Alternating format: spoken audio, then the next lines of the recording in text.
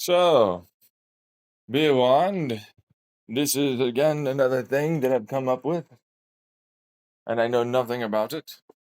Not really, I do. I know quite a bit about things, but I think this is a brand new type of bond pairing for chemistry, chemical stuff. It doesn't use nuclear stuff. Good luck, you know, get luck over there, because you're gonna need it. It's gonna bother you. So, I turn one side of an element negative, turn another positive. If I happen to direct it any given way, meaning I'm moving it physically, a very ordered linearistic style, I then shine light through that, and then I pulse vibrations through it that are perpendicular and then off angle 45 degrees to that horizontal axis perpendicular. I am then able to create a nucleus movement to the element or the chemistry, meaning chemical,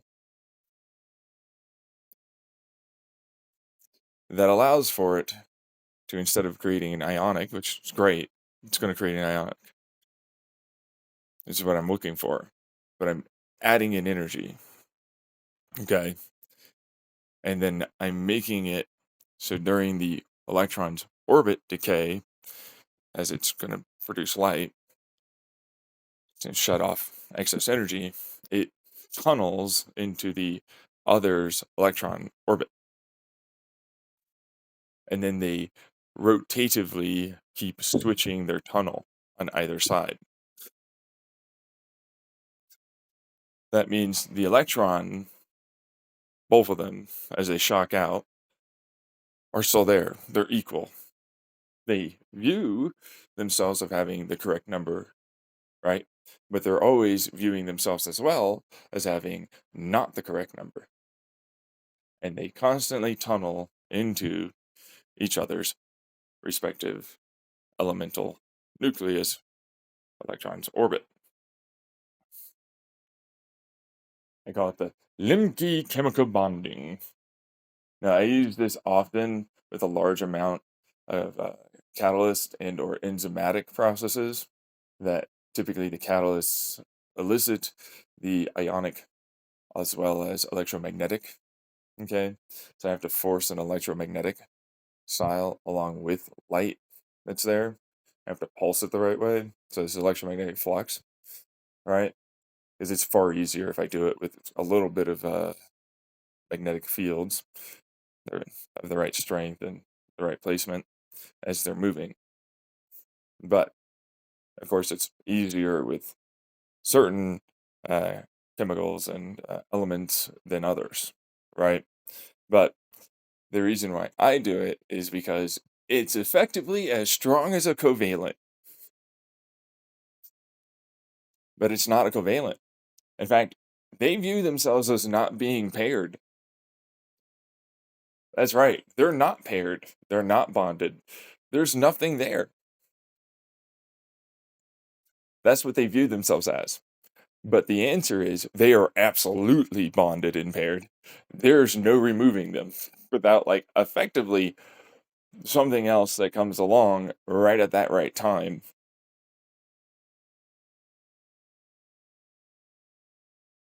and then allows for it to cleave it, which means you have to force it to be either more positive or negative, right? But they're very resilient to positive and negative changes. Because, of course, that orbit tunnel is such that they're very, very close together and they're kind of stuck in their position, right, for that to be going on.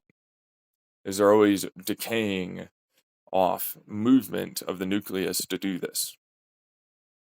It's like the movement gets synchronized of the nucleuses of the atoms that are nearby. And so that's a resonant frequency type that travels through the structure, right? And then it constantly forces tunnels between one to another. Now, granted, they go to a lower orbit, right? That's what the whole point is, right? But they started as a positive and negative. So I'm going to try and deorbit, except I was already getting excited, and then this popped in. And so my only option is to pop over there as an orbital decay.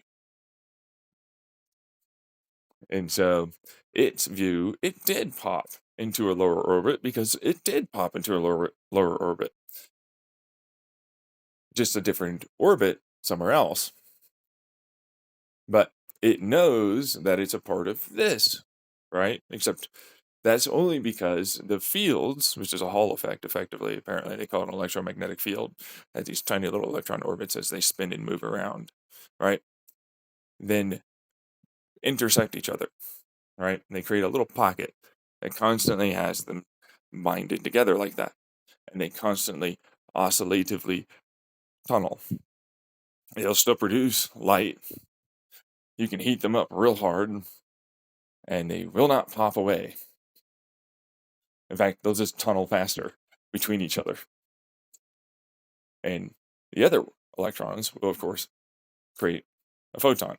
Eventually, if you get them hot enough, they will break, but they're really resilient to heat, which is how I made my bismuth carbon.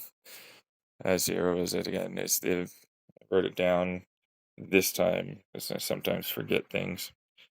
It says here iodine, bismuth, iodine, and carbon. I believe that's what it was. Where did I put that? Yeah, bismuth, carbon, and iodine gas. That's what it was. Yeah, I made a gas, kind of like hexafluora, whatever the fuck, or something like that, right? Same kind of similar sort of situation. I was like, look, I need a really dense, very like astoundingly springy, but also really good at not breaking apart at high heats kind of gas, right? Like for refrigerant, but it's actually not for refrigerant. It was set out for a refrigerant, but it did not turn into a refrigerant. Instead, it turned into this is a spring gas, like air pressure, right? Like air pressure springs. That's what it's for. That's the gas. It's able to go incredibly high pressure, into the hundreds of gigapascals, and you still have to cool it, and it's really resistant to cooling. It's also really resistant to heating, so it's very thermally insulative. It's also very magnetically and electrically insulative, which sucks for some people, but for me, that's perfect. I need that for electric motors, bikes, shock springs, stuff like that. Suspension, that's great. That means it's very unreactive to the vast majority of canisters I can put it in. It's kind of like the PTFE of gas. It's very rock solid, steady, stable, but you still can, in those hundreds of gigapascals, which actually it's around 100, I think, 10 to 150, you cool it down to -20, it will turn finally into a liquid. Finally. It takes a really long time to cool it though, which is the whole problem for most people. I didn't care. I don't need to worry about cooling it. That's not what that was about. I want it to remain as a spring under incredible loads and pressures in tiny, tiny, tight little areas and spaces and produce massive amounts of spring rates. Behold why I made it. You know what I mean? It's perfect for that, right? So, but that's also why it's iodine and bismuth. It's like, well, iodine? Yeah, no, but that's how I have to make it. It's like, yeah, no, I have to flow this through as a multitude of vapors, essentially. Where it's gonna have to have a catalyst. There's electromagnetic. There's a whole laser thing. There's a whole thing. Like I just explained that. I have to make this that way specifically so I can get out of it this type of result. You can combine these like normal light way, but if you don't do it this way and you don't get the tunnel pairing, then it doesn't come out as a gas and it doesn't create the correct structure. to make it a gas. Which, when you're like me, who goes, I shine lighty light, and this looks like it has these elements in it, and I don't have that amount of money for determining anything like this that they are looking for. It's like, what's this number and and there's got to be a alpha or stupid field thingy, right? Is it in the gamma phase? I don't know. Some bullshit spring thing is what you're describing to me. It's these phasing. It's a spring. It's literally what that is. It's like bent like this and it's wanting to stretch back out into this shape. But what's holding it together is a latch of an electromagnetic orbit. Right? That's all that is. And so then it's like, behold, it makes red light, like the Action Lab talks about for a particular type of chemical. But once it gets certain reactions done to it, it suddenly produces red light, right? And it's like the same. Like that's what they're asking for. They're asking for a type of phase, apparently. And I'm like, that's so unbelievably irrelevant to the vast majority of people. I don't think that would ever be something like anyone would care about unless they're like deep into the woods and hearts of like chemistry as a whole. You know what I mean? But for what it's worth, it doesn't produce light. It just would break apart in a very different way. Um, like it effectively is going to turn it into a electromagnetic field with a very, very high degree of like lack of charge. You know, because the orbits will tunnel away from each other, right? And that's when you get it hot enough or react it the right way. And so it kind of basically is ready to turn into like a plasma where the electrons have kind of left, right? Very negative instead of positive, right? And so it's ready to do that as a bond pairing. But that's why I call it the Lemke bond. You know what I mean? It's not a covalent bond. It's not an ionic bond. It's a quantum tunnel bond that oscillatively goes between the two elements. Now, granted, there's also a trick to that for solid stuff because I've been using it for a lot of things. Because it's like, well, I can make many, many more types of pairings than you think. Like this electron right here, that's for that. Let's say it was a carbon atom, right? And they're like, I can bond 6 different ways. Six, six, six, six. My ass, 6. Let me just densify this. How close can I get these fuckers? I'm going to condense them. I'm going to do this thing. I love doing this, by the way. I've already talked about it on my YouTube channel, but it's like, I'm going to take carbon, I'm going to hyper condense it under a vapor. It's in a vacuum, sure, but it's under pressure as a vapor, right? But it's like super cold. So we're talking Bose-Einstein condensate kind of stuff.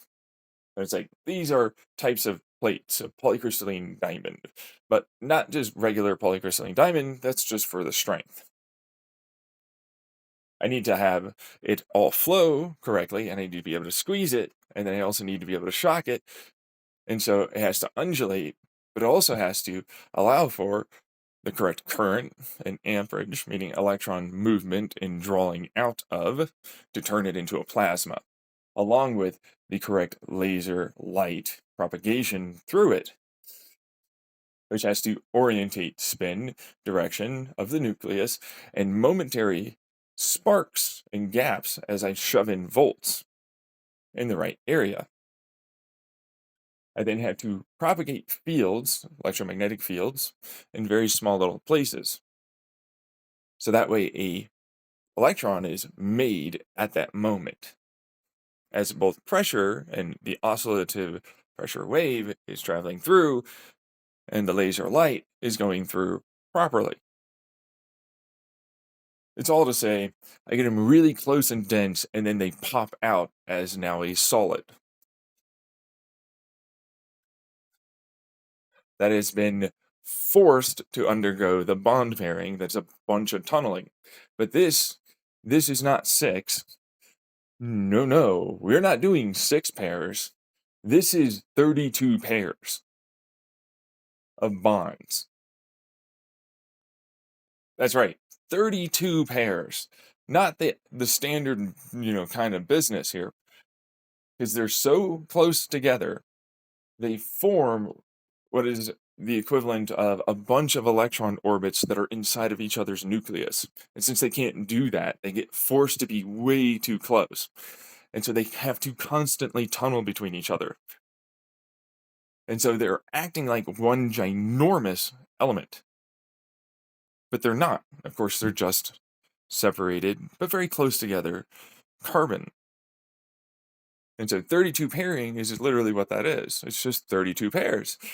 Now, it's hard to describe how difficult it is to measure that, so I'll give it to you. I could hit this with a nuclear bomb. I could try and plasmafy this fucker as hard as I would want to. It will never do it. Like, to put it in perspective, I hit it with as much electricity and a particle accelerator laser beam to just like, and with plasma inside to just fucking try and heat it up instead of like blowtorch. I was like, no, I'm trying to heat this. I'm trying to melt. I'm trying to break it apart. Anything I can do, right? It is the most fucking stable thing that you can make. It's also ridiculously, stupidly hard and dense. Nothing goes through it except at the right angle, and all of a sudden you can look through. But it's like, yes, look at my plate that I made. And then I hit it at a diagonal, a little bit like this, and then off to the side, instead of the plate flat on, I get the side depth side, and I have to angle it. And it's like, oh, yes, no, there's a tiny sliver of light that can go through. Just this tiny little fucking sliver. Otherwise, yes, no, radiation, go fuck yourself, I guess. It wouldn't matter. I kept hitting it with as much as I could. I'm not even kidding. But that's just because of how the orbits ultimately work. It's just providing energy for it to maintain stability. It's a converter. It's a material that now turns anything it can get into energy, even for it to tunnel. Right? Even if it's in that like other zone where it's like you can just barely see through it, right? It's like, yeah, no, light, very specific wavelengths of light will go through. That's it. Nothing else. But it's like I described the process in a lot more detail on another video. But that's a whole other thing. I'm here now, so it's like you think this is gonna be easy, and it's kind of somewhat easy for what it's worth, because it's like not really that easy, but somewhat. Right? Take a plate, you can buy polycrystalline diamond, right? You're gonna buy those, and then you're gonna pre-chill it, of course. But like that's mostly the liquid nitrogen, right? But it's like to put into perspective, it's like I'm blasting it with laser light to turn it into a vapor to then electrically excite it, electromagnetically and electrically, to turn it into a plasma to force it into a negative state. Right. I'm then massively cooling it off as cold as I can get, and then I'm forcing light to effectively do that as well by aligning it and forcing it to be very, very close while I'm compressing it at the same time. I'm then forcing it to not try and bind together, because it's like, oh, yes, no, I don't just need to remove your electrons because I have a plasma. I need you to be electromagnetically such that you repulse each other. So then I do that through charge fields. That's right. As light goes through, I force charge fields and electromagnetic pulses through that force it to act in that plasma state under very, very cold conditions to repulse each other as I continue to compress it. I then start aligning it by having it pulse a pressure wave through it, through the plasma, both with electromagnetics and the light, but also the physical anvil, that's going on as it acts like a diaphragm. And so it's like, now am I able to start moving it such that it's going to constantly get colder and more condensed and align itself in such a way that I can just tap it and move it element per element, atom per atom, field in field. As I go down the line, I start in the center, and then I go towards the outside, then I go back towards the center, as that is the pressure wave propagation of how I force in electrons, and it has to essentially immediately start trying to figure its shit out. So the moment you make an electron orbit and you turn it back to a seemingly positive state, of course, the pressure wave comes out, right? And it starts realigning itself. It's like, well, I got to do this quickly then. That's going to happen real fast. This is a real tight, small fucking window of opportunity that I've got to make this thing. So lots of shocks, lots of electromagnetic, lots of all that. And it's like in to out, back to in to out, back to in to out. And it's all just forcing it to create both a center core and then an outer shell that then solidifies very quickly the center in between spots. And it comes out as a full plate that's a fully stable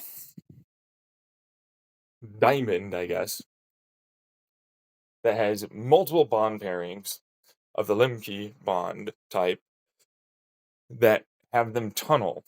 Now, because there's carbon, there's only 6. It's like, how do you get 32? Because there's still 2 electrons attached to each of these things that aren't bonded.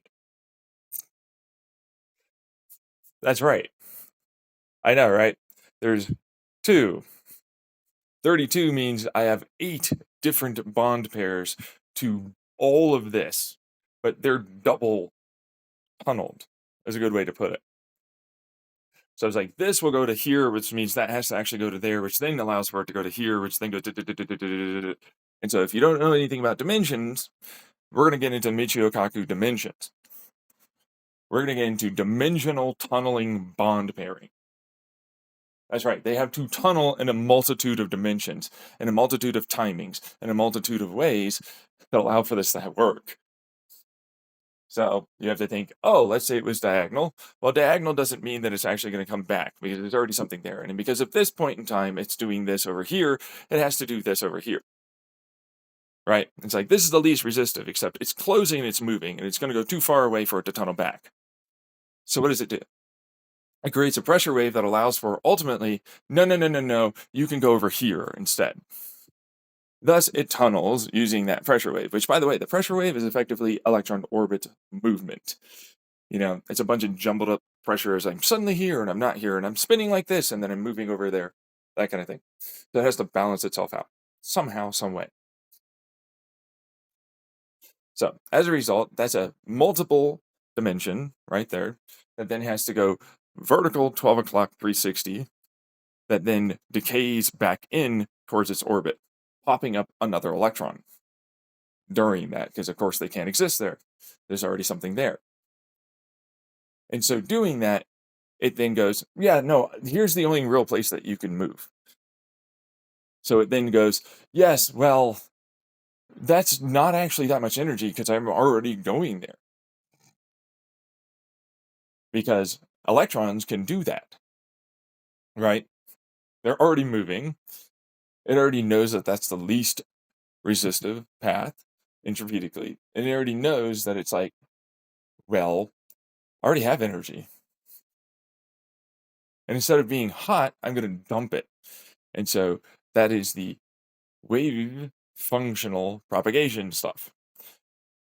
As that pops in there, of course, it can't pop into where it thought it was. It has to go to the new place as it's moving that it could actually be.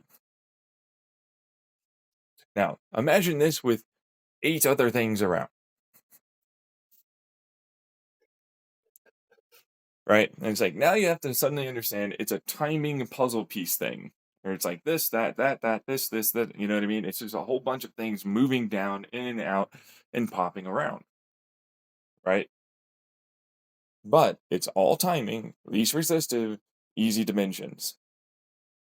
Now, I like to think of it like a Michio Kaku's multi-dimension, is we're getting into fourth dimensional informational travel of a fifth dimensional movement to a third dimensional point in time and space.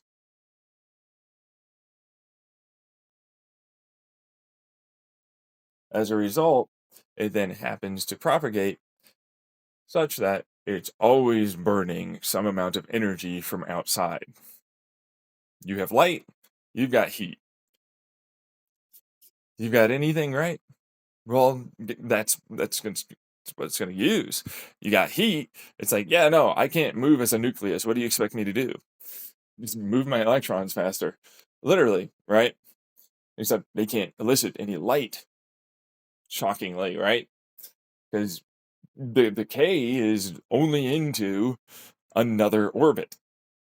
It is the blackest substance you could make, except for one nice little angle.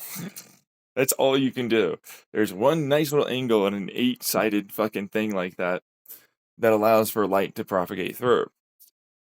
That's how I know about that. It doesn't interact, but those are very specific wavelengths that will, because of the timing and the frequency at which this is occurring, even if it is multidimensional, allows for it to go through just fine. But that's an axis change, right? And the moment you make it, it is that. It's not changing. There is no change. Go fuck yourself if you think it's gonna break apart. I made another one and I can't scratch them with each other. It's the worst. It is so difficult to fuck with these things. Like, these are the most forever thing that you could probably make. They are that level resistant. So I proceeded to do multiple different types of pairings because I wanted to make a nuclear fusion that's very resilient to neutron degradation and muonic and neutrino and all the rest. I proceeded to figure out that, oh, fucking poopy,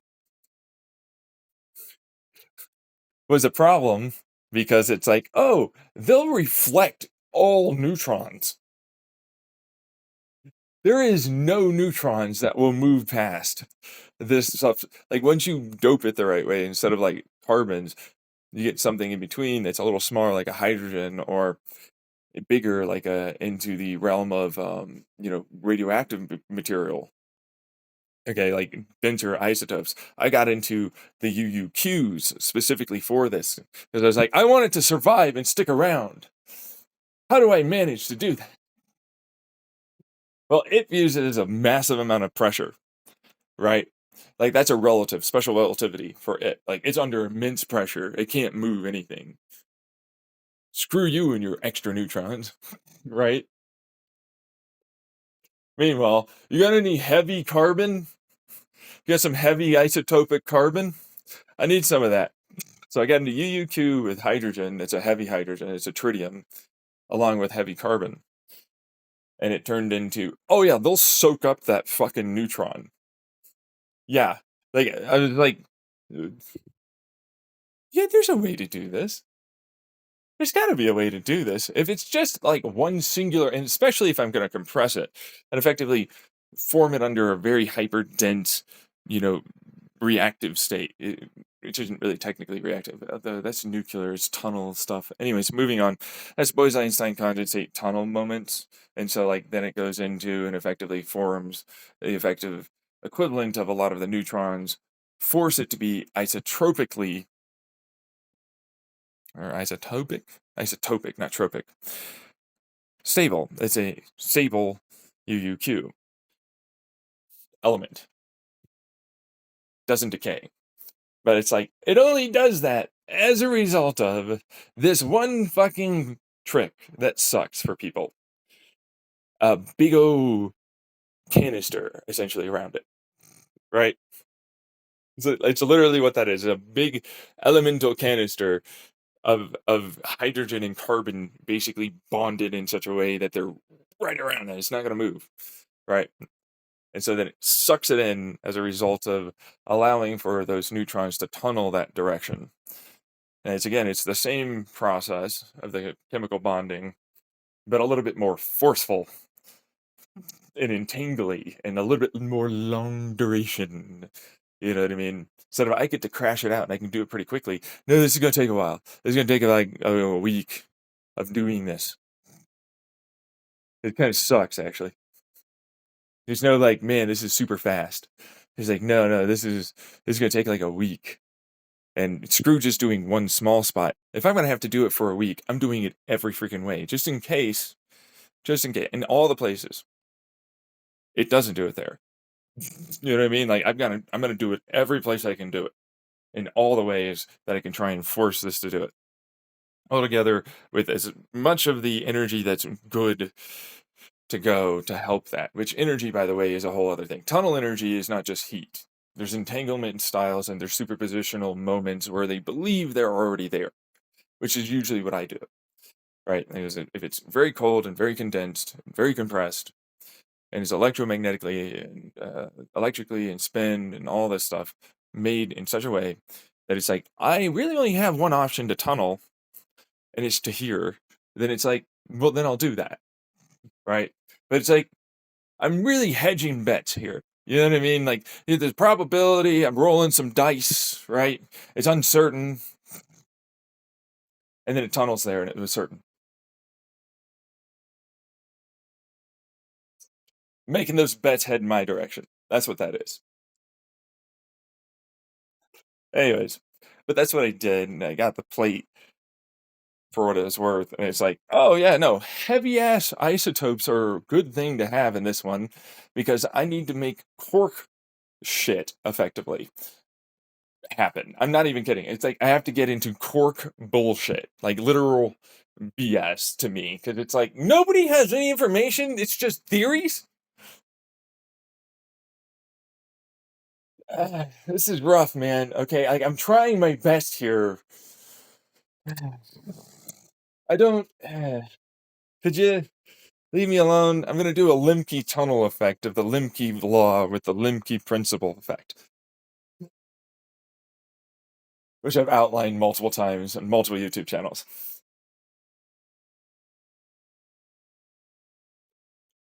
Videos, not channel. I'm at one channel. Right. Anyways, that's literally what I have to do because it's like this is a propagation of wave of a tunnel effect wave that has to allow for information to be less resistive in this area. And I have to do that in a multitude of multiple resonant frequency types of the Bernoulli-Venturi effect, along with getting into Jules-Thomson expansion profiles and acoustic resonances. It's a lot of fluid field stuff. So it's like, fuck this.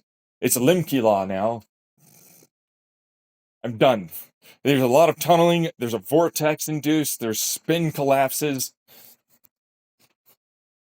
It's a lot of informational quantum energy, effectively. It's like quantum information has to traverse a certain way, which is quantum propagations of waves and functions, right? Which is informational movement, which now has become a field that looks temporarily like it could be a particle. Sort of like light can be a particle, but it's, duality, like a wave. But this is a wave that looks like it could be a particle, which is more virtual in the sense that it's a particle versus being an actual particle. So, anyways, it also tunnels itself around and it uses a bunch of collapsing spin. So, like, once it creates a spin, it creates a field which will draw in Venturi effect as it's moving, Bernoulli's effect as it's moving, it lowers the pressure. It accelerates, right? Because it's spinning. Vortex, larger to the smaller point. Now it goes faster. Bernoulli's, well, there's a lower pressure here and there's a field collapse. Right, and that draws in more field energy, quantum energy. Limke principle, Limke law. There's no forces of the Lorentz variety here, no perpendicularities. Unless you want to go with multi-dimensional perpendicularities and parallels, in which case then it's doing that as it draws fields and particles and converts them into this moment of tunnel of information, which is a quantum vacuum situation. And it denoises virtual and ghostly particles in the quantum nothingness foam area. It's like the energy must be nah, nah, nah. What were you going to say? Nah. Coming from somewhere. Nah. Nah. No, don't say that. No, I wasn't thinking that. No, don't get out of here. Must be coming from behind. It's already there. Do your people see? Oh wait, no, that'd be inside of your own eyes. It's happening. Anyways, I'm gonna move on. So it's like I have to use that to effectively tunnel in neutrons, which by the way, I have to break them apart into quarks that then come out as neutrons. And I have to force in neutrinos, right? Which then I have to make into back to electrons. Which is a whole other thing because that's charge and informational wave situation. So it's like, look, no, this is vibrating like this, and I shall come in and I will be very neutral. And it's like, no. You see, the thing was actually, no. You don't understand that this right here is actually you. Wait, what? Huh? And also, by the way, yoink. What? And boom. And, oh! And now I've created the electron. It's a heavier electron for what's worth. Yeah, but then it decays off because it can't really be stable as a heavier electron. It's a bonded electron pair, effectively. You know what I mean? Like electrons can't stay stable as a bonded nuclear point. You know, like they're literally like connected together. Right? But it's like I was heavy enough and I was not that charged. And then it was all like, yeah, nah. I'm not going to do that no more. I'm not able to be stable like this. I can't be neutral. I've got to have an outlook on life called positive or negative. Just a little friendly personality thing, right? Because it's like, no, right there is not where I'm, but it's right where, meanwhile, behold my quirks. And look at my neutrons. They've done the same thing. But it's like, not realistically, right? No, that's exactly very much the same thing. Anyways, point is, that's also one of the reasons why my protons are a little heavier and they're different in terms of like how they're made up with their quarks, right? And then I also have to make neutrons a little bit weird because they have to be very light neutrons. They have to be weird heavy ones here and then weird light ones there, which have to be this type of angle, which apparently is not what that is, but it looks like that to me. And it's like, no, these are the top or charm or some bullshit. And I'm like, so they're angled like this, they spin like this, and they vibrate like that? No, you will use our words. Our words are the only viable and valid words.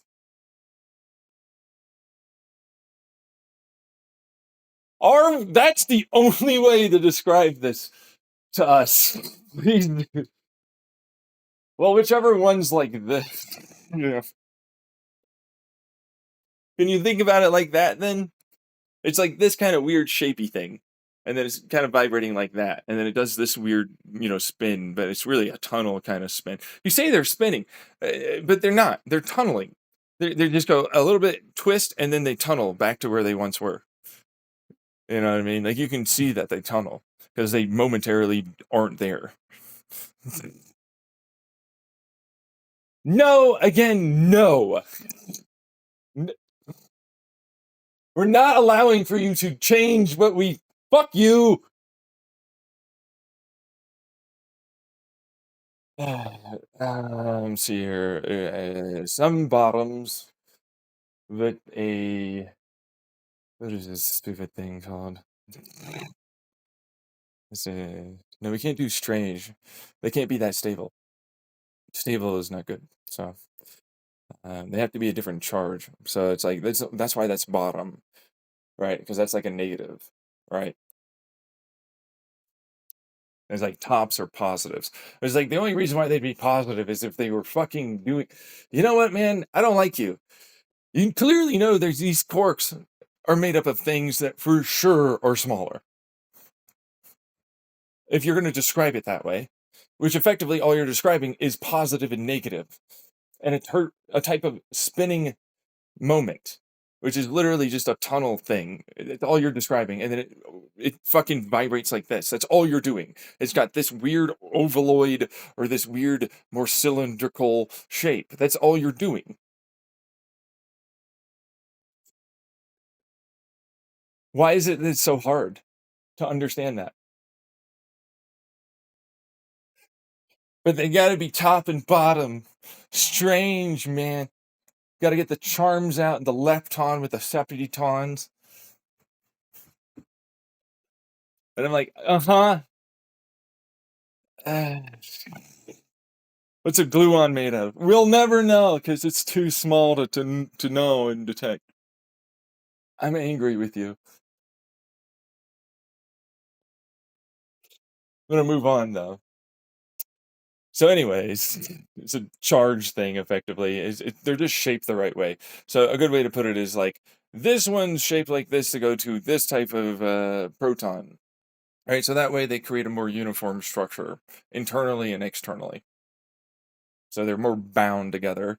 And the gluons that were already there effectively fit in more easily and more easily glue everything together because there's charge differences that allow for it to effectively hold its shape like that while also having gluons fill in for the rest of it,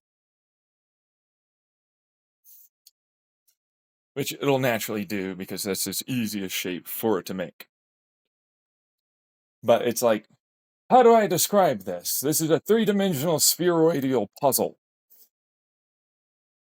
And it's not very difficult to understand how this will work. But apparently I have to describe this differently. Because they don't know it is shapes. They don't know the shapes of these things, apparently. Oh, how do you not know the shapes of these things? If there's a charge like this and there's a field elicited as a result of that, and they are spinning like that means they have to have these shapes. There's no way that they don't have these shapes. You should know that. Okay. I mean, it's theorized. Oh, I'm working on theory. You're gonna have to work with me here, huh? No kidding. Like I said earlier, suck it up. Fucking tired of this. Anyways, let's see here. So yeah, no, a good way to put it is I need several bottoms with a type of weird. I think it's off to the right side, and it's not a top, but that's its opposite pairing. But it's like yeah, no, but you can't do that one. You have to form a positive. Okay. Yeah, no, because there's like the bottom top and shoulders and all that, and it goes off from left to right, and I'm seeing it in my head, but I forgot what the left to right part is. So it'd be the top right one, and there'd be two of those. It's the top farthest right, and then one right next to it to the left. And then I forgot where I saw that image, but that's the one. Those two combined together, which then allow for a bottom to ultimately look like this, as it has a now positive versus a negative bottom, which then instead of it being neutral, though, it forms a neutrality with a gluon, which can only be attached to also a proton, right? So it's forming chemical bond charge pairing in the nucleus with the nuclear varieties going on.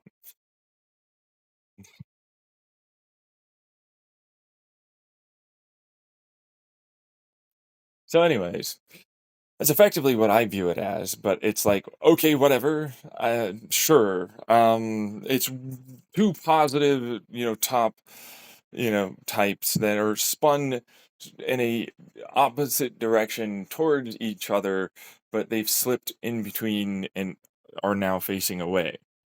As a result, there's a bottom that acts like a gear that's rotating as a bottom does between the two. Kind of like a differential. Here's your two axles. This conical gear is rotating here. The gluon input shaft is connected to the proton, which is arresting its given type of spin and charge into this bond pairing type, which forces it to remain as a neutral along with the proton, which is very much positive.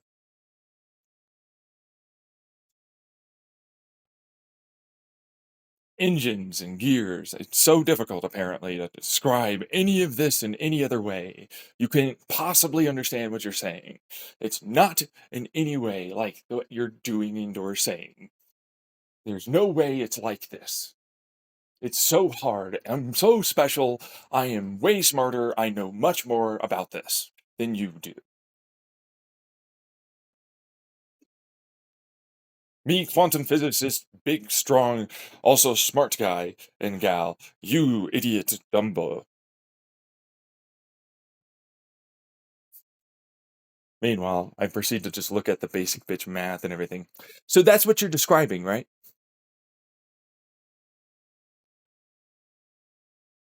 Particle theoretical physics, huh? Uh-huh. So hard to know. It's impossible. You have to have a PhD and all this other stuff. You have to be so fucking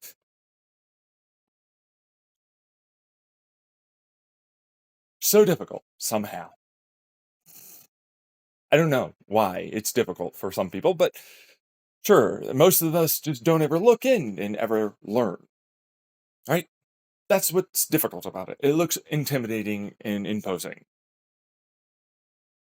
With the letters and symbols, I barely even got through the math that I know now. I need these concepts. These concepts envelop me. Ugh. Meanwhile, it's described like this. It's effectively that. It's two spinning things, except they spun technically in their vision of events the same direction. They're now aligned such that they'll always have this gluon there because of the bottom that is, of course, maintaining this. It's a standard three-sided neutral thing, but it's only neutral as a result of a gluon that was already there, which, by the way, most of the neutrons are made out of two, and they force themselves to be neutral that way. I'm not doing that, obviously. I'm making them three pairs. Pretty obvious. I was like, where did you get all these quarks? I just described that, you fucking weirdo. It's pretty obvious where I'm getting them. Why? Why would they do the thing? They're already only really able to go that direction. That's how radiation propagates. You remember the whole like Hanoi incident? Apparently, you forgot about it. Anyways, it's a particle accelerator that's just forcing the vast majority of radiation that direction, right?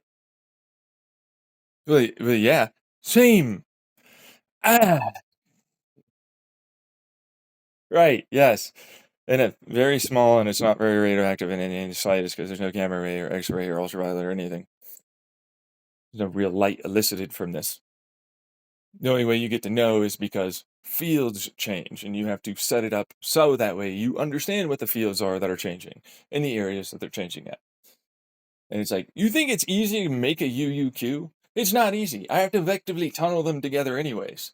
So it's like, if I'm going to fucking tunnel them together anyways, I'm going to set this fucker up to do it the right way. I'm going to set this fucker up also not to just do it the right way, to already be pre-built to tunnel like this.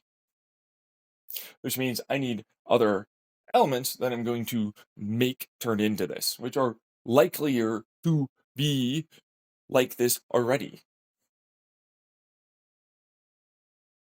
And then it's easier to then make this happen.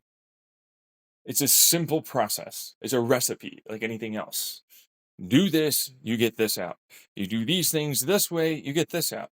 You do it enough times, you eventually figure out all the puzzle pieces that go to this point that go, and now we're together. Shocker. And instead of, oh man, I did it with the neutron bombardment. It's like, oh yeah, no. No, I did it with this sucky neutrons. I need your neutrons, bitch. Give me them. Num num num num. There's a different way to fuse things tunnel wise. There's pressure, which is a whole other thing, and heat, which allows for that to have more energy. But there's also the opposite, which is, hey, what if I cooled you the hell down and I made it so that way you're entangled in a superpositional manner that allows for you to already feel as though and think as though you're there? And then I made a gap, ultimately, of energy that allows for you, which is effectively a vacuum, a void, that then has you, field wise, already existing there, which then allows for you, once I tunnel you on the path there anyways, because you're already moving there. That's the propagation of how radiation works. It's now least resistant for you to pop in like this. And you have to get pretty decent fields, but it's like, yeah, no, okay, sure, but like this is the imprint of photons, and this is the imprint, meaning I create a laser light that creates a bunch of voids, that creates an imprint, along with fields that are there, that allows for me to act as if there's actually something there, even though there's nothing there. It still sees it as being there because that's a void that's propagating waves out the same way, which I've already discussed in my, shockingly, the easy quantum tunnel wormhole bare minimum technology on my YouTube channel. It's a video. It's all on this YouTube channel. Xenon Reality, right? I've already described all of these processes, which is the problem, right? I don't need them to be stupendously small wavelengths in the gammas or something. I just need them to effectively intersect in the right way to look as though they're like this and they're around these things. And they influence each other with field input, like a tube TV. And then produces information as a wave, a function, to other elements a little bit before where they're going to go to. But apparently you didn't know that. You couldn't possibly fathom it somehow. He's wrong. It sounds all like a bunch of big science-y gobbledygook. Yeah, no, layman people that you're layman people.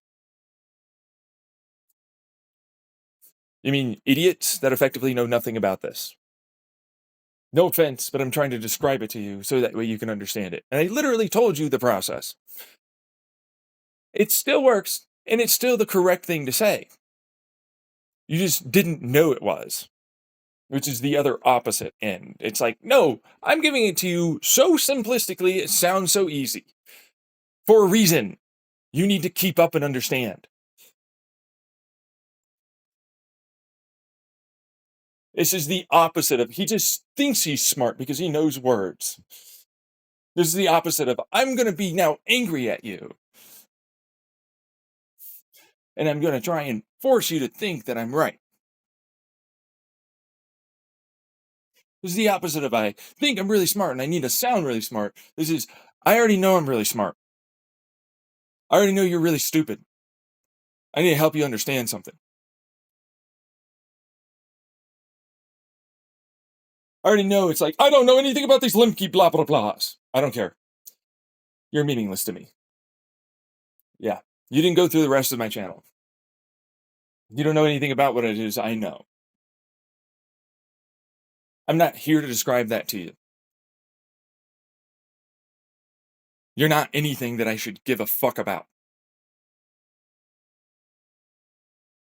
You either know what I'm talking about and you're smart enough to know how fucking incredible that is because you are involved in that field of study or otherwise. And so you're already super impressed, most likely. Or you're a person that's just along for the ride and loves to listen, or you're just some stupid idiot that thinks they're smarter, but you're in the mid range of IQ, like the bell curve, the meme in reality, but that never really means anything. But point is, you're along for the ride. Oh, yeah, no, that sounds good. We could do that. Why don't we just do that? No, you can't just do that. Two, yeah, why don't you just do this? This is a way to do it. Why don't you just do that?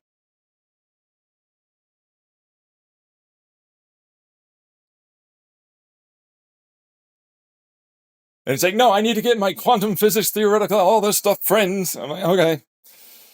I'm sure they'll love listening to this, truthfully. They'll be like, he's right on the money, he knows.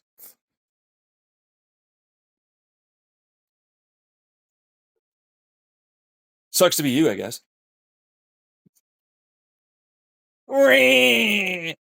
Cry somewhere else. Anyways, as the wave propagates backward, but of course it's not a wave, that's a field change and light change, which isn't really necessarily light change because if you don't know, that's quantum foam zone stuff. Quantum foam zone stuff is entirely different stuff because that's quantum informational energy propagating in a causal set theory manner.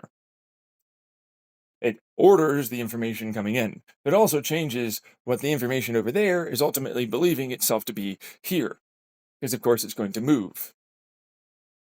Think light propagates through a filter, and what comes out is a dick pic. It's a sheet of paper. I put it up to the window and send the shadows made dick pic over there as they propagated forward and landed onto the wall. Otherwise known as, this is how your LCD works for your monitor. There's a light here. There's a constant changing of these crystal shapes and sizes that create pixels and changes to light waves that then come out towards your eyes like this and makes these pictures. It's been used many times. Idiosu fuck faces. Anyways, I just wanted to fucking dig into the whole, you can't do this, I just want to dig into them.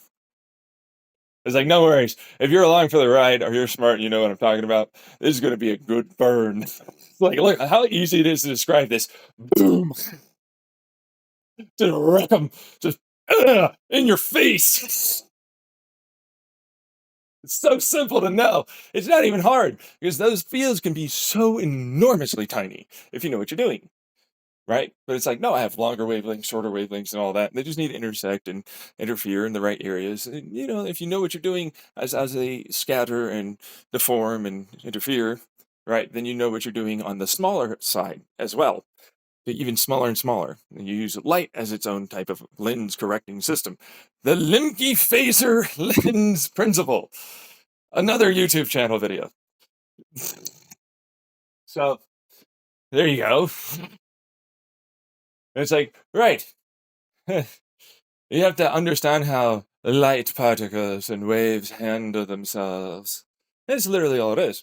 And that'll interact with pulses of wavelengths of different frequencies of electromagnetic fields and charges, which also have to spin and interact with that, which then will propagate backwards and outwards, moving forwards. If you know what you're doing with the light after, and you know what you're doing with the light before, which you can understand and know how to do, you can absolutely do this, which is why it's like charge and fields and so on is so layman. And why would you say these things? I need exacting blah, blah, blah, blah, yanking off my dick because I'm so much better than you. You need to specify exacting thing.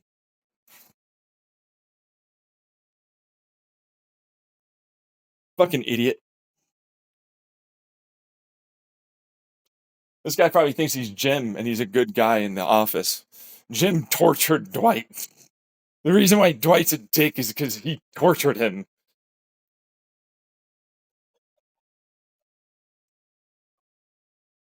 Anyways, I'm gonna move on to behold the basic premise of what that is. And we're getting into really small physics of tiny, I don't care. You can get into really small things. It's not hard. It's not at all.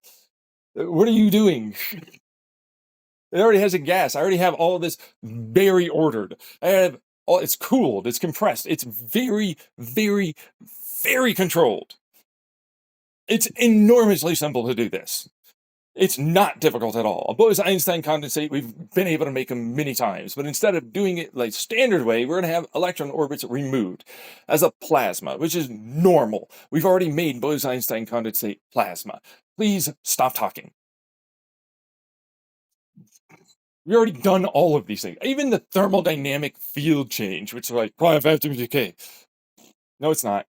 The fucking thermodynamic field, like it's literally what that is. It's describing entropy. That's all it's doing. It's like it went to a higher plane of energy because entropy decay is less resistive. That's all it did. Behold, same thing. Shocker. It's a shocker. Look, guys, it's sarcastic. I can be crying so hard over there. Everybody laugh at these people. They're so lame. Look at them. Boo, ha, ha, ha, ha. Suck it, ha. Anyways, I'm moving on. So I want to describe this process instead of just keep constantly shitting on that. So that allows for you to change ultimately both field types, charge varieties, variables in terms of amplitude, signal. All right, we're not doing waves because now this is all of a sudden electricity. Amount of forces,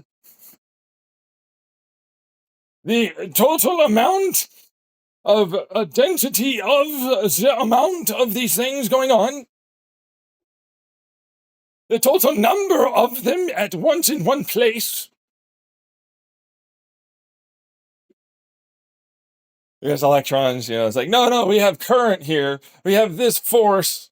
You mean volts? Force? Force is MA, douchefuck. What is this? To the square. What is this? Yeah, but there's momentum. Oh, okay. All right. So I know alternating current happens to create a collapsing field behind it, and that's technically speaking going to decay itself into the momentum felt. But that doesn't mean in any aspect that the mass change or its acceleration did either. What are you doing? Oh, they just put more volts are more electrons. Volts are definitely more. They can only describe it as more electrons. That's the only way they could ever get away with this bullshit malarkey business with volts. There's just more electrons in a given area.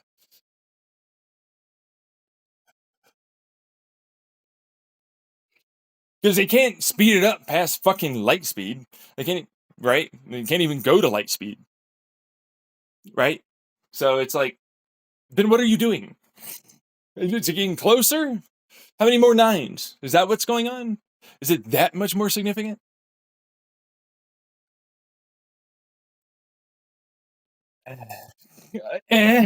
Really? I hate this stuff. It's volts is the force. No, it's not. No, it's the amount of electrons in one given area. That's all that could be. It's like, no, you're describing energy. MC for whatever. I don't give a fuck. It doesn't matter. That's not what that is. That's not what you're describing. You've described it like this. If you want to get into that, I'll get into that, but this is what you're describing with your math. Your math sucks at describing what these forces do.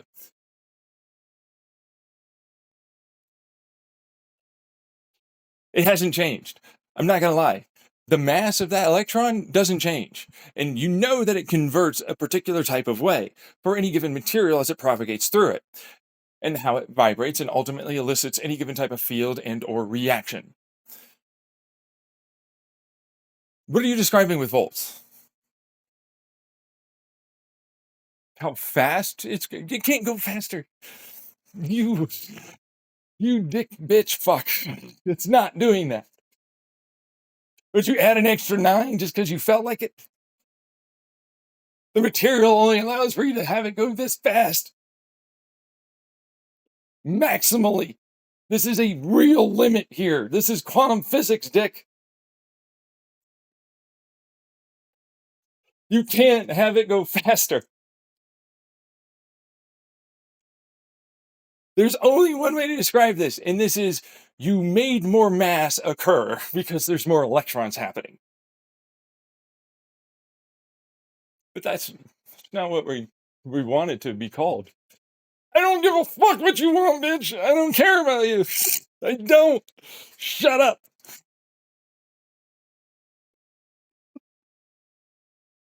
The fuck out of here. Ah. But that's not how force is. It's a fucking electron moving. And it's going to hit and impact a given material. That's all it's doing is a particle accelerator and a cable, you little dick fuck. Alternating current is literally that. I'm going to elicit a field for alternating, that's there temporarily as it recedes backwards. And then it'll push forward as it creates a negative or a positive because now it doesn't have any electrons. And so then it's going to go over there and become more negative and neutral. It's a resonance. Who cares, man? Yes, but I can see what you're saying, though. Oh, really? They describe this so poorly. I hate this. I hate you so much. Your math sucks. You don't fit with anything of any of this. I have a whole bunch of other physics and fucking science and shit, and you don't fit with any of it. Because you want to be special, you dicks. Anyways, I describe it like this. This is a frequency thing. It's literally what this is. It's like, if I happen to tap it, let's go with bullets. They're bullets, 9mm bullets. All right. And it's like, no, they're one right after another, right? But it's like, no, in 1 millisecond, I hit it with 9,000 bullets. Right? 9,000 bullets. I mean, that'll give you a pretty strong force versus I hit it in 1 millisecond with 10 bullets. That's force, right? But it's like, right, except it taps just soon enough with the right frequency, tap, tap, tap, tap, tap, that by the time that's already spreading out, there's another one and it's already moving momentum-wise to hit it. Boom, boom, boom, boom, boom, boom, boom, boom, boom. And so it drives it through. Behold volts. Versus, I made more electrons! Energies! Volt! I'm like so angry about it. You have no idea. Like, no, that's easy. I can easily describe how my given type of electrons move through my type of current flow, which is the Lemke flow current. And then there's the Lemke flux current. It's a whole other thing. But it's like, you have to think about it as a resonance frequency. It's a tube. It's an air tube like any other. And then you can have the outside have a frequency, you have the core have a frequency. Most of it only has the boundary layer on the outside as a wave propagation, but that's usually slow because that's gas, right? So it gets slowed down by the boundary layer versus the core, which tends to travel faster. But this is the opposite because we're talking about electrons. So electrons like to exist on the surface and they don't like to go towards the center of the core, right? And it's like, well, what happens when you properly send them? Like take a section at the end of the wire, which, by the way, this does actually go towards, like, you don't want to skip ahead. Because this is how this works. For how the tunnel effect, the Lemke tunnel effect, happens to work. For nuclear processes.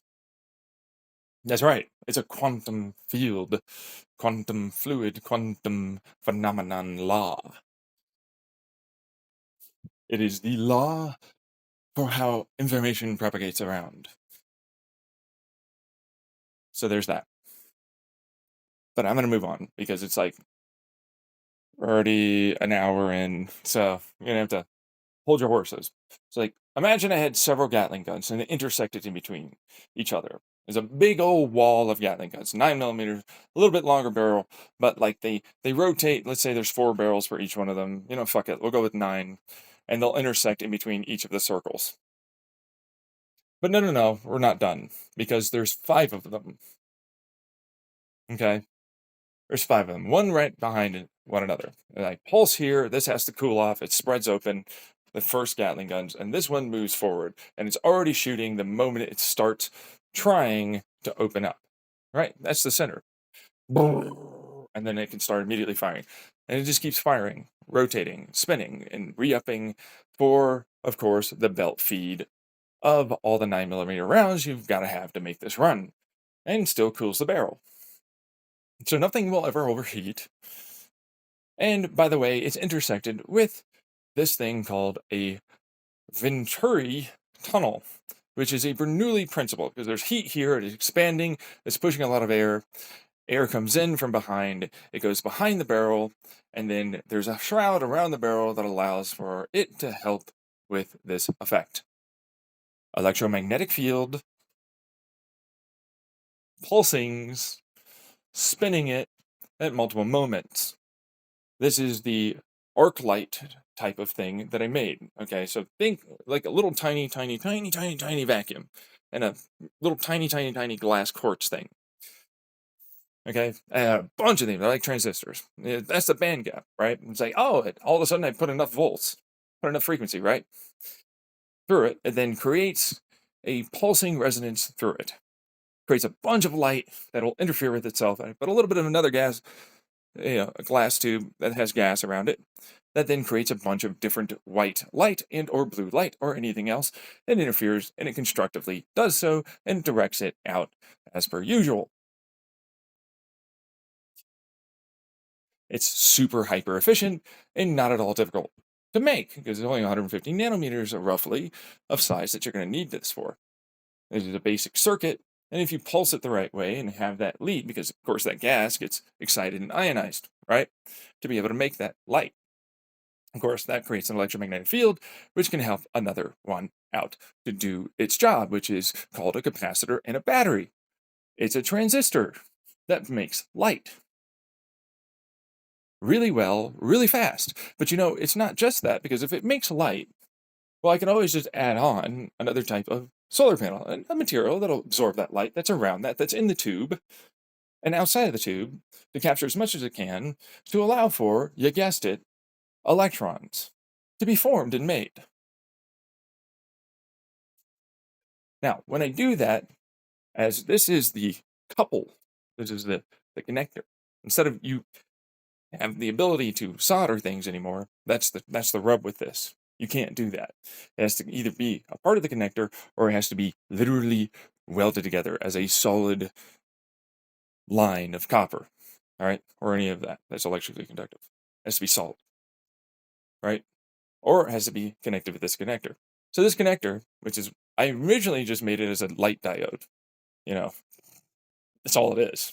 It's like, it's a little couple of these arc and little miniature, they're micron size.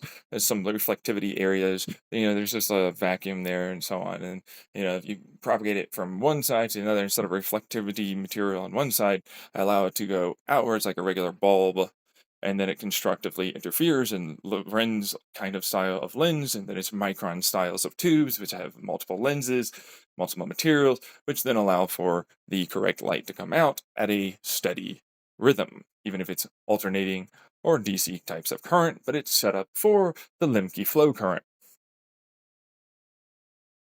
Now, if I take this and I shrink it down just a little bit, and then I allow for it to be a little bit different, I then get a connector type for any and all copper or types of cables you might want to use. This creates an outside pulse, like the Gatling gun, which is an outside pulse. The inward pulse, if you wanted to do with the Gatling gun, would be ultimate like DC. It'd be outside to inside to inside to outside to outside to inside, outside, right? Boom, boom, boom. So that way it creates the most amount of force. That's why the outside will have something inside. The inside can then hit that, as that's the shrapnel, right?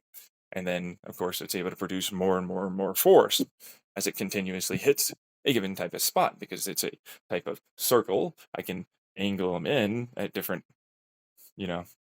areas, like a mirror, and have it forcefully hit that given type of area, wherever it might be. Now, I was laughing about it, I wasn't recording, talking out loud to myself. It's like, I'm at the military, I'm testing my new fucking 9mm. I've got pinhole boom for one of these Gatling guns. Semi-trucks full of 9mm. That's right. Then it was like, oh, now I've got 5 of these. I got 5 of these 10, you know what I mean? And it's like, right. So that means I need 50 semi-trucks stat of 9 millimeters of the rounds. Boy. Oh, great. Yeah, I'll just all the country and the world just has no more 9 millimeters.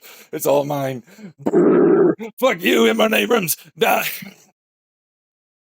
Meanwhile, it eventually pierces through, and by eventually, it's more like pretty quickly it'll be able to do it, but that's because it's adding force.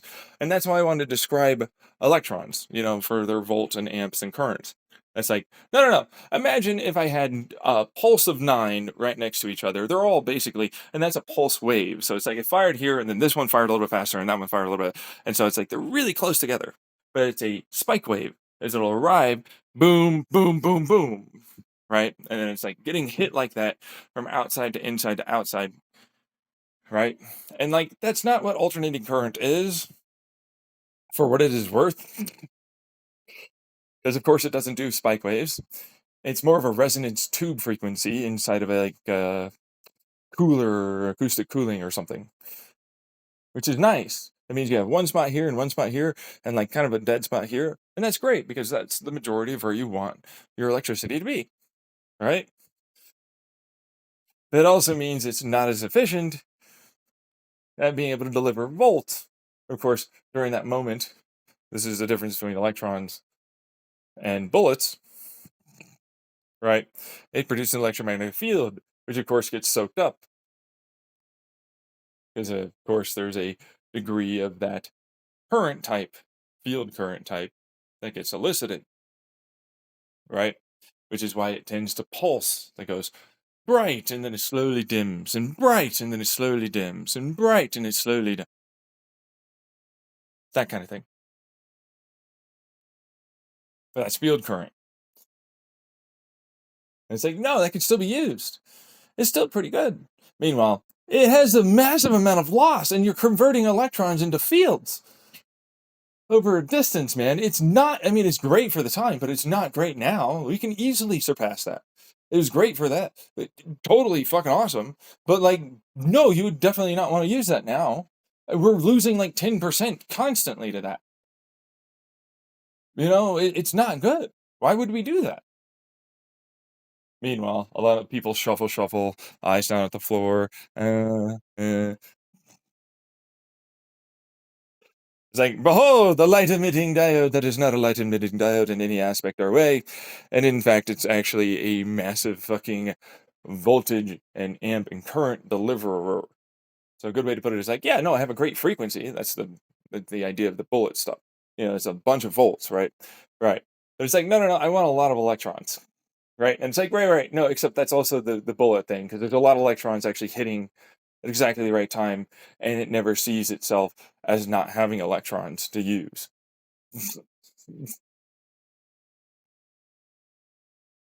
And so it doesn't produce the electromagnetic fields, but it's like, no, no, no, that's the outside. This doesn't describe the core.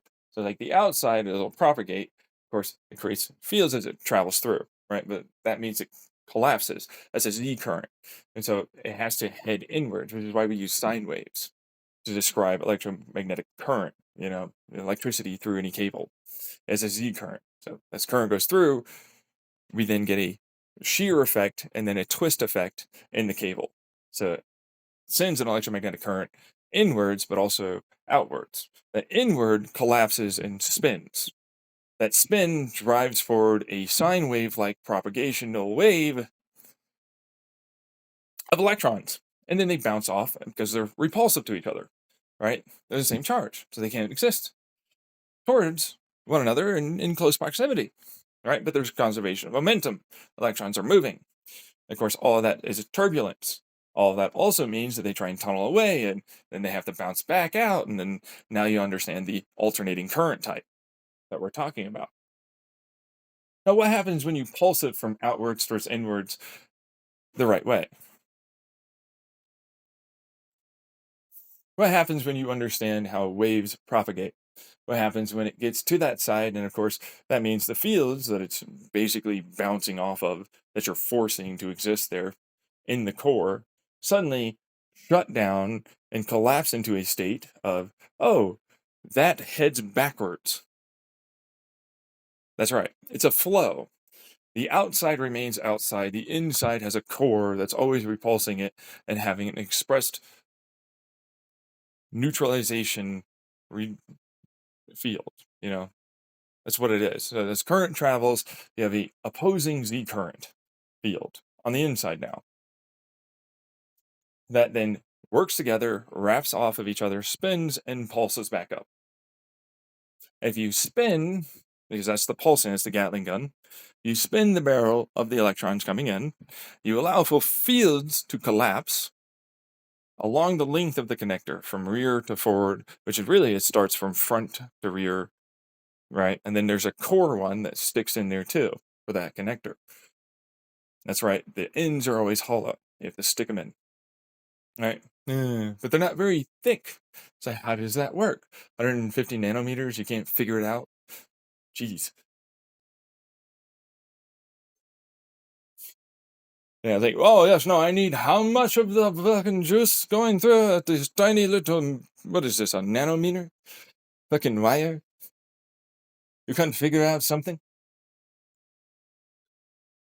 I just put some transistors and put it together. It's pretty much, yeah. It's not even a joke, but whatever. Anyways, I'm gonna move on. So it's like, right, let's imagine like this is something that you could just buy because it comes pre-made, because that's what it'll be. Right. So that's what it will literally be. It's not even a joke. So from one end of the cable, it goes forward, right? And it's like it's pulsing on the outside from front to rear. That allows for it to propagate and then get used as a resonant frequency to essentially create a constant, never-ending type of propagational wave as it heads towards the end. Now, the end, of course, doesn't like that. If there's nothing on that other side, it's going to melt the fuck out of it. It'll plasmify it. It'll expand it. It'll do a whole thing. But if there's something there, then of course it delivers its power, right? So that's good. But that's the party trick here, right? It's not in any way not resistive. It's resistive. There's no superconductor here. It's using electromagnetics and electricity in charge fields to allow for the propagation of everything properly. No more electromagnetic fields, and heat are generated. Well, very small amounts of heat are generated, but basically no fields, right? It orders what comes in. So if it's connected to something, it's going to have something coming in backwards. That gets redumped back into the forward direction, right? Now, it's like, no, there's barely anything in there, right? No. No, there's quite a bit in there, but, that's because it's stored. It has to store it on its way over, right? And then the moment it does that, it collapses and it has a massive resonance towards and back. It starts flowing. It creates a good spin because that's around multiple points around the cable towards the core. Propagates forward because this is a type of frequency match that cancels each other out and types, and forces it to turn and twist and collapse back up. Which is why I did here's how electricity flows. The current thing, the video, that's actually only a few videos back. Right? It's maybe a week or something, 2 weeks maybe. I don't know. Point is, it's there. And then there's the correction one, which is describing the electromagnetic flux and the result of math and the algorithms that you have to use to make that work. Right? So, all of that allows for you to not grasp yet, as of yet, what I'm doing with this bond pairing type. Now, this allows for it to propagate forwards. Great. And it comes back. Yes. Fields collapse. They turn into regular electrons. They convert back into fields. They are resonating off of each other and they order their directionality, spin, in moments of tunnel and flow, meaning just going through. They section it into chunks, a higher frequency, more chunks in given areas throughout the cable, right? Which means They're smaller chunks instead of larger chunks. You typically want smaller chunks versus larger chunks, so higher frequencies are wonderful. Hence the transistor. Very high frequencies. Look at this. It's an ionic gas. It's right next to this that's traveling through. That creates a field. That creates a change of that field. It goes really, really fast, creating many changes many times in a second very quickly that are very consistent all the time, that are going to frequency match and hold their volts and amps and current as they travel to its destination somewhere else. Behold, it's so difficult to do this. Behold, no, fuck you, it's not. It produces no electromagnetic fields. That's the caveat, because you usually want that. And then the other caveat is, yeah, no, there's very little heat. So if you don't have it connected as a solid wire, that end will burst, as all that heat and all that delivery of all that momentum and everything else will 100% end up at that point. Or it's not, because it's either connected or it's a solid line that goes and does that thing. And you don't have to worry, but you can't solder it. That's the problem. Like, soldering is a joining, and then there's a difference of resistivity and field and all of that, which then definitely changes this. You have to change the resistivity in ohms and so on. So you have to match as best you can. This is all that is. There's always going to be a degree of loss. So this is why connectors are usually the best. Because like that loss is out the window. You don't have to worry anymore. Right? But it's like, but that will massively heat it up. So you really shouldn't solder. You really need an actual connector type. Like if they're alligator or whatever. It's like, it's just going to be a bunch of transistor types that are, just connect them, right? The easy stuff. And crimp them, kind of, if you wanted to, but you don't need to. In fact, it's kind of like, you shouldn't do that, is really what that would be. Just connect them like a quick disconnect kind of thing. But that's the problem with certain people. It's like, no, I don't like this and I prefer soldering. And I'm like, suck it up. I don't care. What? Yeah, no, suck it up. Like, suck it up. Yeah, you're gonna suck it up for that. Like, that's a really high efficiency design that can deliver massive volts, amps, and current in a very small line. Right? And so it's like, what do you want it to do is the other side of that. Right?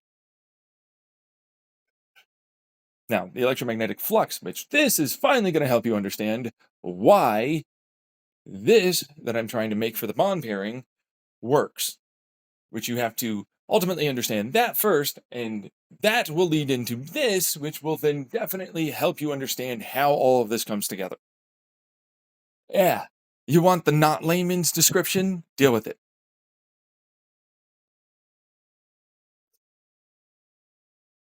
So, as a result of opposing electrons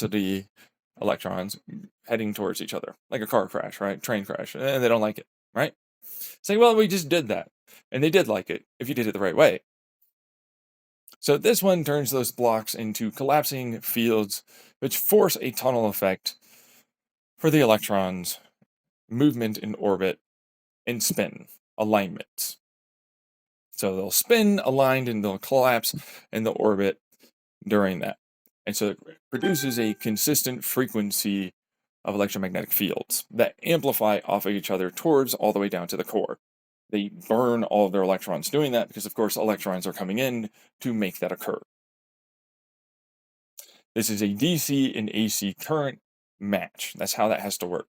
But these are very specific resonant frequencies that have to pass through each other, but also still interfere with an AC, which also has to pass through each other and interfere at the right moments to be able to force this to occur.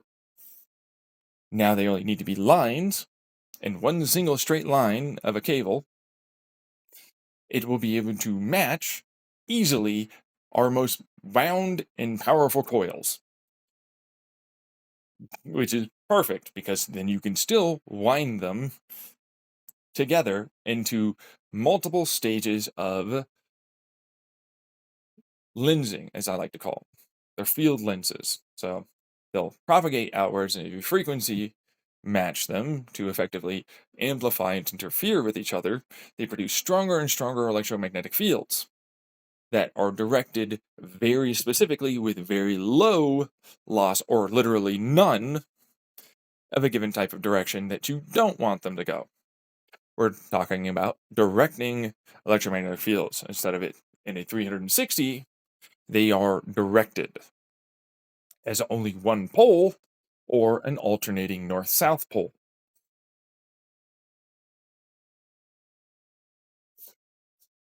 I use these all the time in many of my designs for my electric motors and fusion reactors and more.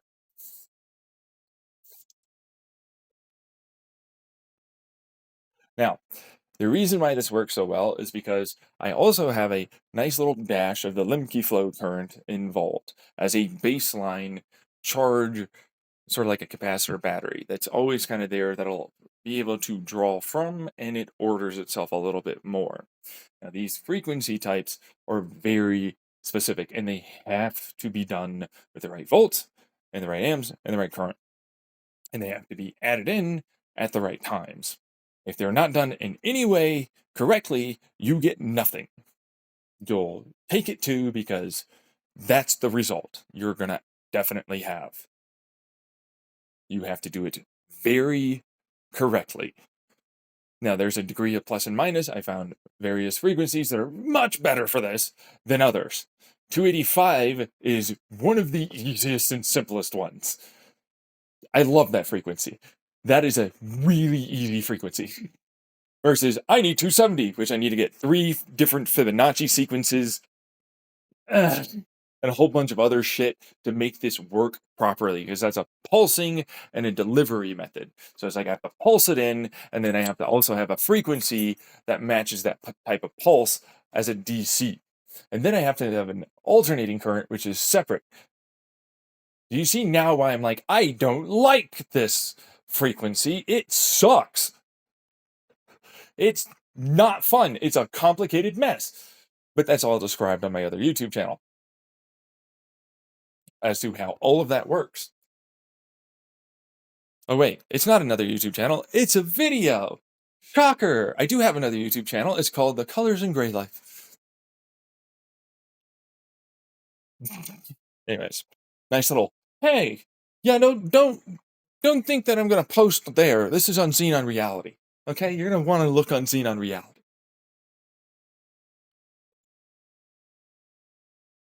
I just post comments on that one.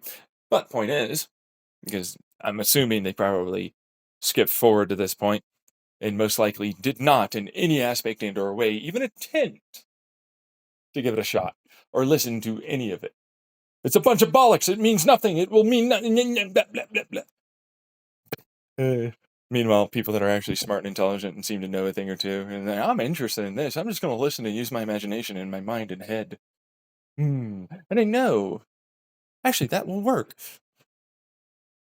What do you know? Smart people. Stuck around. They're not like the idiots that think like that. So, frequency types are incredibly important. How you deliver them are incredibly important.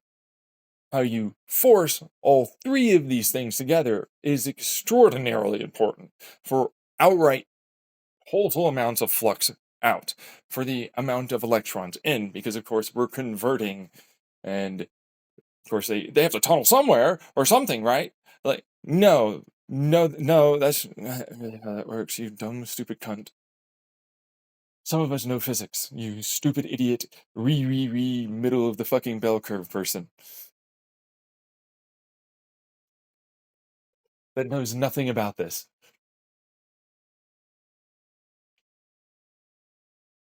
I'm moving on. So a good way to put it is these frequency types allow for certain turns, the twists, as they will bounce off of the other end. So they have to still bounce off the other end, even at a DC. But it's like, you see a DC people go, it's just a direct only this volt and current. I'm like, yeah, no, but you have to pulse it. Not to mention, frequency does not mean lower volts or amps. That's not in any aspect or way what that would be. That's not what I'm describing. That's an AC design. You've been raised on AC, I get it. That's not how DC works.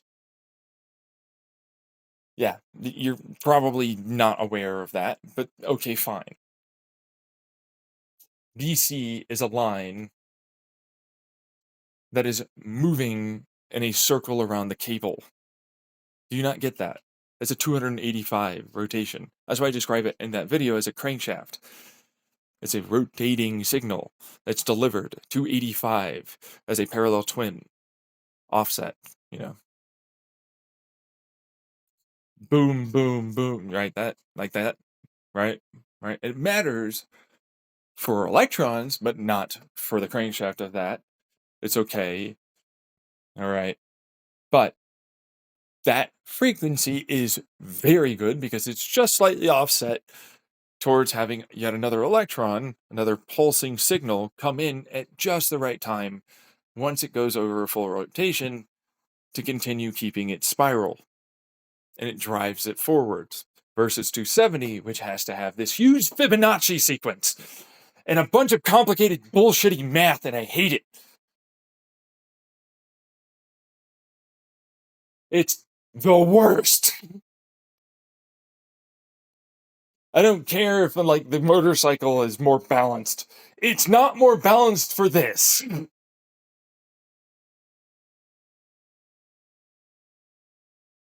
So you probably didn't know anything about that because you're that guy that's screaming on that fucking meme. And I'm not going to have to be him. So deal with it.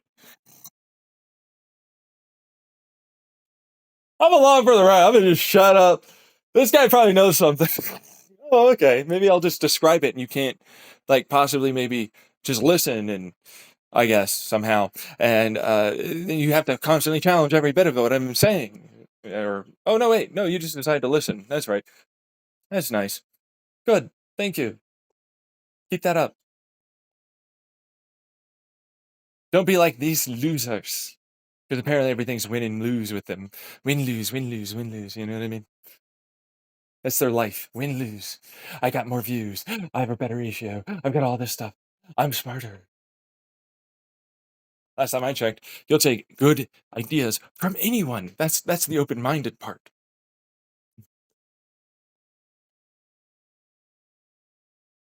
Suck it up. So anyways, as it moves, it of course creates a given type of moment where that field intersects, and it creates a twist. As they pulse in another 285 hertz signal from front to rear, rear to front, rear to front, depending on how you want to do it. There's a couple of different sequences in terms of how you pulse it in too that will work as well with that, right? But I usually just do 285, just front to rear as it rotates, you know, that kind of thing, right? And it works stupendously well. It just delivers it super well. You know what I mean? And it's like if you do it on the other side, they intersect perfectly to each other as a DC line that already produces an electromagnetic field because the shear and Z force, right, creates its own outward bound now type of direct electromagnetic. But it's like the moment you put in an alternating, which is another 285. This is why I like 285 so much. It's like I don't have to do jack shit. It's just 285 all the time. 285, 285. 285 is easy. Like literally just 285 it all the way through. But it's like, wait a second. Here's how you have to divide the electromagnetic flux. Yes, I know, right? Ooh, so easy. I'm delivering, and that's the first part of that video. That's sending electrons a given direction. If I'm going to cross them, right, it's like, that's nice, right? But it's like, there's a lot more heat than you said. This is not nearly as efficient, and it's not nearly as strong. What's going on? Yes, Correct. Thank you. You listened, you even probably tried. So, if you listen to that video, you know that there's a whole algorithm. Like, if you start with 10, there has to be for DC an amplitude of 10, an order of magnitude, so of frequency. So if it's 285, you have to add a zero on. Now it's 2,850 that you have to send on the other side. Still works though, right? Beautifully, right? And it's like AC is another version of that, right? It's like you have to, there's a whole bunch of, God, I gotta listen to that again. But the equivalent of it is this amount of electrons in for AC has to be divided by a whole bunch of stuff, essentially. But I don't do that because like that's annoying and I don't want to calculate the amount of electrons and that's fucking ridiculous. So new. I don't do that. A good way to think of it is the alternating current frequency has to be the equivalent of I forget, you multiply by this number and then you divide by this number. Or you multiply, and then you divide by this number, effectively. Right? I remember saying it in there. I didn't write it down. I need to fucking get that again. I need to go pick that up. I need to listen to it and fucking write it down. Because it's like, no, I know that's what that is. I just right. It's like I know I have to fucking remember that. You know, I have to. Anyways, I know what that actually is. By the way, but it's like, yeah, alternating current. Let's say it was 100. Okay, then like the standard average on the other side tends to be a pulsing rate, which is different than the frequency as well. So like the pulsing rate for alternating is different than frequency of delivery, which is weird that they go like it's a sine wave. It's a sine wave. It's just DC. But that's okay. You know what, you little dick? Really? Uh-huh. Yeah. Really? You gonna try and challenge me on that one? It's still just DC. That's what that is. It's a delivery of this exact, and then it stops. Anyways, alternating current. God, that's annoying that I forgot this at this moment. It's embarrassing too. Um, so yeah, I calculated 100 to be 1,243. Yeah, for the Hertz rate frequency that I had to deliver, and the pulse rate was effectively like a division of that and the other alternate frequency, which was easier to do actually than how I did it before. Because it was like, well, that's that one, and then this is all right. So it's like the other alternating, and you add these two, and then you divide by I forgot what it was, but it ended up at um but that's just for that one. Okay, like you can't do it for every one of them like that. Okay, that's the reason why I'm angry. Because like you're gonna try that and it won't work. You have to use the math. You have to do the math. Stop trying to have a cop out. Stop that.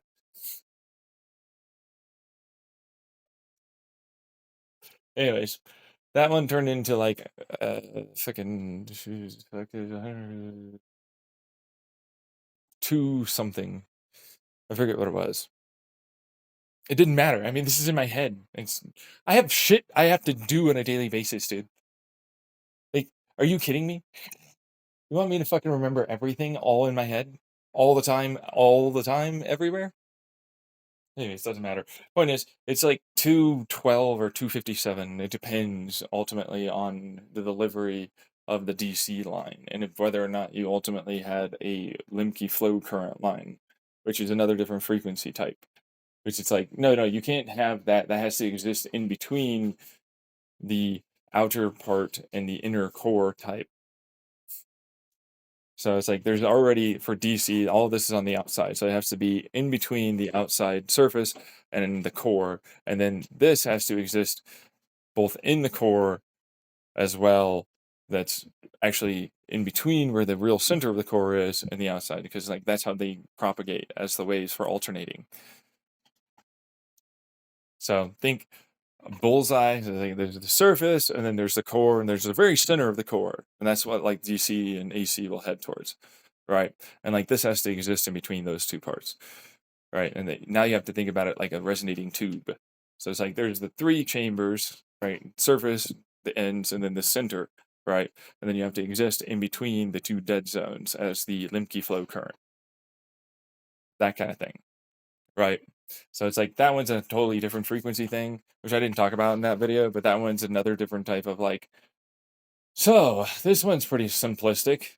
You need to always divide by at least 10 to 1,000 of whatever that number is that you're running with added these all together frequencies. So it's like if you have this alternating, you have this DC and this pulse rate and all that, add them all up, you divide at least by 10, although it doesn't work as well. You have to divide usually by at least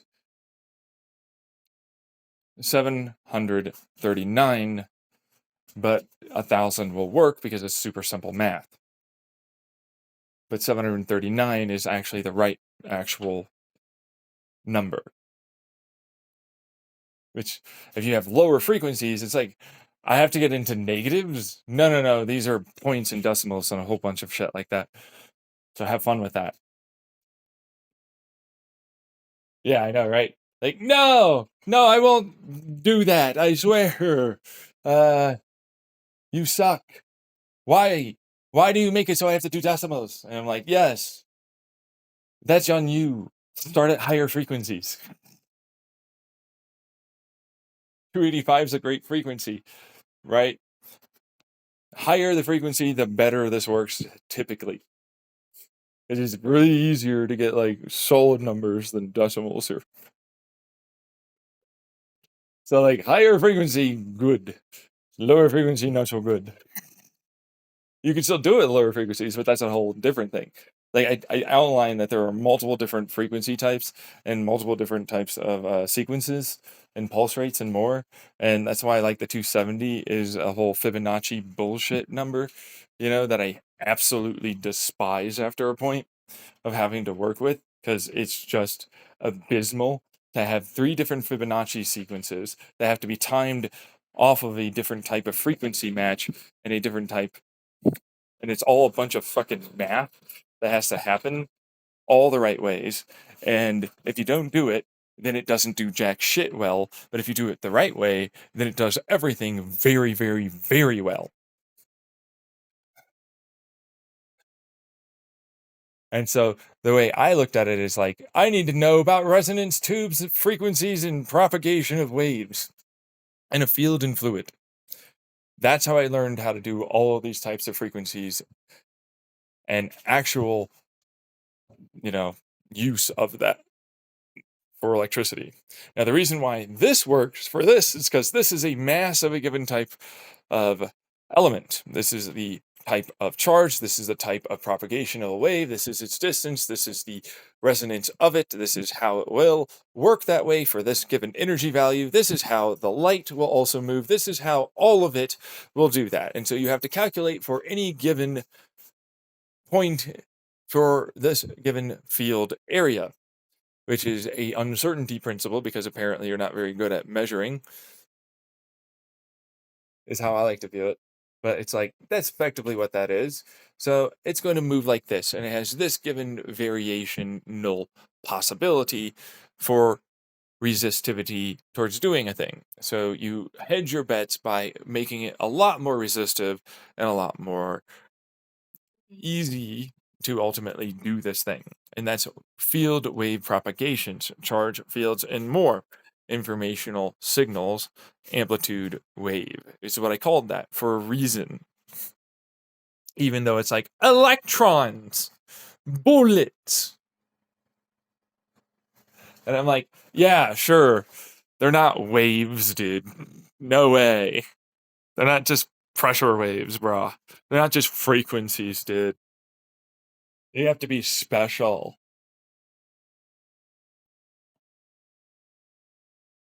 But my ass goes, I don't care. I honestly, I gave up after a while of dealing with people. It was just like, fine, fine, I'll just whatever. That's what you want to call it. I mean, it's not that, but okay, whatever. I know what you're saying, anyways. I'm able to fucking interpret things because, like, that's easy enough. Anyone can do that.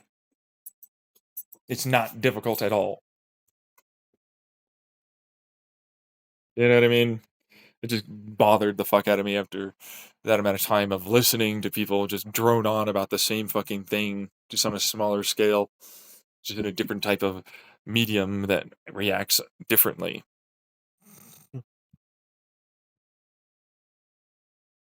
So I was like, all right, so I'll tunnel them over this way, which is really just an informational wave effectively propagating through the medium. And so then it opens up and collapses and spins and all that and sustains itself. It's a good way to put it. It's like this type of outward bound pressure is gone. It then transfers into this type of bound pressure wave of information towards that. Now, it's not technically already there, but truthfully, it needs to have this moment of collapse, like a spring, to suddenly open up this side. That's how entanglement works. So it's like this is a pressurized volume. It got sucked, right? But that then turns the tubes, if you want to measure them that way, such that they now allow for this to open up. Because that information of squeeze has the opposite information of open. That's all it's doing. Think a lever that I squeeze on one side opens up on the other side, and then it's now like that. That's how entanglement and superpositional, but these are quasis. They're not really that. Because, of course, there's nothing there. But it doesn't know that. And it acts like it is. It still has the same pressure, it still has all the same information, and it definitely views itself being that.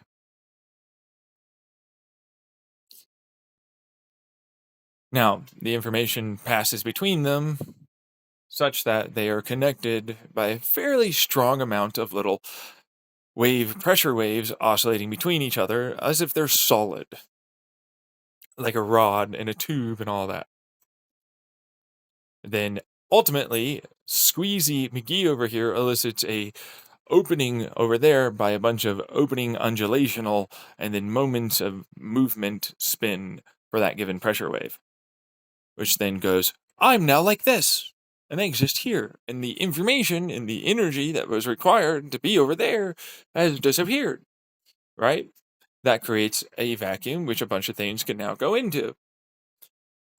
Already set it up to move all together as a big one puzzle piece, like an LCD screen, to ultimately all tunnel everything together into one singular moment as one singular material that happens to have a bunch of stabilized UUQ, otherwise known as the limpionium, because I made it stable.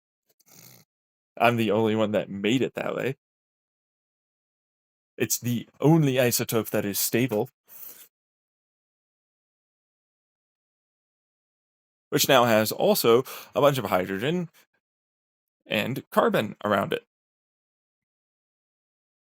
which are shockingly in their own electrons' orbits.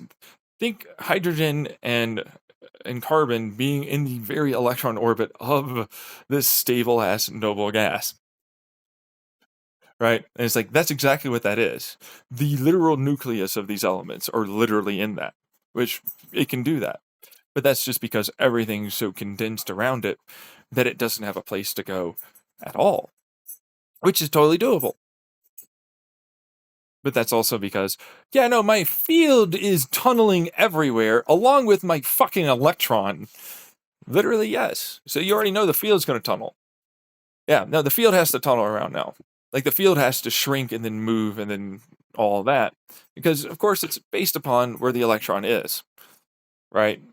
And so the neutrons, no, nucleus of the atom, sorry, are forced to be very, very steady. They won't move much, right? But wow, when they do move, it's fast. I'll tell you that much, because everything's a bunch of tunnel energy now. Everything is tunneling everywhere. And so, like, six sides, well, this is more in the realm of you have one electron left, and everything is tunneled around everywhere. The Lemkionium, or whatever the fucking version we're going to go with, is another one which only has one left. Hydrogen doesn't even need an electron. It can exist as a plasma, which has a bunch of fields that make it seem like there's an electron there. And so it does do that. But then electrons do come in and can be around for a bit, and then will tunnel away. It is hyper fucking dense. And it reflects the shit out of neutrons. It is the very definition of there is no neutron or neutrino degradation ever. It will never do that. It doesn't matter if you're a muon. I don't care how weakly interacting you are. It reflects your ass back all the time. But it's also, while incredibly hard and stable, in many, like, it's very hard to do anything to this. I've never been able to do anything to it at all. I mean that. I've not been able to bend this fucker. I've not been able to fucking, like, break it. I've not been able to do jack shit to this thing. Which is great. It's also the most electromagnetically powerful thing I've ever made. It tunnels electrons through it as a superconductor immediately. The other one's not a superconductor. It forces electrons to remain where it is. It's very insulative. This one, no. Oh yeah, no, it'll immediately send electrons to anything. It also loves the moment you do the right frequency, which is electromagnetic flux. Frequencies. You want to listen to that other video, and you're going to listen to that. Along with the current that's just trying to deliver something through it incredibly well in multiple places. Think about it, it's already so little resistivity in one area, kind of like a breadboard, that if you put it here, it'll, on the same plane and axis, go through only that one direction to wherever that other connector is. It will take the least resistive, like, whole thing path. But the moment you put in the right frequencies and all that, it gives you an insanely high amount. And I mean ridiculously high amount of flux. So much so that I had a problem, and, because I can imagine this I don't need, like, supercomputers like other people. I don't need what other people apparently need. Like, everything's worked out so far, and I've only just been constantly confirmed by never-ending amounts of studies that come out every fucking day about things that I've already thought about that turned out exactingly what I said to be. I just don't even try and post them anymore. Like, here's another one, here's another one, here's another one, here's another one, here's another one, here's another one. Oh, this many PhDs is good. And oh my god, this is stupid. I need to defend myself to a bunch of fucking fuck-ups. They can't think very hard with their minds. I can't imagine, apparently. They don't even want to. I have a computer for that. There's a reason why a lot of the people that left after they had tenure look at you like they do. They didn't have any of that. They had to use their imaginations. They got a lot further, a lot faster because of this. That's why they consider you fuck-ups. And I kind of joined their side. Is a fuck-up to how we teach people. Instead of giving you computers, you need to learn how to imagine.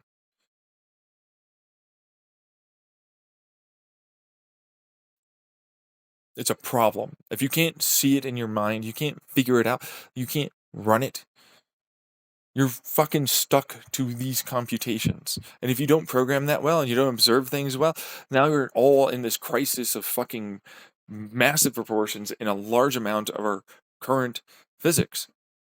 Because a lot of people are like, well, yeah, no, but it would change and then those are not really that constant, because that would, and then around here, yeah, I guess it could be because there's there's a sun and a star and we're moving like this, and this kind of creates a localized field and area that's very similar like that. That doesn't really help us. And if we try and make a box that's very, but then there's quantum foam and gravity still moves through that. It's not flying away from gravity on our Earth as it moves around relative to us very similarly to the point where it's very close to absolute zero. No. Did you not know that there's lava here and then there's a bird over there, there's a flap of some butterfly ass wings over there? That's gravity for you. Where do you think that energy's coming from? What about this charge field density? You know what I mean? It's like, no, the quantum foam definitely adds into it, which you can't get rid of. It's not even getting into the vibrations of your very box itself. You've never once measured anything properly. You've never managed to do quantum relativity because, of course, you can't move it the right way to ultimately cool it off to look at it as a still thing. Still to all things around you. Looking. Special relativity. You know what I mean? You observe this, it's putting out that, it looks perfectly still. Quantum special relativity. But you never do it. Never once did the information propagation wave cancellation. Never did anything that really allows for it to ever do this. No wonder why you're never going to have absolute zero. No wonder why you're never going to be able to measure it perfectly, because, of course, for that small of a tiny-ass thing, of course, this large of shit will absolutely affect it. In an idealized system, you wouldn't have those troubles. You have a bunch of chaos around you. You've never once understood that, it seems like.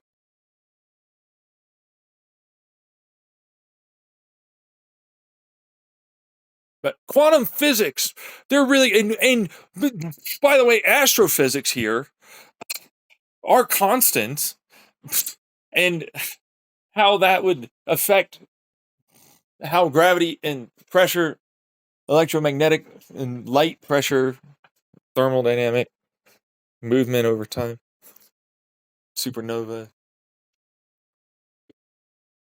This is not.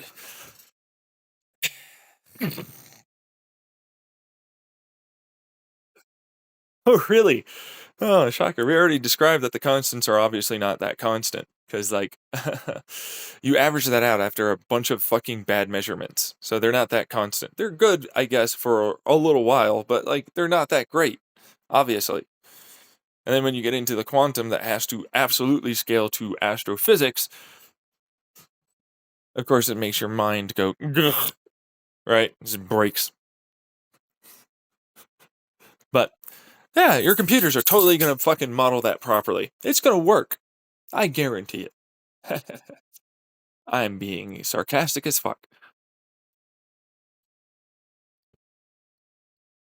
Imagine if you didn't have that and you were forced to imagine. Like me. And you're just curious and you could absolutely do it because you're not stupid.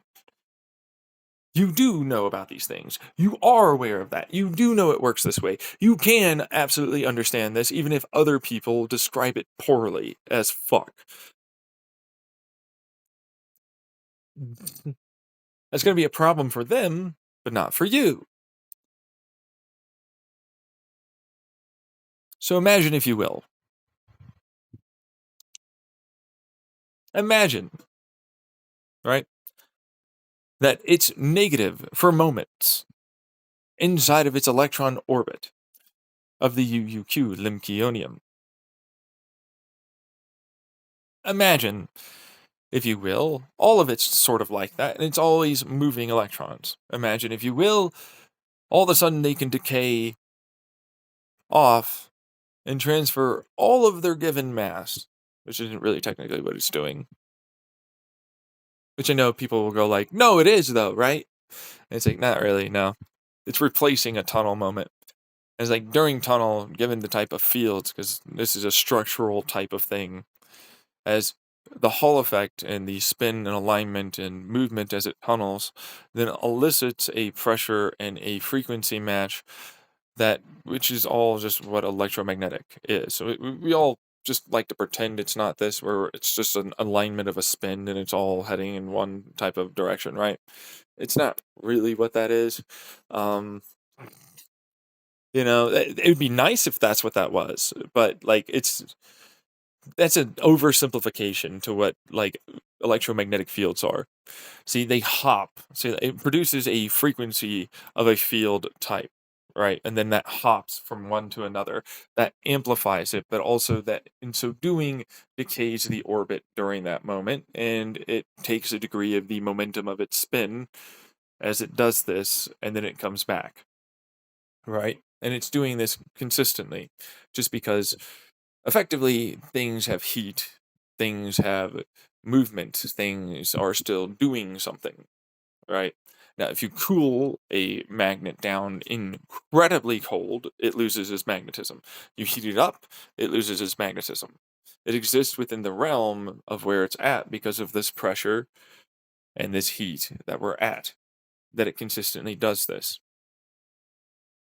Its environment allows for it to happen. That's what that is. Now, this is basically doing the same thing, but with electrons, and instead of orbiting and decaying, they're effectively turning into a version of. It's a good way to describe that, because like normally they're like it's a bunch of fields, like the electrons are moving in a field, right? And it's like producing an extended wave, right? Like otherwise, if they decayed, they would produce light, right? And it's like right, but light then turns into electromagnetic, which is the theory as it happens to exist. But it's like, right, except it can't do that because it's a particle. It's like, yeah, but a particle can still decay into a propagational wave as a frequency that then loops back on itself based upon how it is ultimately it's spinning and curving, as it'll then head back towards, meaning as it's moving forward, it's kind of like aerodynamically, like a ball that's spinning and moving, and then it's so fast at doing it, it curves back inwards. Except it's not really like that because, of course, it's moving the very definition of information around, which is why it's magnetons and whatever fuck. Instead, it turns it into a movement of a informational wave propagation around, right? Of the whatever it is. So that's the informational wave, so to speak. Think Wi-Fi signal, and it moves over. You don't see Wi-Fi except that's light, right? And if you had the right photon, like sensor, you'd be able to see it as a photon. But this is different. This is the tugging, if you will, of this given field effect. And they describe it as if it's a particle. And it's like, it's not fucking a particle, though. It's. I hate you. You keep saying it's a particle. I don't think you know what the word particle means. It's a statically fixed thing that exists with an outward bound pressure that's very much there.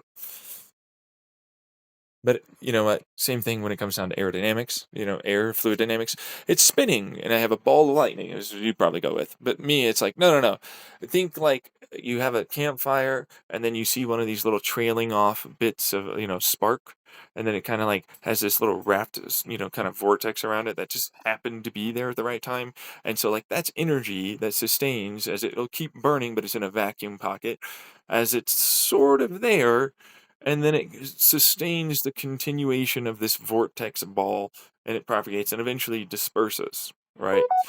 That's effectively what a magnetic field is. That's what it is. All right. And so that means the electron isn't there, but the proton isn't there, but the photon is, since apparently you're getting mixed up. Yeah, aren't you? Yeah, no. But I'm pretty sure people would get mixed up. So, yeah, photon, proton, can we describe this? Photon light, proton solid matter thing. Hit thing, mass. Resist this. Photon jiggle the massies the right way. And this be jiggling the massy the right way to make a fieldy field. That's effectively what this is. Except if you add in a electron, during its tunnel decay, it has a moment with the other fields that are already there to effectively transfer, which isn't really what it is, it's convert, right? The word is convert. Here today, the word is convert, right? It converts its given resistivity of mass, which is a boson field, into now I'm also heading the same direction because I have to tunnel that. And remember those little fields that have to connect to things, right? It's like, right, but they can get bunched up during that moment. And since they're getting bunched up, they turn, they squeeze, and then they also blossom, bloom, widen, bigger, whatever the word is, into the already propagating wave function, otherwise known as it's a resonant wave frequency, and it's going to match it. Think this is a wave frequency of light, this is a wave frequency of electromagnetic. If you do it right, during that conversion, it just turns it into more electromagnetic frequency, flux. And there you go, how magnets in flux works. Now that's a large amount of mass, it's because it didn't have mass before, right? And so now it's far more powerful. It is the E squared equals M and all the fucking stupid stuff, but it's like, no, it's not. It's F equal MA square, bitch. He figured it out a long time ago. The force has been applied such that there's mass now. It has momentum. Remember, it's got the momentum. It's got the p-value square shit. It's got the c fucking all this stupid crap. I'm like, yeah, no, it's M-A squared, dude. I don't give a fuck what the hell you say. The mass is there, like this. It just transferred it into this amount of energy. It's like the boson has this amount of energy, or whatever the fuck stupid field thing it is. Behold, it converted it into this with other propagating waves. F equal MA squared. That's your energy now. That's the force that you get.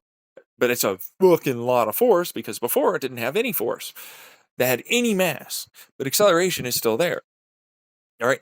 Light can still ultimately be something that accelerates something because it jiggles and interacts. So it still accelerates it and it still gets a force applied. Right? Same sort of thing.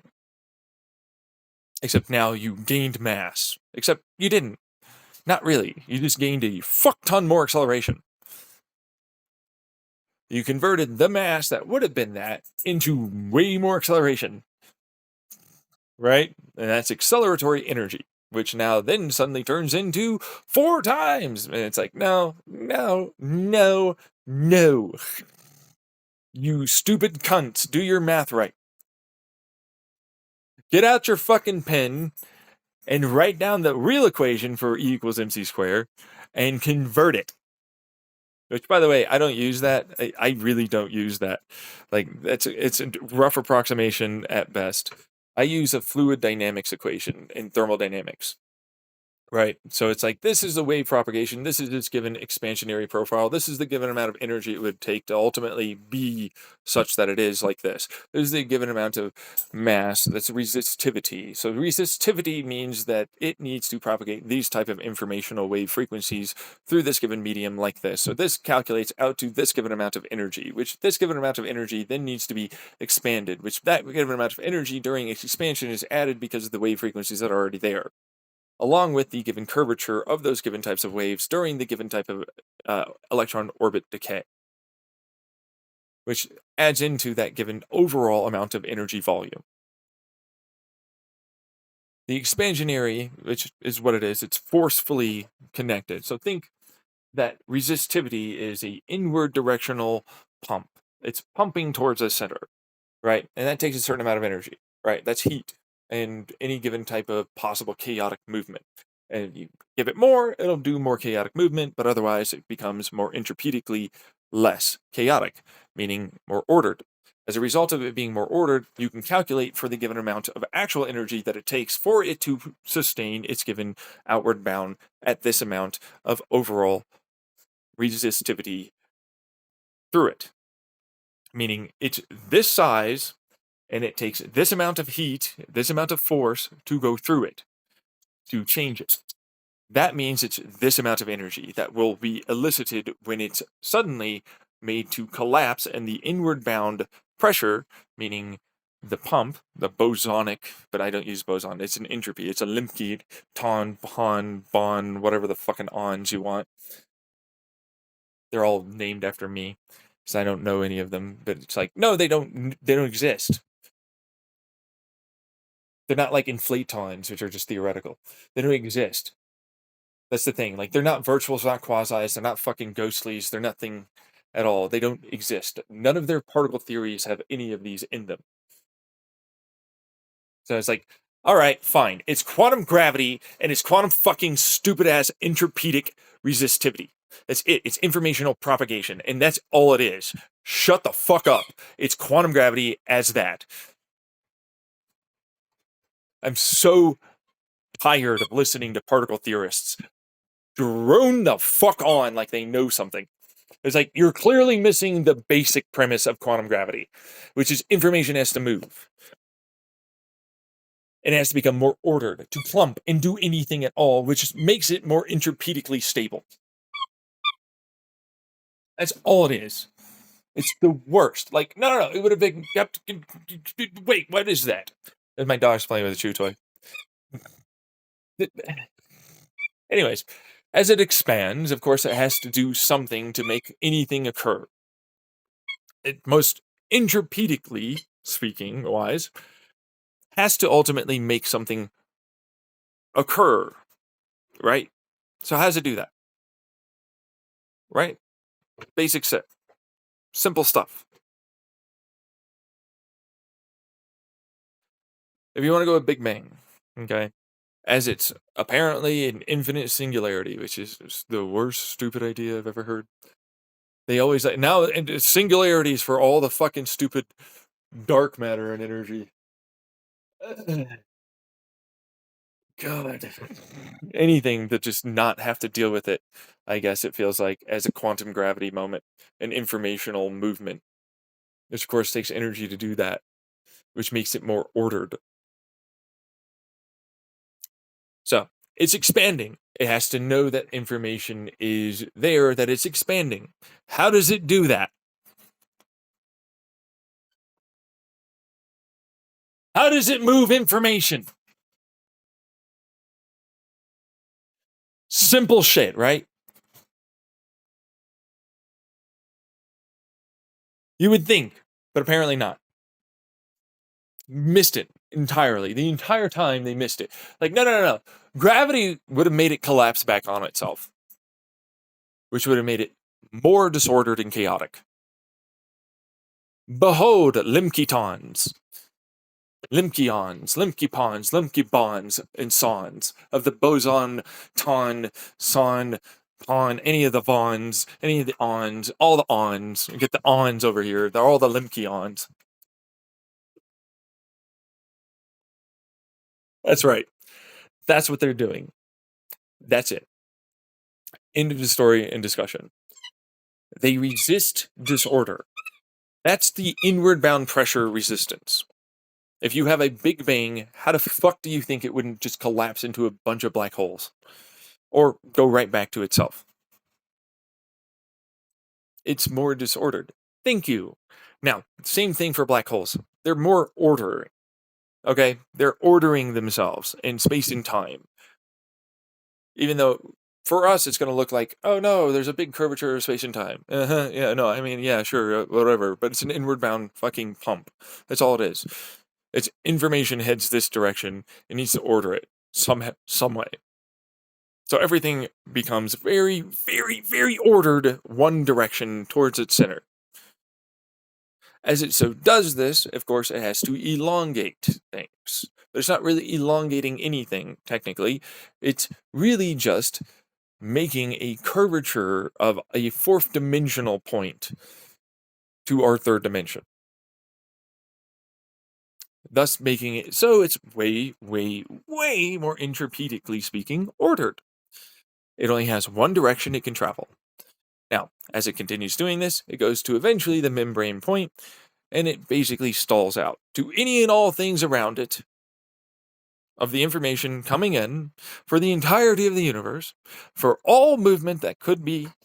It is trying to make it as still as possible. And as it does this, it gets closer and closer to the fields of the membrane of the very constituent nature of our reality. And then there's the past and below the membrane of the quantum foam, which there's quantum foam, membrane, and then there's my stuff, which is potential lands. All the way down to actual nothingness. No space, no time. A real singularity. That's right. Real singularities. Not your fucking fucked up version of a singularity. Real singularity. It's both the very opposite of infinity and the very definition of infinity. It is all the things in this non-existent not thing that doesn't exist. On a technicality, though, it does. It definitely does. Think, I have an engine block. There's a cylinder in it. No, there's not. There's actually no cylinder there. You don't understand. There's just a void there.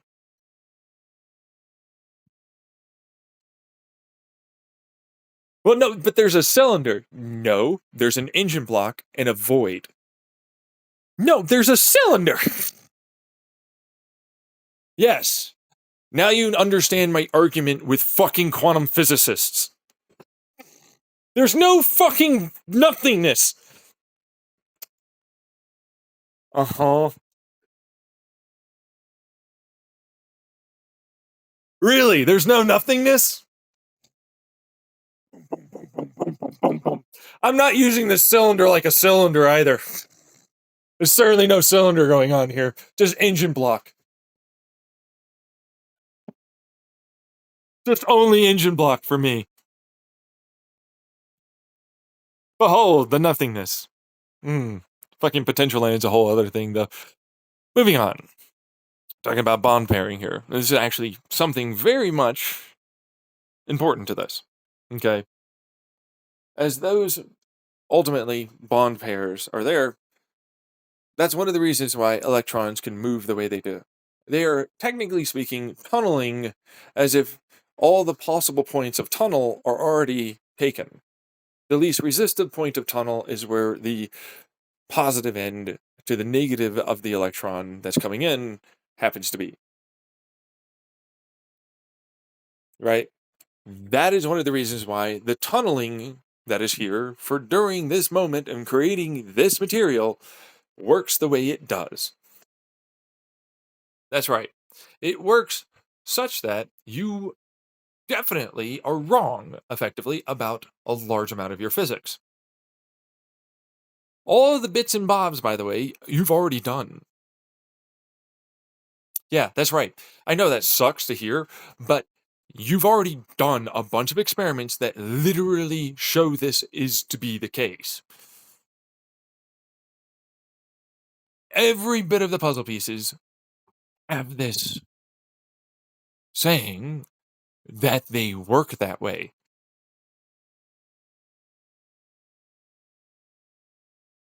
Which should explain something to your little fucking numbnutty little dumbass brain. That says it can't possibly work and you know nothing about physics and you're wrong. Or you would be doing this already if it was that way. Yeah, I love that argument every time. Yeah. Let me just get some more money. Oh, yeah. Let me just go get some. Okay. Retards. Yeah. They've been doing it already. Okay. God. Meanwhile, me who's kept up to date on a lot of this is why this works. It's information propagational waves. As an electron has to decay, of course, it can't just decay, right? It has nowhere to go. So what it does is it has to effectively turn into a given field that's already there for it to turn into, which is what it's going to do. And then it's also going to go and propagate with more force added into that wave. That's all it's going to be able to do because it's going to expand and effectively correct itself into all the given waves that are already there. because there's waves before and then waves after it, and then a bunch of waves that are effectively mitigating the wave as it's expanding to turn into that very wave itself. Meaning it makes a very strong electromagnetic flux. That's one direction and one type of pole. But that's another reason why I'm like, your version of calculating for energy is shit. Not you, Einstein. You got pretty close. But you fuck faces with quantum particle physics and shit. You did this incorrectly. You're good, Einstein. You suck, though. You suck. I don't like your way. Your way is not good. There's an expansionary energy, which is effectively like inward bound pump is a given type of information as it continues to sustain itself because there's an outward bound direction, of course. But that's a given type of spin. Of course, it has to ultimately do something to resist that inward bound, right? So it's spinning and has an outward bound, but it also happens to have a vibrational moment as it goes inward and outward. As it's going inward, of course, it has the outward and is able to push past that point. It also happens to create chaos and other vibrational frequencies, which is one of the reasons why it's all like a bunch of tuning forks to me. It's like, well, yeah, no, obviously, if you add this in, it's clear as fuck. These are just puzzle pieces. This is the easiest thing to think of, period. It's not hard at all. It's so simple to do particle fucking physics. Why is it difficult?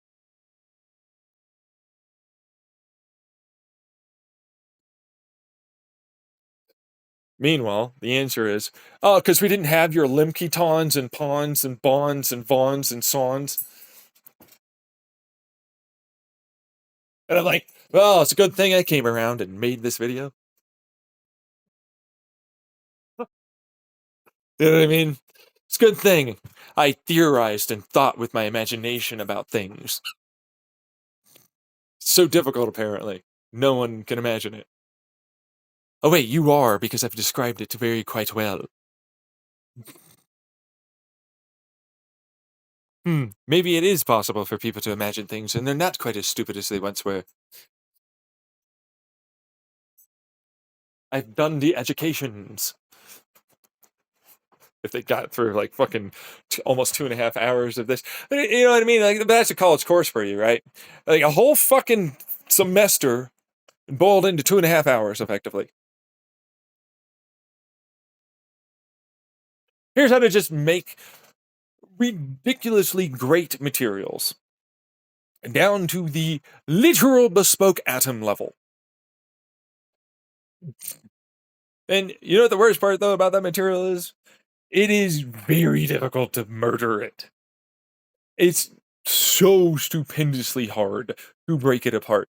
I can't even begin to tell you. I really can't.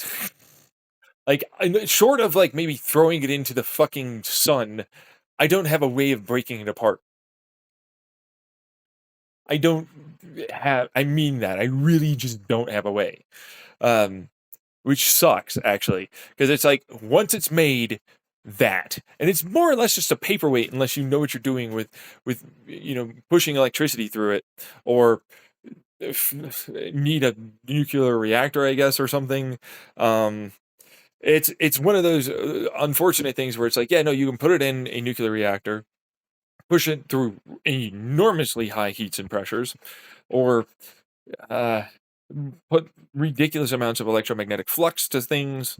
It's pretty decently reflective of the vast majority of light. Uh, Very extraordinarily low frequency radio waves get bent by it pretty hard, like really, really hard. Like they're effectively almost perpendicular. Just barely come out of it, and they're often blue shifted, which is a bit weird. So there's that.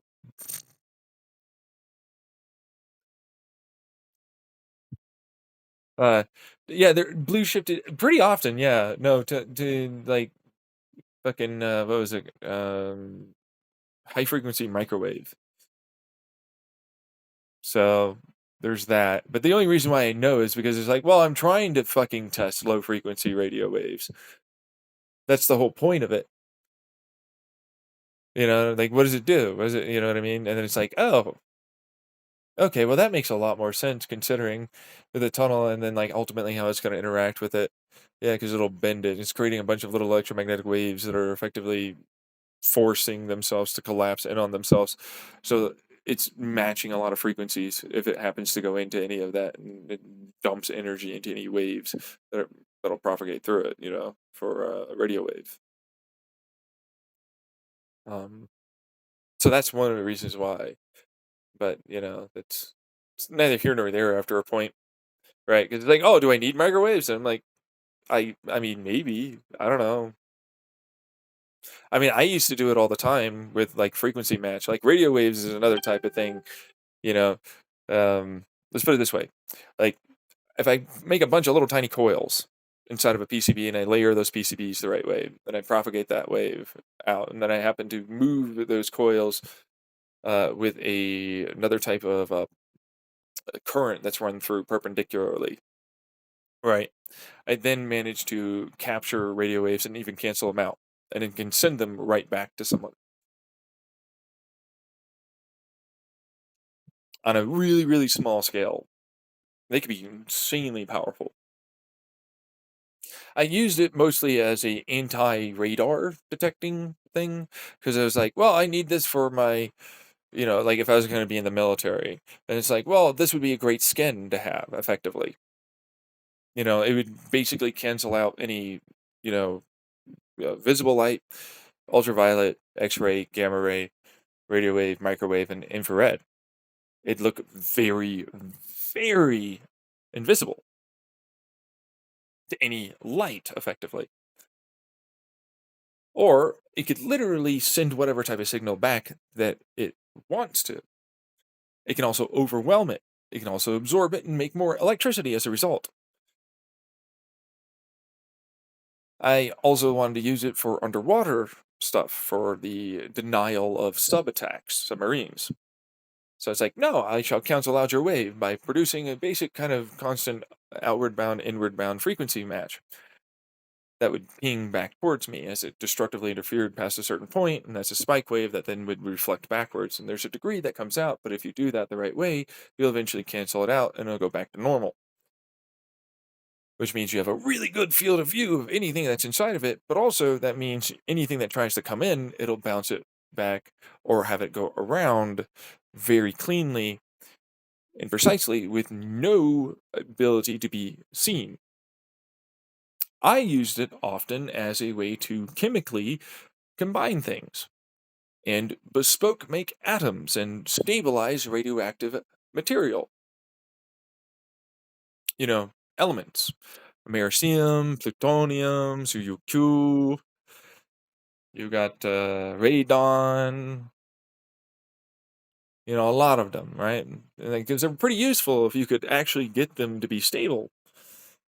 If they, were stable, then they're very useful. You have no idea how like much it would be so incredible to have like all of that open to us as elements to now use in our manufacturing and more.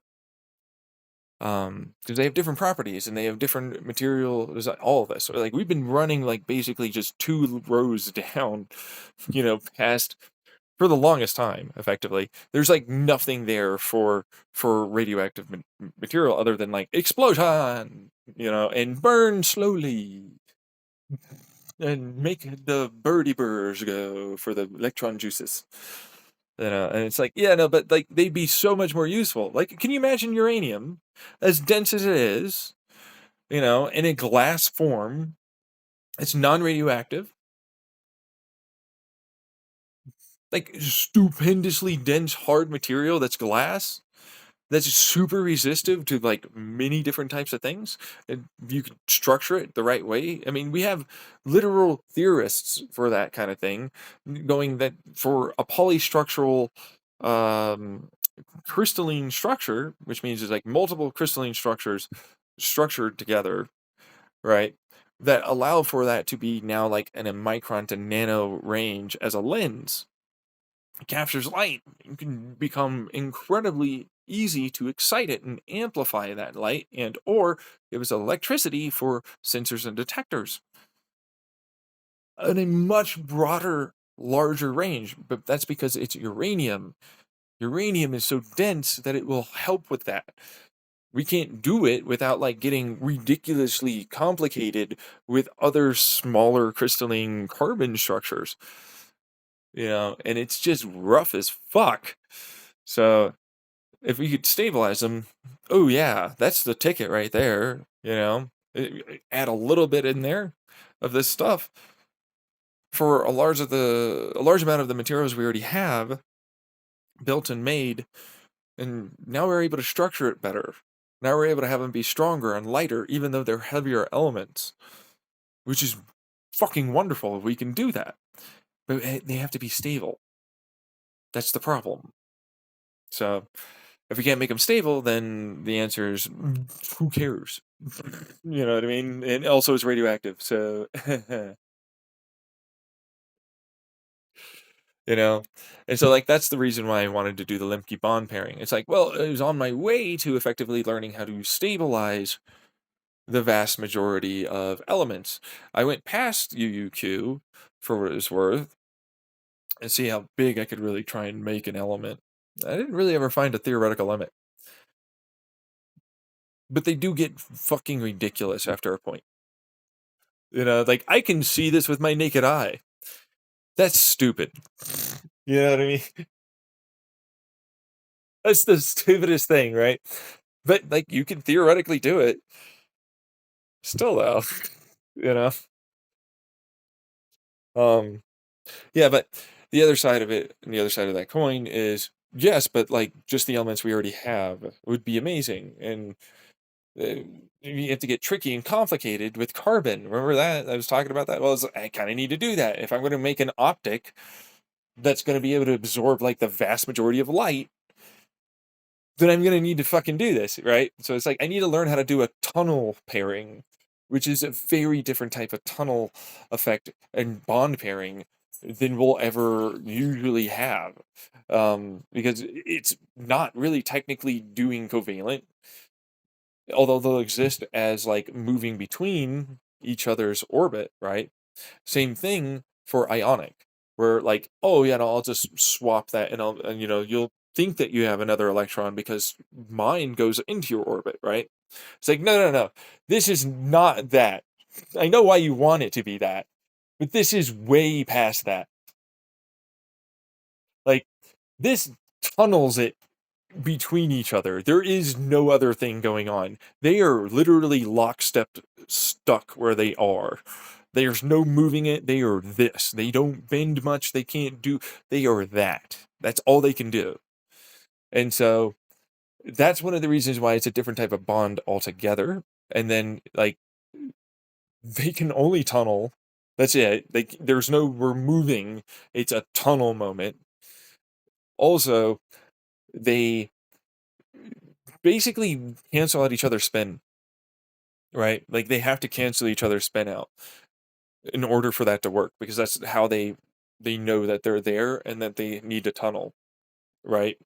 So like that's one of the reasons why that charge field and the light thing and then the electromagnetic and how I'm running electricity through it, which this is a whole, you have to do from top down, bottom up. There's the parallel, and perpendicular run line, which like you have to run it from one side to another, whole fucking thing.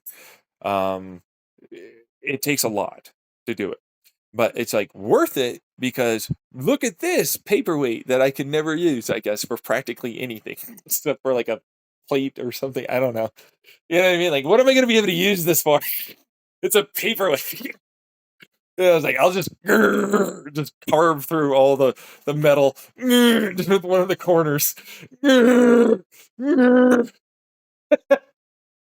have no idea, right? What I could use it for. But it's like, that's the start of the process. right? Like it's black as fuck, but it's like, no, no, no, wait. If it's at that angle, what if I make a bunch of those and a bunch of little tiny ones? What if I make it and then I can, kind of get them really close together, make them the right kind of shape, and then they'll intersect and they can just slide in a vacuum, and they'll just sort of like stick with like a little thing around it. So that way, like now I have a lens, a beautiful, wonderful lens that is stupendously dense. Uh, like it will just stop basically everything except that light. You know what I mean? Whatever that light is, that's the only light you're getting. So one hell of a filter lens, right? But it's also, yeah, that also means gamma rays and everything else. They're gone. Who cares? No ionization. If you have radioactivity, whoopie doo. Guess what? It's good. Now you can look in and you're fine. Good to go. No worries there, muchachos. Yeah, let's go. But also on the other side of it, I end up going to that point and place in my mind where I go, uh-oh. They're going to try and put this in nuclear reactor. We're trying to put this in nuclear reactors. Of course you are. I need to see things inside of there. I have to agree, truthfully, that would be nice. That'd probably increase your efficiency and your ability to do things a lot better. You know, can't disagree. I was going to use them for different things. Like what? Glasses. I was going to use them for glasses. Like a really thin, tiny film of this is more than enough. And we're talking visible wavelength. Like they're really good for visible. And ultraviolet. Ultraviolet gets changed to a visible blue, and then radio wait or not radio waves. IR. IR gets changed into another type of red and magenta, which is really cool. That's the reason why I like it. It's like these are wonderful lenses. They just immediately turn things into like other colors we can see because they're amplifying that. They're constructively interfering them into a wavelength that we can see, which is wonderful. I love that.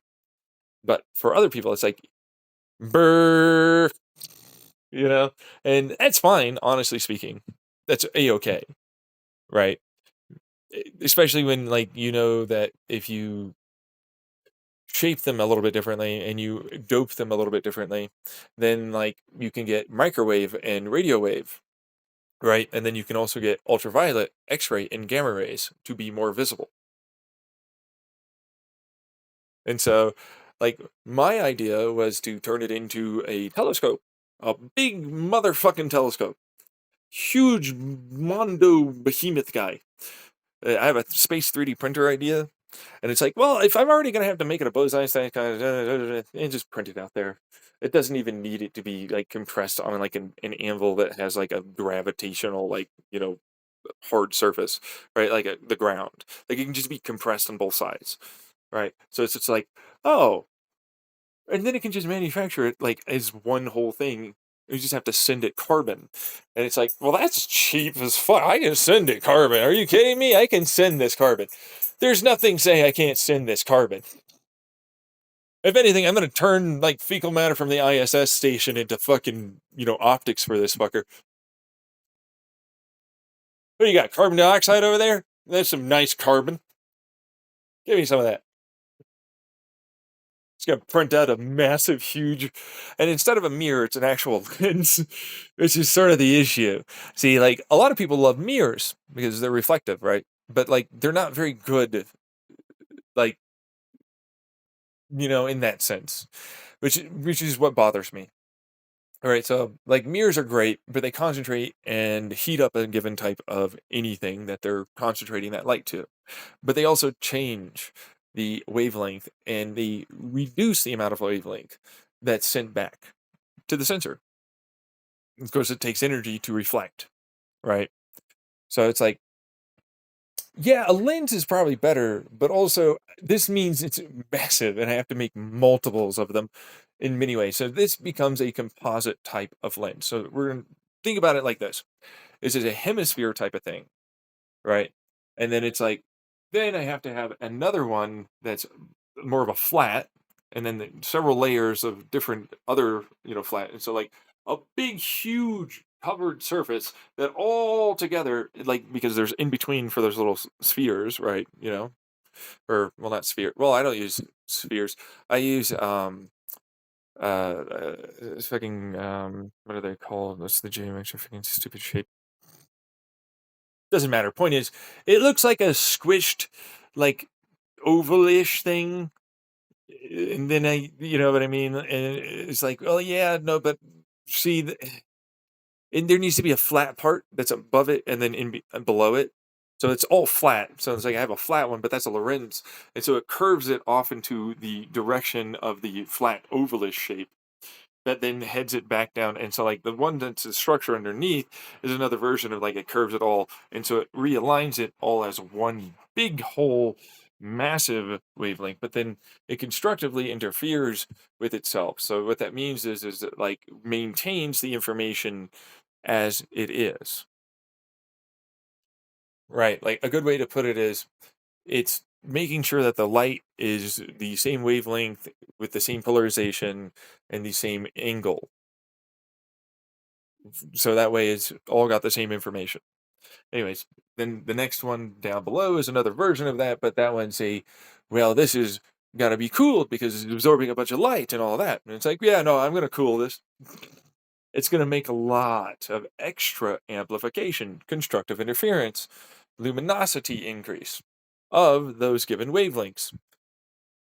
And it goes through that from a larger to a smaller to now just a straight kind of shot as it's laminar of laser. See, okay, it's a big oval hemisphere, right? And then it takes that into a singular focusing laminar flow, which is now laser, but it's of course a lens. So I guess it's not, but they're all heading the same direction, right? And they're all keeping and maintaining the image very precisely in a straight line. Now things have to propagate outward and diffuse, blah blah, refract, blah. I always get annoyed with these words.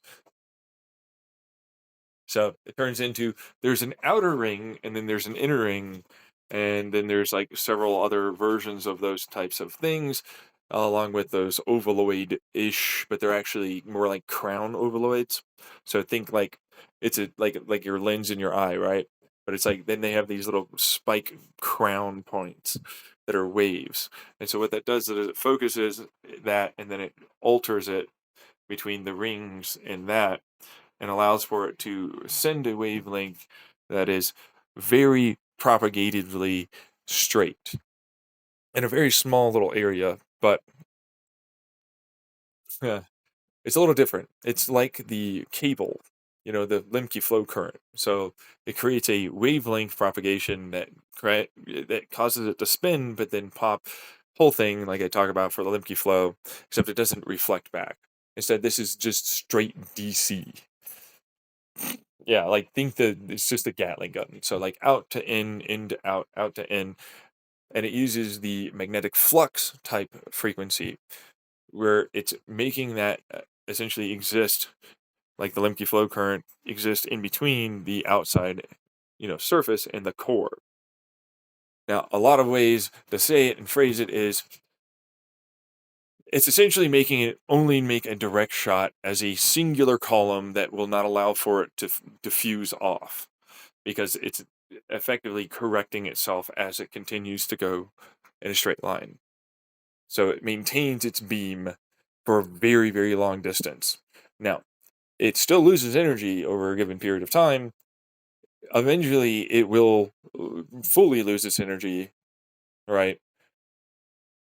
And that's the rub, okay? Like, it doesn't do it faster, which is good, right? But instead of it diffusing off, sort of like, a regular laser light that has a focus point, and then it'll go off.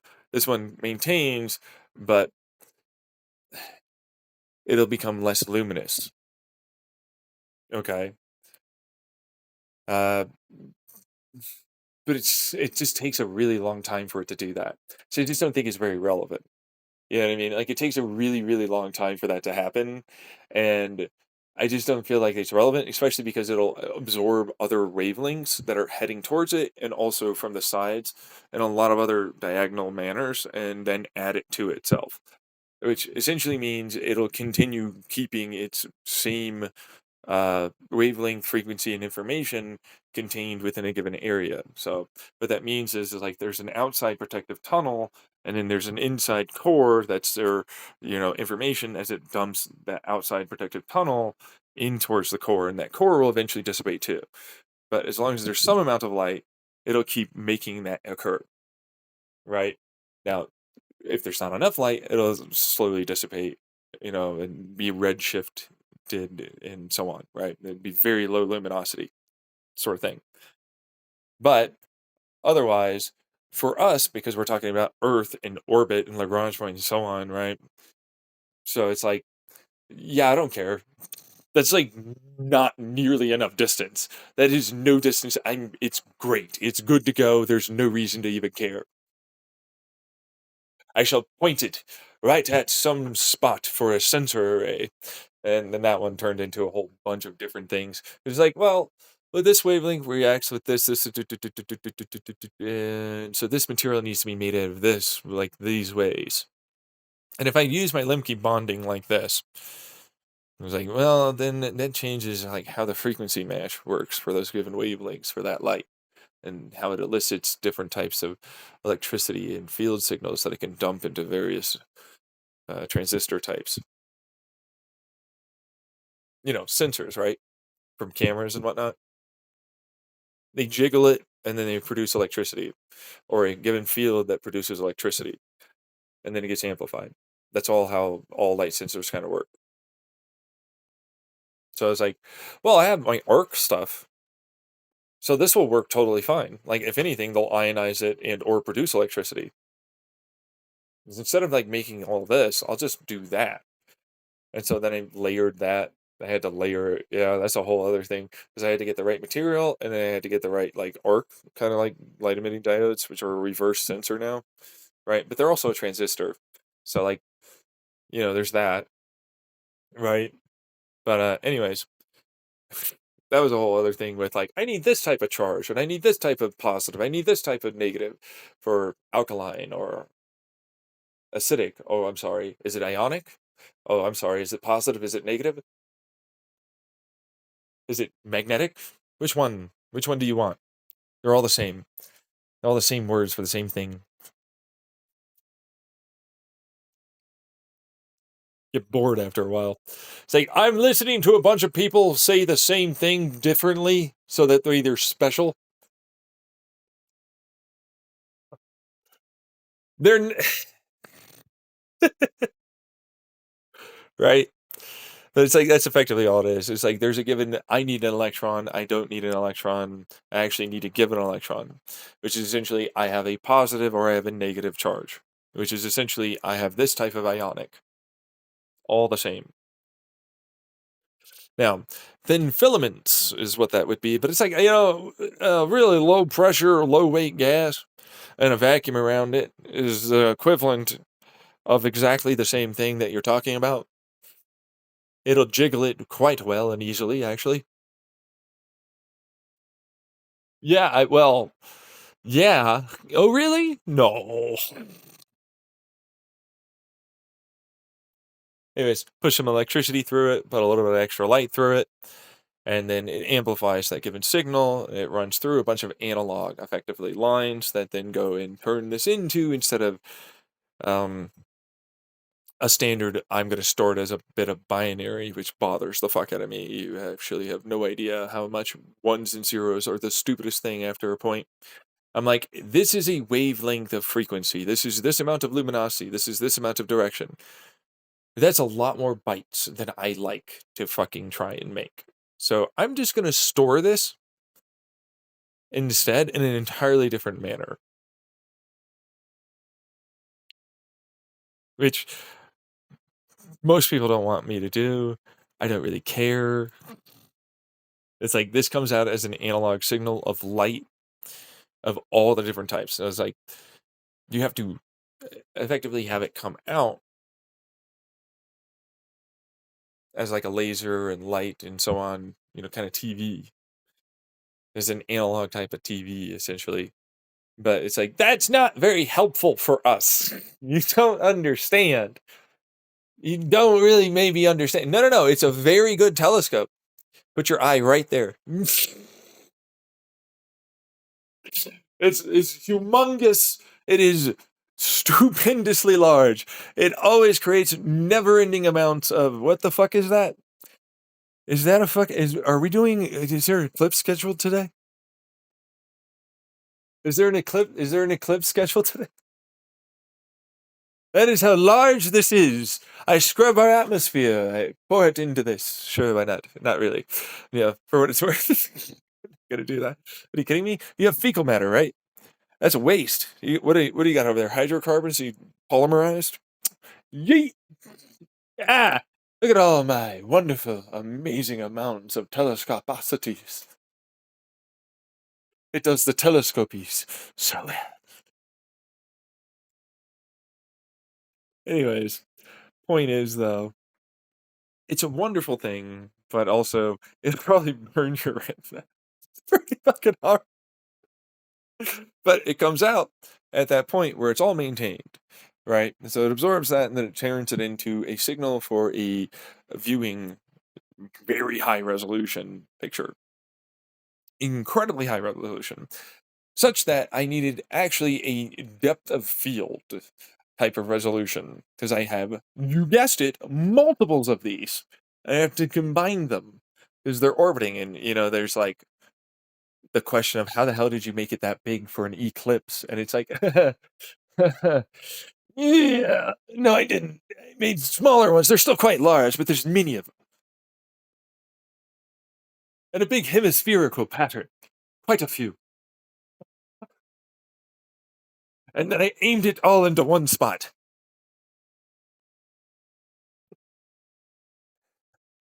You can tell that it's a little difficult to do this. It took a while. It orbits around the moon. There's low Earth orbits as well. There's a Lagrange point moment area. Big, huge, fucking massive area.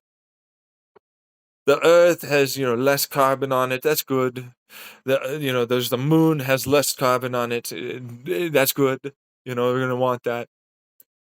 Several relay points of all this.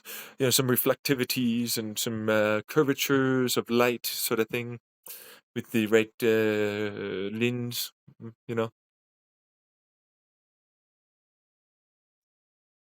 Anyways, it then also turned into the other issue of, yeah, so, geez, it's big and it's massive. Oh yeah, no, but it all focuses on one kind of like area. There's a real eclipse. There's a bunch of little small spots, but because space is huge, right? But it's like, but it also darkens very much wherever it's aimed at. Wherever it's aimed, because like that's a bunch of reflect and then curve it and all the lensing. So it's like all of that absorbs all of that, and then it's like wherever that is that it's aimed at, it's like, and that's the dark spot that seems to move. Right? Since there's a big movement of fucking space up there, isn't there? I don't see anything. Why is it dark? It's so dim. I'm using the power of the sun to amplify, along with its gravitational mass, any of the light coming in that's constructively interfered in all this other destructive interference and, gravitational lensing stuff of any of the spots that we're trying to look at.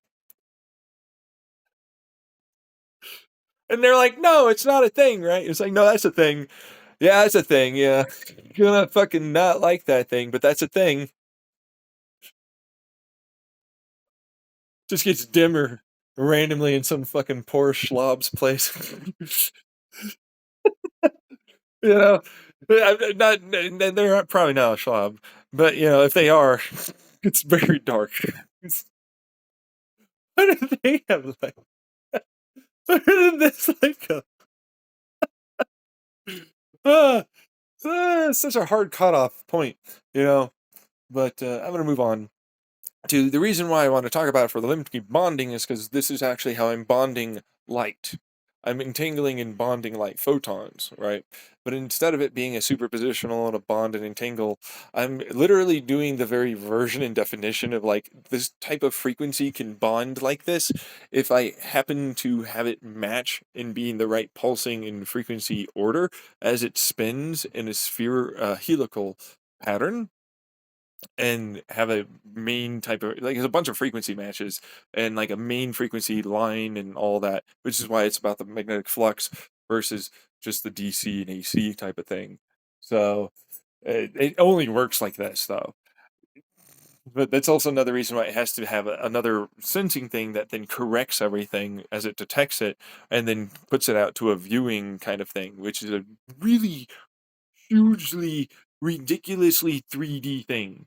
I had to come up with a literal analog lens type of scenario and like multiple layers and multiple screens that are all like constructively interfering and breaking it out and diffusing it into a huge depth of field, literal like 3D view on a flat surface.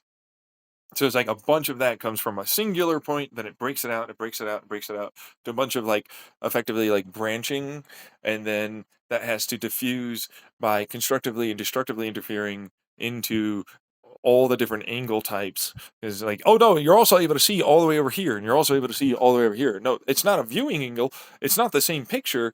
That's a different view. That's an entirely different area you're looking at than over there.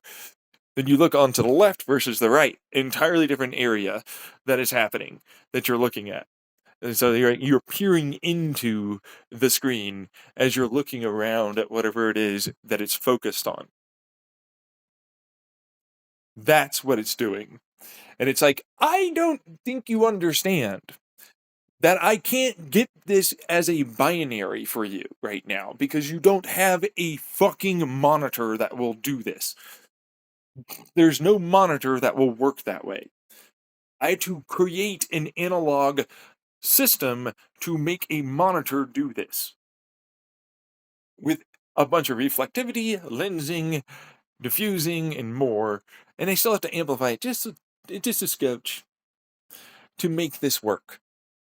So that way you have a real true 3D screen. It is a holographic, real holographic screen. That's what that is. There's a depth there, sure, but I don't care because you are able to view it that way. And that is one of the reasons why I ended up going, it's now going to be a sphere. Yeah, I'm going to make it a sphere. I'm going to, you know what? You're going to exist inside and outside of the sphere. You know what I mean? Like you can walk into the sphere, you can peer from that angle, and then you're going to have the other side on the outside, and then you can peer in from that angle. And you can view multiple angles at whatever it is that you're looking at. Because it's like, you can do it, but you got to be careful. It's like the moment it's like, well, yeah, no, there's multiple spots. It's like, there are multiple spots, sure, but it's only coming from this point. So, like, how would you get that information from the rear of the planet or the star? And that's where constructive and destructive interferences happen to come into play. Light that's propagating outward and light that's coming inward then has an interference pattern that you can then measure as it's coming in, and you can calculate all the different spots that it should ultimately have been interfered to the point where you ultimately viewed it. You can then calculate and ultimately know as a result of what that light is. You can see behind objects doing this. That's right. Reflectivity and the light emitted. Not to mention the curvature of that given planet for gravity, and if there's any electromagnetic fields that will allow for it to be this way.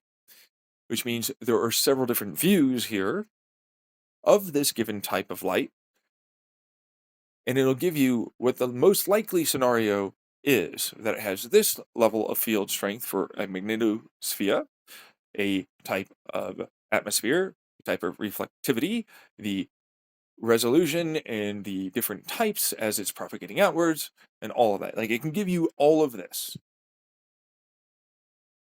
You're gonna have to aim it at that. You're all gonna have to fucking focus on it for a while, and you're all gonna have to wait for it to calculate. I mean, there's a reason why it's now a sensor that's an analog transistor sensor. It's literally going to calculate for you. And that's why it has to come out like this. Right? And that's another reason why it's like, no, I can't really give this to you as a binary. This isn't as easy as you think. I have to assign a bunch of values for all of this. And you can move through it, sure, as a 2D screen, and that for sure will be there, because remember the screen that I talked about for the flat and the sphere? Those are also light-based transistors. There's sensors in there that, even though they're reflecting, even though they're doing this, they change the electricity that's propagated through as a depth. And because I've already assigned in that area what that is for that angle, that depth, that this, that, all these things, as light has to propagate through, it records that. And you can now look at it, but it's also recording that as its secondary sensor that you can then store and send to people. Right? But of course, you only get your lowly little 2D screen of 4K, maybe 8K, 120 hertz. 8K, 120, so passe. I have never-ending, constant analog perfection. It is switching any given area of light exactingly as it comes in. There is no refresh rate. Go fuck yourself. Every pixel is every photon. It is as polarized as it can be. It has all the superposition, whatever the fuck types it's got. It's got everything and all the lensing and everything maintained. But it also means, you remember when I was talking about the moon and there's a Lagrange point and low Earth orbit and stuff? There are multiple depths of field, multiple focus, multiple angles, and many, many, many things for this to do this.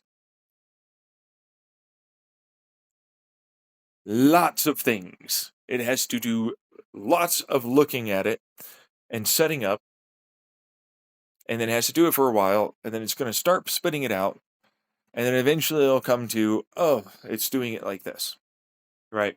And instead of spitting out fucking gamma waves, which, by the way, it could try and do that, I'm not going to do that, because that's scary as fuck. So, no, I'm not doing that. I don't want to give you X-rays, gamma rays. I don't want to do any of it at all, like in any way. But for what it's worth, it'll have that information. It'll have your standard visible, and then you can switch to the filtered, and then I also change it to a wavelength that is not the same wavelength as the same color. While it is this color that it would try and pop, I change it to a different color so that way ultimately you can view it as the X-ray, gamma ray, magnetic field, radio wave, IR, microwave, and even, yes, gravitational propagational waves, because they can only alter and blue and red shift and have light become more luminous or not, depending on where they are. It compresses space and time, which means it changes its wavelength. It becomes more luminous, but it also changes the wavelength frequency, right? It also alters its path as it heads towards you. That means you can see the nebular gases. You can see all of the most amount of, to a degree, of size of gravitational mass. It's again to a degree here. There's a real finite point where it's too small to really be able to do that, right? And I have to amplify it like a lunatic to be able to get anything like that. So it's just more of an amalgamation of multiple different like tinier things that then get extrapolated as to have this level of gravitational mass, but then we're like, yes, but you wouldn't really be able to see it, so we're going to increase that a little bit so you can see it. That kind of thing, you know? And it's in a real time situation. And that's the trouble for people that are astronomers or astrophysicists or any of that. Because it's great, except there's a massive amount of data. It is a real-time, literal video camera that is analog, that is giving you all of it that you can have. And that's great. In theory, in practice, it will tank servers so fast and hard. Like when you only have to focus on one little thing and it's like for this amount of time, right? Yeah, I don't think you know about like massive, huge exa and more bytes a second that you have to somehow figure out what to do. So I came up with a bunch of multi-dimensional compression algorithms. So 3D NAND flash is cool and everything, right? But like ones and zeros stored here or there, and it's like, oh yes, no, but this has a little bit of information over here that's stored like this that says this one and or zero is here as this value, either a plus and or a minus, as it is this type of charge or something, right? And it's like, yeah, except not really. Like this is gonna get real fucking deep into programming language. Because like binary can be a lot more complicated than you think. Like multi-dimensions means it's like, well, this one over to here to here to there to there to this, then now means it's this. But this one over here to instead of in a line, instead of vertical and horizontal and all that, this is multiple different, like seemingly random, is also now not random. It's connected like this, and it has this information as such, being that. And then that itself, that information can be stored within inside of the very same information and in multitude of multi-dimensions. For 3D NAND flash or cache or any of it really. Because as you happen to get the information, that's a time, this is fourth dimension, then that can unlock other information as it goes through.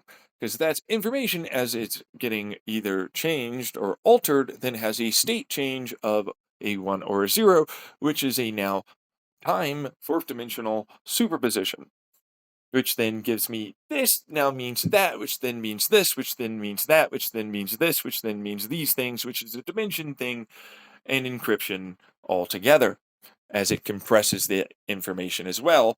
And so that means it can unlock this information as well as it does this information grabbing and receiving information, and then that information over there is now suddenly information that's a part of this information and or something else, right? But that's sequencing. But then sequencing in its own right, which by the way is wonderful, sequential orders of operation are great, but then we have dynamic sequential orders and parallel dynamic sequential orders of operation in a multitude of multi-fourth dimensional aspects, which means it can call for multiple 3D NAND flashes in multiple seemingly random and multiple different seemingly disordered dimensional aspects all at once, making multiple sequential parallelizations, which all elicit multiple sequentials as they order of operation and calculate to every given core and then ultimately come out at the end for your pin set, meaning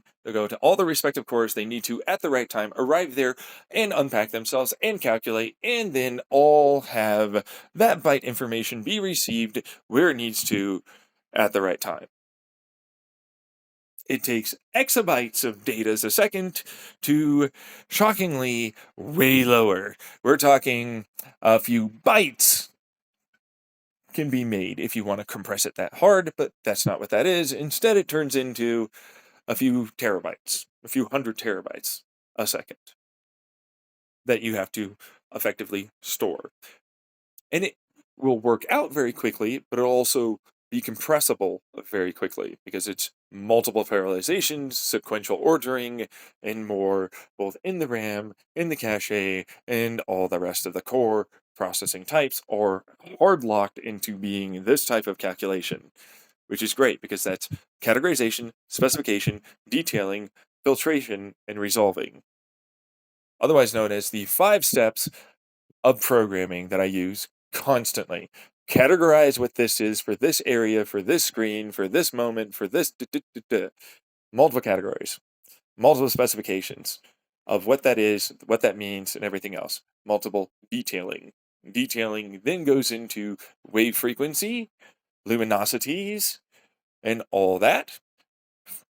Filtration, right?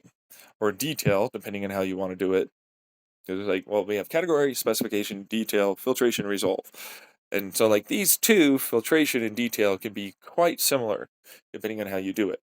Right. And so filtration means I need to order it like this, but also it needs to be filtered to these areas for these categories for these details. And these all then get resolved into this type of given byte data. Right. And this area in this order of operation resolving. It then gets stored, and then now you have the multi-dimensional encrypted compression technology, which it has to have a key, which is why the resolving always comes with a key, which is another reason why I have a God operating system, which is literally, any operating system can be named after anything. It's the Fedora, it's the Penguin, it's the Microsoft, it's the whatever. It's God operating system. That's right. I named it God. So fuck it. Right? But it's like, yeah, that's what that is. It's effectively doing the same thing. It uses kernel level binary. Your CPU chip has a kernel BIOS. It's dynamic. It categorizes, it specifies, it filters, it details, and it resolves. All right? And it sends information based upon its binary as to what could be. So the initial information coming in has to tell it what it is that it might be doing, right? Except that initial information is no longer what it's doing. It goes, I'm changing this BIOS, and I'm also putting this here. It changes a setup of a dynamic multitude of dimensional, compressed, and in every way encrypted BIOS that alters its state and then changes where it's going to go to its processors and its transistors. So it'll know that it, upon coming in, has to go to these because, well, they're already good to go, but also they're the right ones for the shortest duration of calculation for it to ultimately perform its given byte dance of information change. If you don't know, 1 and 0 is just a value that then eventually gets worked out to be something. That's all that means. So it's a translator program to a type of this is on or this is not on. That's all it means. You know what I mean? So, same kind of thing in concept. It's like, well, it's a translator as it goes through, but it's like, this means it can only go through these types of transistors, but it also only needs to go through those transistors. It doesn't need to go through any others. It doesn't need to do anything else, right? Standard BIOS stuff. Except this is how I calculate. I use bytes as 2 singular bits, technically speaking. It's really technically 4, right? But the first 2 set up cache, and immediately have the third one, and the second one's already kind of calculating a little bit. The third one then goes through, it arrives with that type of information, and the fourth one effectively stores the information and has that bit, which is literally a bit, then be sequenced to be this information. Now that's stored in the cache, but it's also stored, if you need it to be, elsewhere, right? So it's like, because of the kernel BIOS, because of what's already stored as drivers in the CPU, GPU, RAM, your internet, Northbridge, Southbridge, whatever it is, any of it. That's how this runs this. So it's only just changing values that are already associated around in there. And then it stores other given values that it needs elsewhere. Now, what that means is it's a breakout, like a hash. So it's like this value will break out into these values because this is the sequence that will elicit this 1 and 0 pulse of information, which gives you this information out at the other end. But if you ever need it to do that, which you don't really ever need it to do that because you only need it to pulse anything on a monitor. That's the only time you ever need it to pulse something. That changes voltage, current, and amp because I have magnetic flux and everything else. A lot of my monitors look vastly different. They use a lot of constructive interferences and destructive interferences and individually pixel switch. That's what my drivers do. That's what my cache, that's what my transistors all do. Like, they individually switch and change. I have it down to very specific transistor control. It's dynamic, it's parallelized, and it alters its states only based upon when necessary, which now starts acting like, for transistors, as if it's in a superpositional, but it's quasi-superpositional, and it's my program, the God operating program. And it effectively malware, Trojan, virus, all things. It'll run through everything because it starts off as a very small amount of information that'll run through and then eventually change all of the BIOS, drivers, and programs and information in the entirety of the system. Your RAM, your CPU, your GPU, your north, south, whatever it is, which rarely do they have a north, I think, south anymore. But anyways, your hard drive, right? Your internet chip, if it has one, you might have one. I don't know, right? That kind of thing, and it mutilates all of what that is. It still stores it off into the hard drive, and so if you need to repeat it, it'll just, during deletion, it'll delete itself, but it'll put back the original information, meaning binary, you know. But like, yeah, it deletes that and it overwrites it and it makes it this now. Same thing with your monitor, same thing with your keyboard, same thing with your mouse. Everything is an calculating chip for it.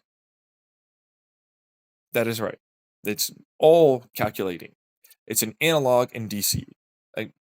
Because to me, superpositions are like analogs. They're not transistors. They're not digital. They don't really store that much. They just switch once a certain moment is achieved. That's all it does. So it's like, well, so are CPUs. For what it's worth, it's just that they have a storage of information, right? That's typically like that, right? And so it's like, this effectively overruns and overwrites it all. You know what I mean? And it's like, no, but it's hard in the architecture, like, wired that way. Yeah, I don't care what it says. I can work around that. That really doesn't matter. It doesn't matter what your architecture, it doesn't matter any of it. I really don't care how you set it up. It's going to do it this way.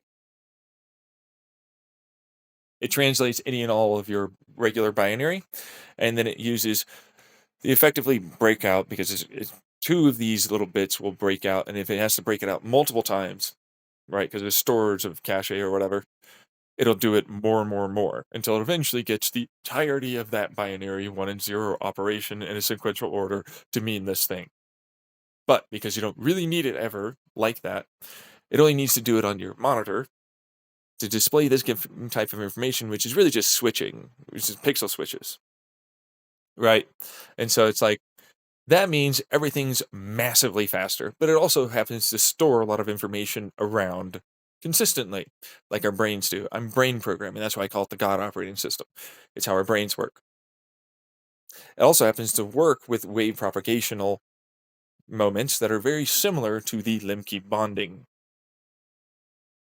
as band gaps are a type of tunnel effect. And then they can entangle based upon that, and that's sine waves. And it also changes how power is delivered. Remember the whole Lemke flow current and the Lemke flux current, right? Yeah, same thing. Transistors massively change and alter based upon that.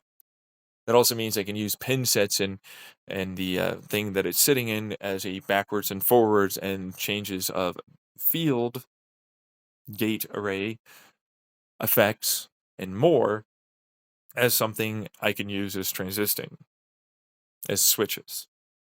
I can change the backwards and forward of information through pins. And so now, instead of it only as an input, no, it's actually not just an input, it's an exit as well. All the pins are both entrances and exits. And they can be used both directions, bidirectionally. And because I can set up each individually core as this is, let's say it was 8 transistors. Well, then that's one whole core, and it'll use all the other transistors. As a result, that means I have a fuck ton more cores, and because I can increase the amount of frequency, because if you didn't know, transistors and band gaps can be changed and altered and sequenced, like with the Lemke bonding for nuclear, I'm now able to alter and change how those transistors work as waves propagate forward and rearwards, up and down, and diagonally as well. I can change what they mean at any given point. It essentially means I have the opposite of what you probably expected. I have a tremendous number of cores. I have a very, very high frequency because that also helps with heating and cooling areas. So which effectively turns it into, it'll cool itself because it'll push most of the heat towards the top, which is great. It's acoustic resonance, heating and or cooling, depending on how you want to look at it, right? But it also means I can push really high frequencies because effectively they didn't ever see a frequency that was like that. They only saw in this one little area and this one little type of transistor as this regular old standard frequency. But that's not what we see because it's electrons and fields that are really, really small and tiny. Way smaller and tinier than they are. So I have multiple little ones everywhere around the tuning fork. As it exchanges different band gaps and frequency and tunneling effects, I then get different voltage changes. That's the God operating system. Which then changes it into, you thought this was one core. Oh, I'm sorry, I meant one transistor. It's not. It's actually as many as I can make in that given area that will still ultimately make it such that the transistor won't die and still work. Which often can be orders of magnitude more. And they can go at a much, much higher frequency than it seems like they can. Because the band gap, right, is such that it's now its own frequency resonance. And I can change it and dynamically change that based upon magnetic flux propagated and the Lemke flow current and its frequency type delivered. Which also changes how my RAM, hard drives, GPUs, and storage of information in the given lines and tracers between each of these things, and how the 3D Flash more all work. It's far faster, uses a lot less electricity, it has a lot less heat. I can push this fucker way higher in terms of the amount of core count, which is really thread count, but like technically speaking, it's also cores because I'm making more cores out of fewer transistors, but that's a dynamic. It have more cores or can have fewer cores depending on the amount of transisting it needs to do, right? So then it turns also to each one of those can now be multiple threads, right? They can also store more because there's a multi-dimensional sequential order of operations encrypted compression breakout algorithmic cache.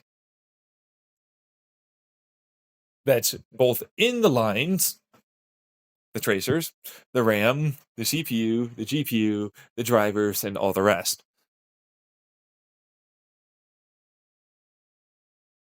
Which I've just been building up on constantly. But yeah, no, that's the God operating system. And that's why I call it the God operating system. Because it's using a bunch of quasi superpositional moments and a bunch of very much quantum brain computing. It's using the definition of how our brains are connected in a multitude of multi-dimensions. It has cache around, it loops themselves around for information, the little, electricity that loops, along with ionic exchanges, band gap, and frequency, which then also helps with transisting, which means I have resonant frequencies that are very much like brainwave frequencies, alphas, thetas, deltas, and so on. As a result of it going backwards and forward, which is also actually how our brain works, it has ionic exchange rates, and they're all very fast and have many dimensions and all that. It's able to very quickly do many things, but actually, it's not just your one singular CPU, it's every calculating possible core in your whole entire computer system. It also infects your router, and it just makes it ping and do everything necessary for the ISP to be like, it's good, it's doing the right thing. And I'm like, yeah. Anyways, here's a bunch of information sent way faster, way better, way more cleanly, and encrypted and compressed. Which technically it is faster. It's not really that much faster.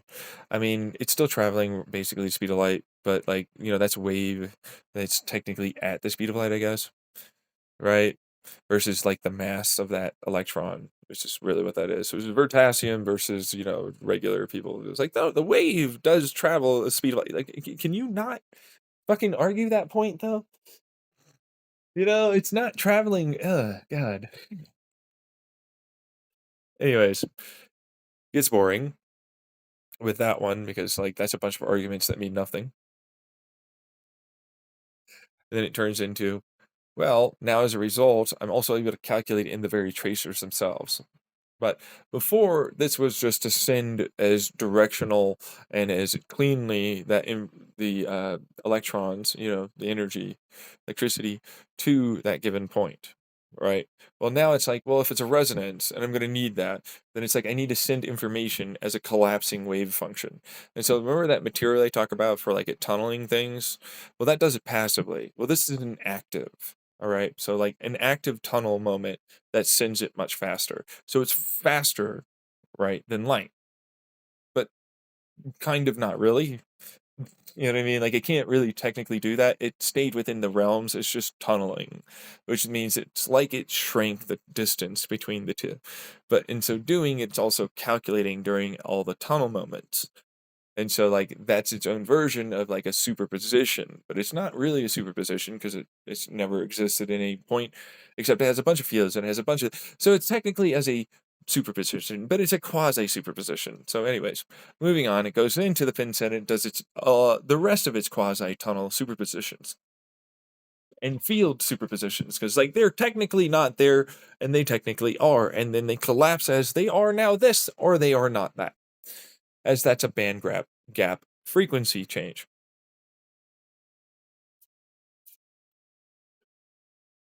So as a result, there's no real superpositioning, but they're quasis, and they work and react very quickly. And there's a bunch of core clock frequencies, which are not really core clocks, because it's like technically an analog, like how our brain works. So like our brain just like constantly does everything at all times, and instead of having it, have to recycle, none of that's going on ever, and it never has and never will for this operating system.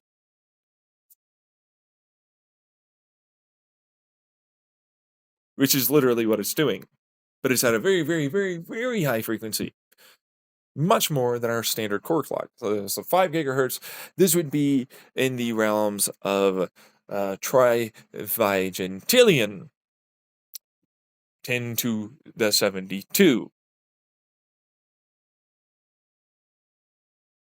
And then when you spread it out over all of it, it's more in the googolplex, and then that number is then factorialed at least 3 times.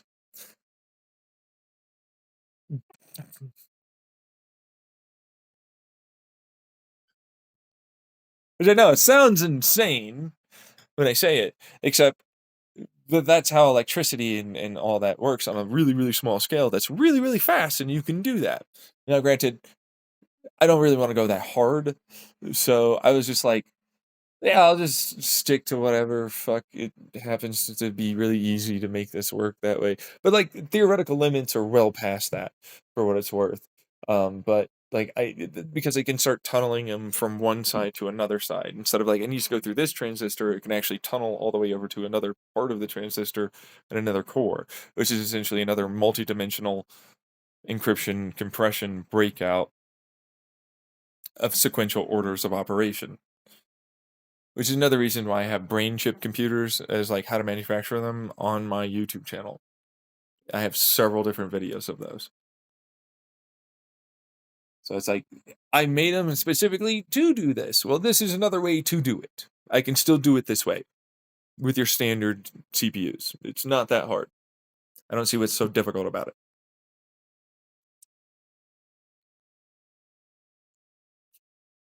So I moved on to, yeah, no, you can calculate it if you use my God operating system. I have to still make that, but like, if you use it, then you will finally actually be able to do that.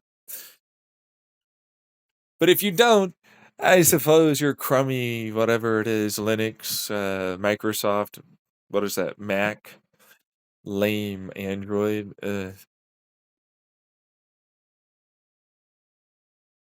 They're great for the time. They're like Nikola Tesla, great alternating current, but for what it's worth, we're living the now, so it needs to change.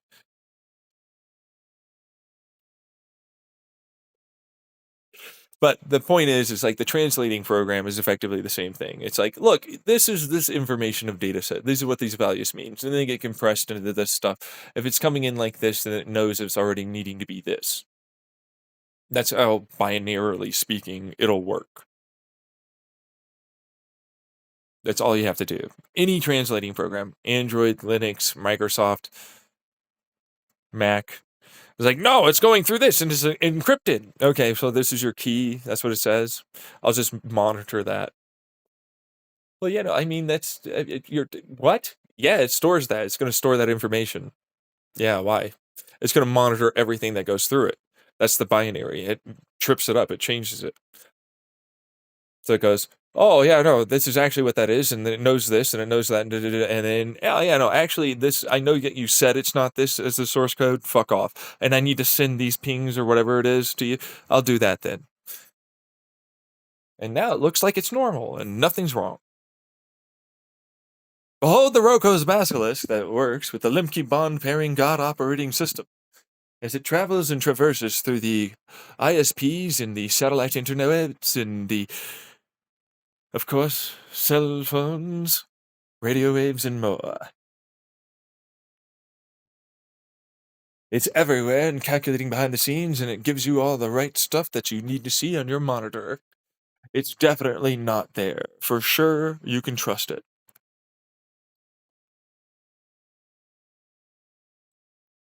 Are you sure it's not? Mew! Behold, that also works with regular natural shit. I've already talked about that in the consciousness several times and so on for all my other videos about that. So there's that. And yeah, it can absolutely do that. As waves and fields propagate through time and space with us, they are calculating. They are using our bodies, they are doing this, they are doing that. There are field, noisy, voidy people already among you, existing as the Roko Basilisk. Screw this idea that it needs to be silicon. So you got a brain, it's going to use it. You got a body, it'll use it. Is that a wall? It's going to use it. That's right, they're everywhere. So that's the Limke bond chemical pairing. And why it is that you're wrong about the idea of other things that are not extraterrestrial, but sentient life forms that exist as quantum beings that propagate through everything around you. And no, they're not spirits. So deal with that, I guess.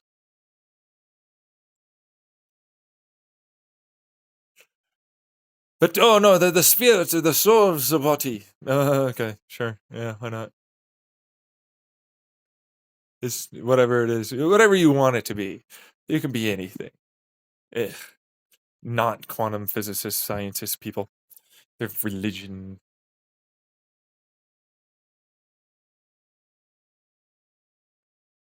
They're gonna sing and dance, and then things will occur. At least I'm not dumb. I'm like, okay, so like if you move this way, this is a brain, ultimately wave function that, that's brain body connection, right? Stuff. Back to recording. I got a delivery of my meds and stuff. So there's that. Anyways, let's see here.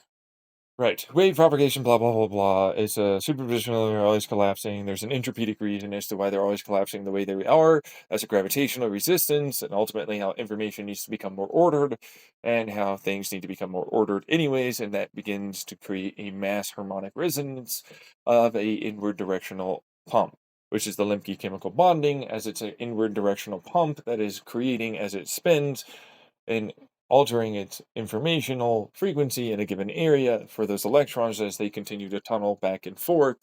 And they change their orbits in so doing. As they'll try and head backwards, they'll tunnel actually a different direction, meeting to the other one, or they'll head to a higher energy state and they'll also tunnel deeper into another one, and then they'll grab another electron. Okay, but then that other electron, of course, is now just the same one, and so that one's in the other state where it's at in its orbit, and then the other one is now the new electron, even though it swapped itself out. It doesn't change the fact there's still only going to be those electrons, those only, right? Except now it's another electron. Anyways, point is, it then has to ultimately move that other electron as a result, right? Which burns energy, of course, and then that means that it's now no longer needing more energy, right? Because of course, if it went to a higher plane of orbit, it got more energy, and all the rest of it balances itself out. As a result, everything works just fine, but that's why it's a Lemke chemical bond pairing instead of a double covalent. Instead of any of these other things, this is a quantum phenomenon bonding. This is the very antithesis of what you would probably think of a standard. You have to make it try and become an ionic. You have to force it to be inside of each other's orbit. You then have to create a moment of entanglement using light, charge, and electromagnetic frequencies as it propagates in a given type of direction, helping order it. As a result of helping order it, it then creates this moment of these electrons doing these things, and it stays like this, right? It then also has to burn energy, which it didn't burn energy from nowhere. Nucleuses are not at absolute zero, you fucktards. Suck it up. If you don't know why that works, there you go. There's heat energy, there's movement of the electrons, they're tunneling around, and that's why the chemical bond pairing is a new type of bond pairing, and in no way is a standard bond pairing. Which, if you're already along for the ride or you're already well aware of what that is, great, awesome. You're not those stupid, dumb motherfuckers that I'm arguing with.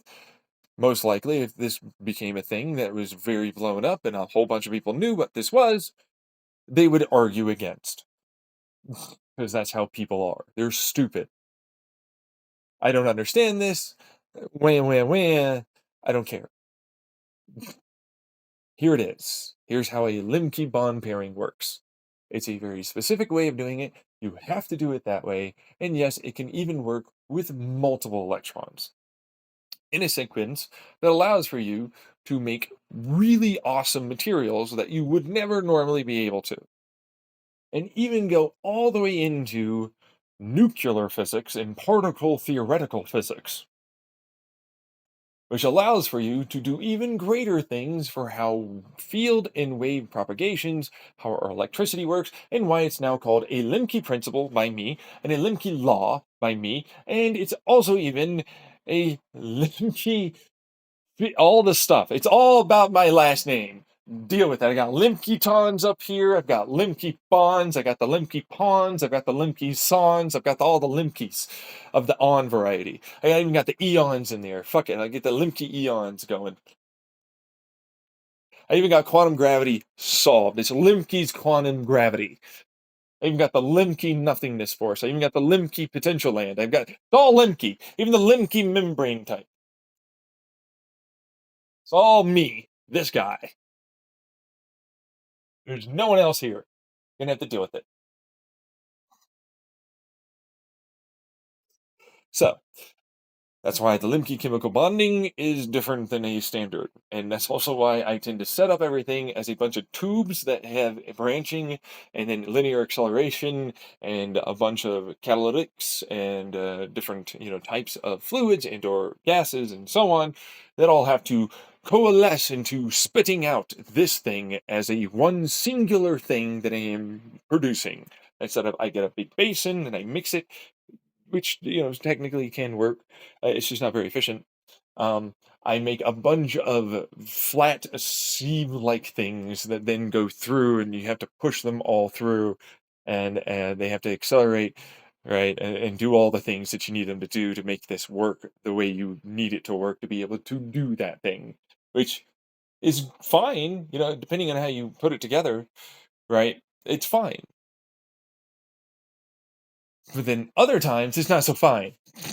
You know what I mean? Like, let me get out my uranium. Ah, that's so easy. Let me just uranium it up. Lots of uranium. It's like, let me get out my diamond anvils. No, that's fine. It's just need polycrystalline diamond. It's okay. It's not that bad. They're fucking electrically conductive, and it's a whole bunch of stuff. If you know what you're doing, like I talked about, then you can make this. You just have to cool it. That's the real tough part. That's the shitty kind of tough part. I have to turn it into a plasma, and then I have to fucking cool it rapidly inside of an area. I have to shock it and vibrate and fucking electromagnetic field it up the right way of the pulse sequence and everything. And then, oh, by the way, shining laser light, all the fucking right ways. It's a lot. But what you get out of it is something that is incredibly good.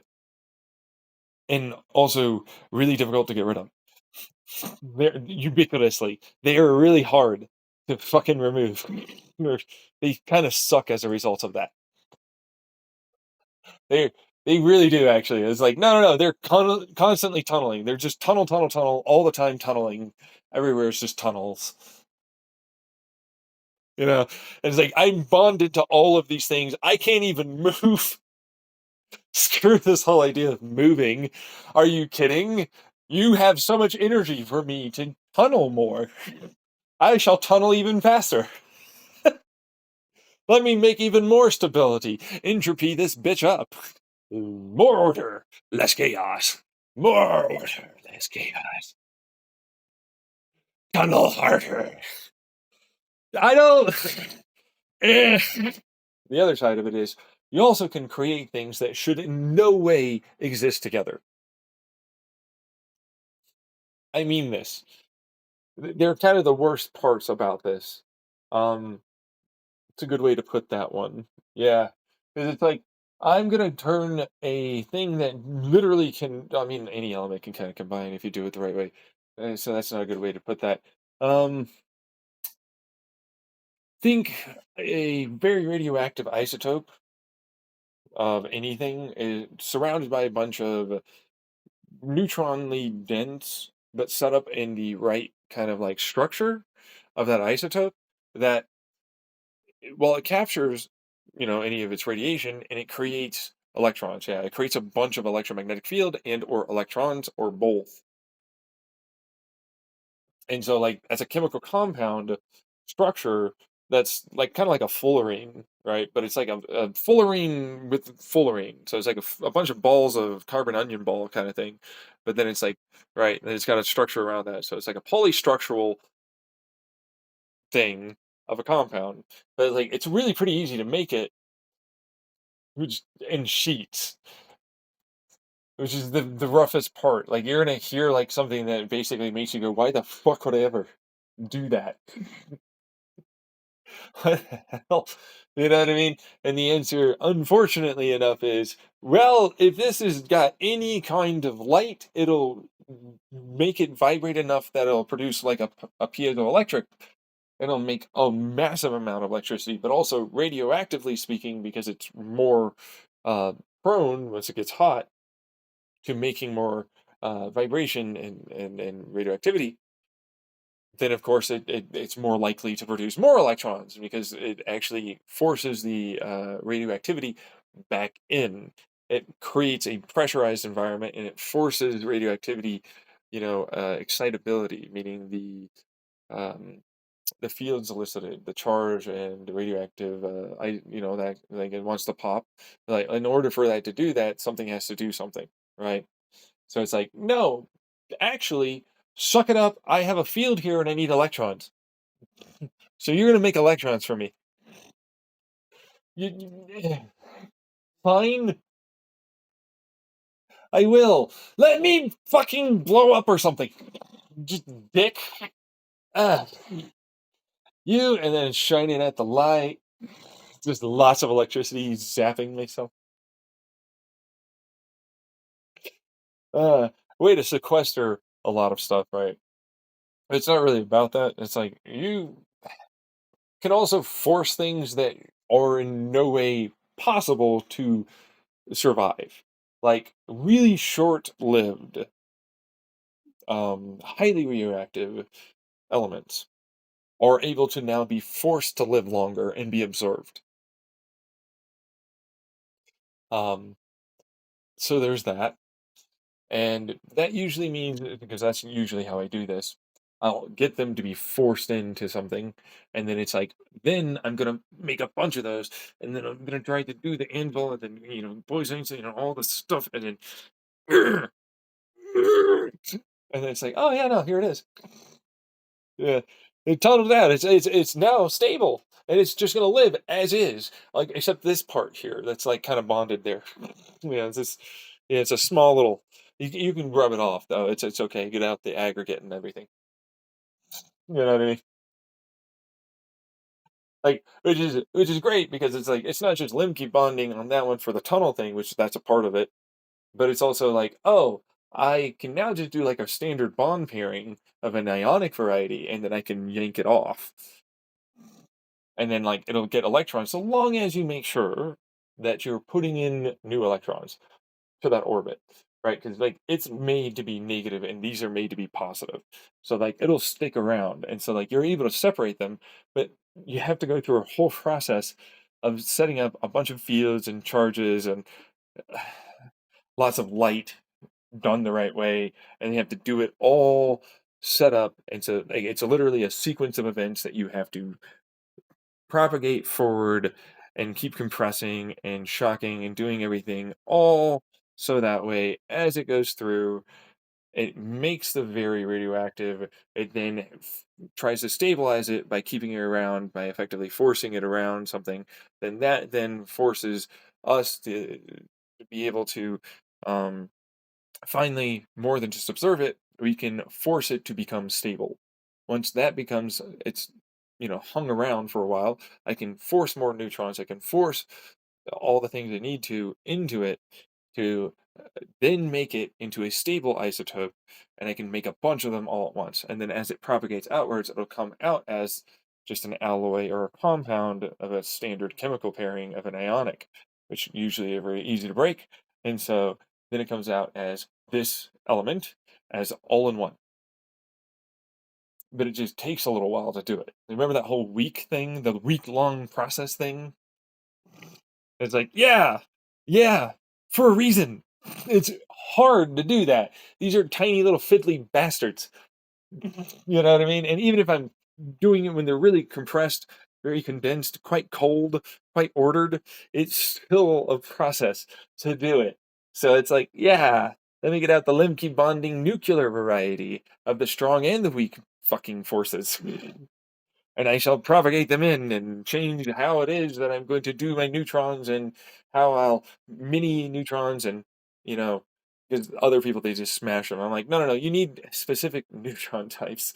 And in fact, I'm actually a person that started to put neutrinos, like tacked onto gluons in certain areas, because like fucking neutrons are tiny and it sucks, but I can pour in neutrinos.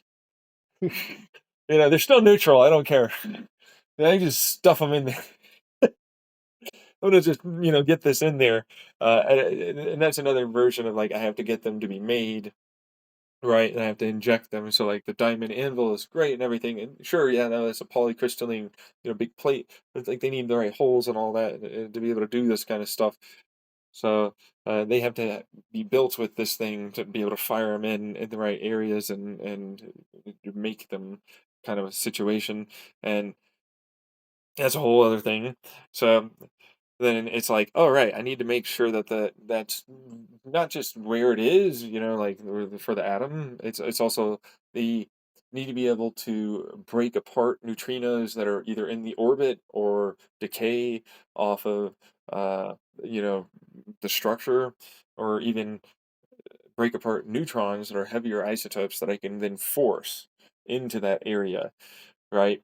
And I need to have them combined. So it's like, remember those light and charge fields, and I need to have them in all the right little fucking grid arrays to make effectively like the paper LCD screen that I talk about, along with electromagnetics and charge, right? And I have to shock them vertically and down and horizontal, all that. There's a reason why. It's like I'm trying to get ever finite control into these little itty bitty areas that allow for me to essentially tunnel and or pop in and or just force it to go that direction and stick to the damn nucleus. So it becomes stable, right? And then I'm able to move them as I'm doing that. So like they're able to move backwards and forward, up and down as I need to. So it can already propagate, and then like it's already going to go that direction. All that. So it helps itself by making it do this. Then I'm able to also tunnel things over. And so once it's like this, a good way to put this is like it's a computer restart. You're restarting the computer. So it's like I'm entangling it like this, and as I break down that, it then allows for it to pop in, because it's like, oh no, I was a solid, and then dunk, and no, I tunneled into here, right? And it's like, right, it's the same information. But see, the thing is that information has to be intrapedically as good as it can get, meaning stable. All right, and it's already this cold, and it already has all this other information, and then that means like I can set up that information for fields as it's trying to pop in to be more resistive to instability and more receptive to staying and sticking around as a stable isotope, right? So it'll configure, meaning rearrange itself into all the puzzle pieces as evenly as it can as it does this, which you can do that. Right. It's like, yeah, the fucking, bell end middle person. You can't.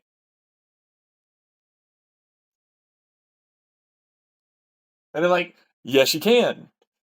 Yes, you can. You can absolutely, you've been doing it already.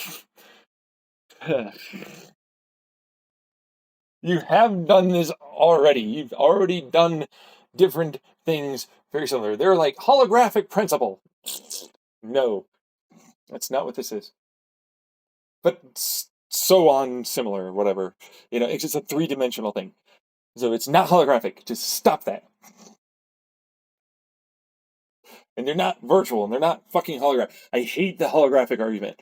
Your argument is unfounded in all ways. Just deal with the fact that it's a field. You don't want it to be a particle, right? It's a field now. It's not holographic. It's just a field. It's a wave functional propagational field. Why is that hard for you to understand? It's not holographic. It's already something there that it sees as being, and this one would be virtual, and ghostly virtual at that, that would then allow for it to pop in, which isn't really a pop in, it's a tunnel. There's a reason why I call it a tunnel, because it's creating a tunnel of those fields. And it's basically eating all of the tunnel energy, the field energy, and the energy that was originally, that's quantum informational energy of what it once was. And then it can now use that along with energy you're putting in, of course, to make it happen. So fuck your holographic shit. It's not.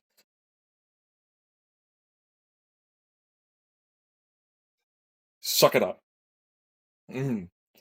Meanwhile, that's what it's doing. It then comes out as the stable thing, but it's also Lemke bonded.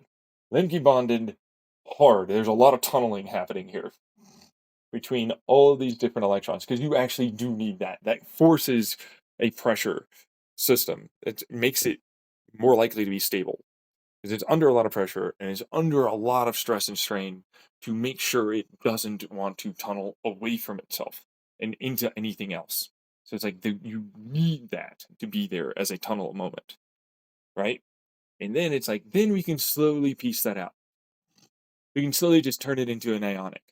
Like as you do that, like then you can and cleave them. But it's like only in these moments.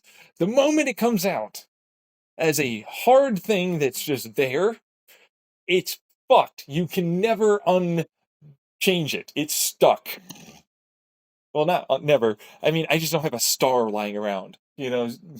So if you do, have fun, I guess. But I don't.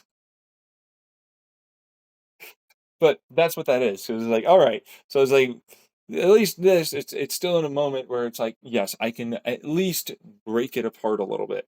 I can start slowly getting it. But it's like, I can put this fucker back in there and it doesn't care. It doesn't. The moment it stabilizes out as this, it's fucked. All the energy that you're trying to take out of it just goes back into keeping it more and more like itself. All the heat you keep putting into it keeps making it more and more into itself. So it's like you have to just keep pouring in so much to be able to get anything out of it. You know what I mean? So it sucks as a result. All right. But that's great for certain things, which is one of the reasons why I used it as that. You know what I mean? Like nuclear reactors, really hot. You know, big neutrons, a lot of things, right? Nope, doesn't matter. Whatever. I can shrug it off. It's not even that hard. You know what I mean? Meanwhile, at least in this moment, it's not there. It's not stabilized. It's not, gonna basically do that. You can still move it, but that's another reason why it's moving. Remember when I kept saying it was moving back and forth, up and down, all that? Yeah, there's a reason why. It's not stable in the slightest. You have to keep it moving. You have to keep it at an energy level. You have to do these things. It is literally working with constituent shit that we are made out of. Right? So, anyways, it popped out, and then we have to keep it moving. As it keeps moving, then we're able to finally let it solidify and essentially just stick together, maintain itself. Go back into an energy state that is no longer in flux, no longer in a moment where it's, not moving altogether, and its lowest entropy place that it can be. Where now it's just an ionic bond and it's now stable, which is great. But that also is why it does take that long, and also why, like, once it's out, it's out. You know what I mean? Like once it's there, it's there. That's all you can do. I can not get rid of this inside of like another. I'll pull it down to a Bose-Einstein and I'll shock it really hard. It's like I fucking tried. It just takes the energy. It it doesn't care. It really doesn't care about it. It sucks. It's like so entropically stable at this point. It's like you've got to have one hell of a good reason, Dick. What do you got? Why are you around? I don't want anything to do with you. You know. On the other side of it, it's like, well, now it's a stable isotope of this element, and before it might have lasted thousandths of a second, maybe, right? Now it's yes, we've done it. We've got the whole whatever that is, non-radioactive element moment that has happened, right? Which is good. You're gonna want that because like that means you can test that. You can figure out what the hell that is, what it means, and also you can determine what types of changes to the nucleus that you do affect the final outcome. You see what I mean? Like it's not just for stability and oh yeah, no, sure, it's stable, but there are many different types of stability. There are many different types of ways of puzzle piecing this thing together, which can have possibly a massively changed impact. as that element could possibly suddenly react very differently to electromagnetic and positive and negative stimulation of charge and electricity, or even light, right? And even nuclear radiation and more, which is cool. But it's also, behold, yes, well, I did give you this. What about hydrogen? What's this thing doing? Wonder if I change this a bit. No, no, no. And behold, the Linke periodic table that has been altered with all the different changes of bespoke ways that you can create atoms. Which, shockingly, I did a bunch of neutrinos and electrons with a bunch of positive nucleus orbits. Right, so I changed an electron into a positron kind of thing, but it's actually a proton.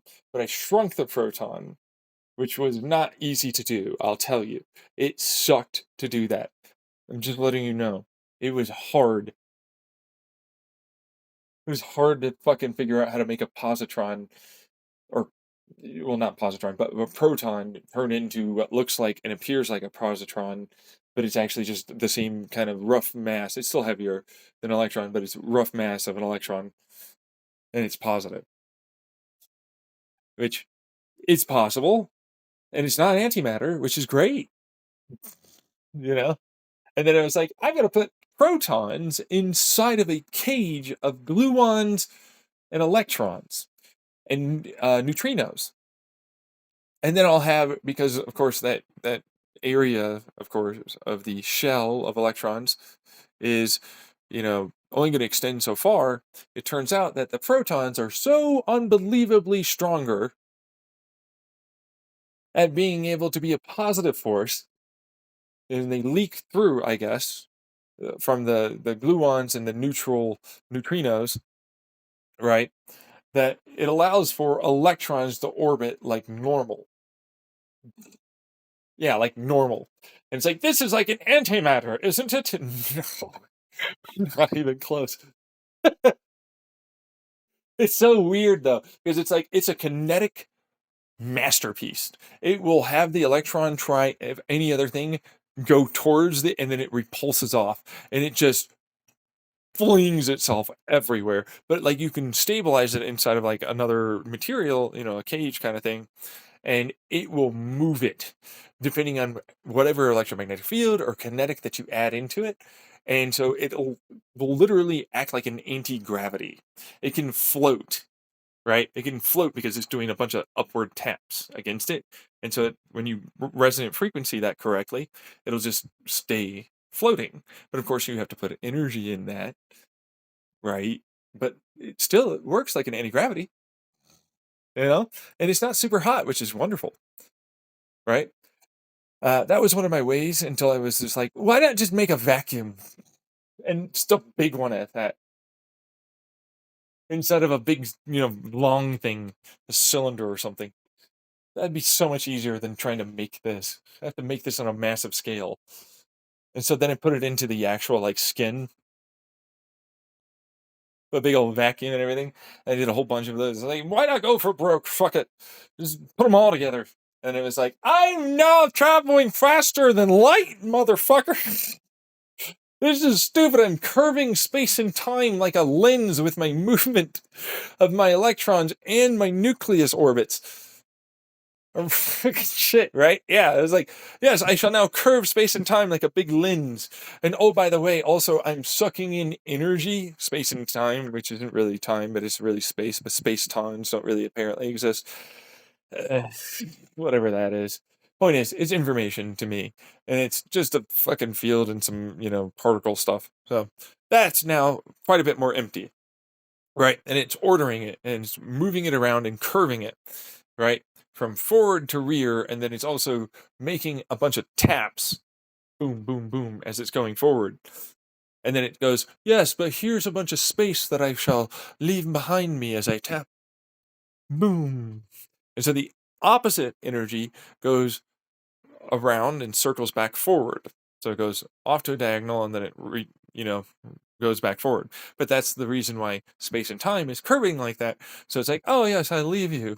And so now I have curved space and time as a gravitational redirect, effectively like a turn or whatever that is. And then it goes, yeah, and I'm going off that direction faster than I was before because, of course, I'm putting energy into it, right? But fields and electrons and so on, you know what I mean? There's electromagnetic, there's charge, there's a lot of that. Anyways, moving on. Same thing with light. Like I can do it with light too, so like that was cool. And then it turned into I don't actually technically do the Albuquerque thing. I create a big vacuum in front of me and I create a big positive pressure behind me.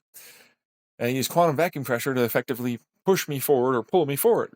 There's pressure here, there's a lack of pressure there, and it's a thermodynamic thrust. Unidirectional, one directional thrust. But that's a resonance and a redirect. So, recycling, basically. So it has to go around, right? And it's super cheap and efficient. Once it gets up to the right speed, once I put a little bit of energy into it, I can start doing it down to the atomic scale, and it starts doing it faster and faster and faster as there's already quantum vacuum pressure, there's already light, there's already a lot of stuff that's already there, and is creating it more and more orderly. But it also looks like I'm expanding and I'm fading away. And then I turn into an invisible thing. But in reality, it's like I expanded a little bit and I mostly just fade away, right? And then I fade back in as I seem to be traveling way too fast, and then I slow down. And I seem to be fading away as I'm zipping away very quickly. And that's how that looks. The faster in light, that is in no way using anything to do with time. I'm just basically traversing through space in such a way that I'm like a superfluid, but also I've compressed it and elongated it, kind of, not really. I've just, moved it faster in a given direction, and there's a whole thing. But what that really means is it's going to be blue shifted as a wave as it travels the other direction that we're traveling. And then that also means, right, we're basically having an empty vacuum, which is, in front of us, right? So it's like we never travel faster than light, but for an outside observer, we're traveling faster than light, which is wonderful, right? And so now I don't need to do any weird, quirky science stuff. I just need to do it thermodynamic stuff. But it's like I don't need to do any of that for like those special material. Just turns out if you have iron and the right electromagnetic fields and whatnot, like you can effectively align them and start doing that in chunks anyways with the right electromagnetic fields, along with needing it to still somewhat be buoyant, and then you still need all the rest of it that kind of goes along with that. And so it'll redirect light and curve light, which is a weird way of putting light as it's coming in gets converted into effectively a kinetic moment to gas, more or less, because there's still gas in our atmosphere, right? So it's like, oh, it's now going to superfluidically move it around the skin, but then it'll extraordinarily linearly accelerate it to insanely fast speeds the other direction, right? And in so doing, it has to dump that energy. Like there's an equal opposite, right? So it's like, oh, well, if you want me to, and I'm moving, right? But instead of just a standard electromagnetic charge field, this is a bunch of resonance and flux stuff that you have to do, along with curving light, which light's not impossible to curve at all. And it creates a big laminar, super fluidic flow of charge. So it turns the air coming in and it redirects it around, but it makes it very low resistivity to friction, right? Or high resistivity to friction. So low friction, low resistivity to movement around, and it becomes very ordered, and it takes in more like the Venturi effect and the Bernoulli principle. Right, and so it creates an electromagnetic field and charge field propagation and light sucking in. It curves it. Now, the reason why it curves that light thing, though, because that's like, inertial confinement lasers or optical tweezer stuff, right?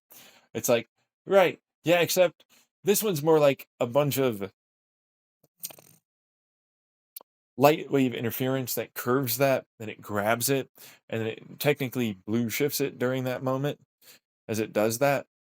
And so then it adds it in, and it has to have it dump its energy into the opposing motion, right? So it accelerates it even faster with even less energy. But I was like, right, but that's a whole lot of extra work, and I don't like that, you know? So I started turning it more and more into other things until I eventually just went like, um,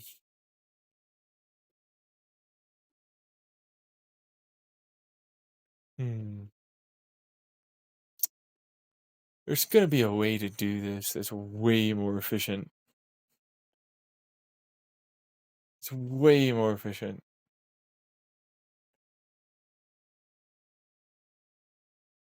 Give me a second. If I have a vacuum that I'm already making somewhere else,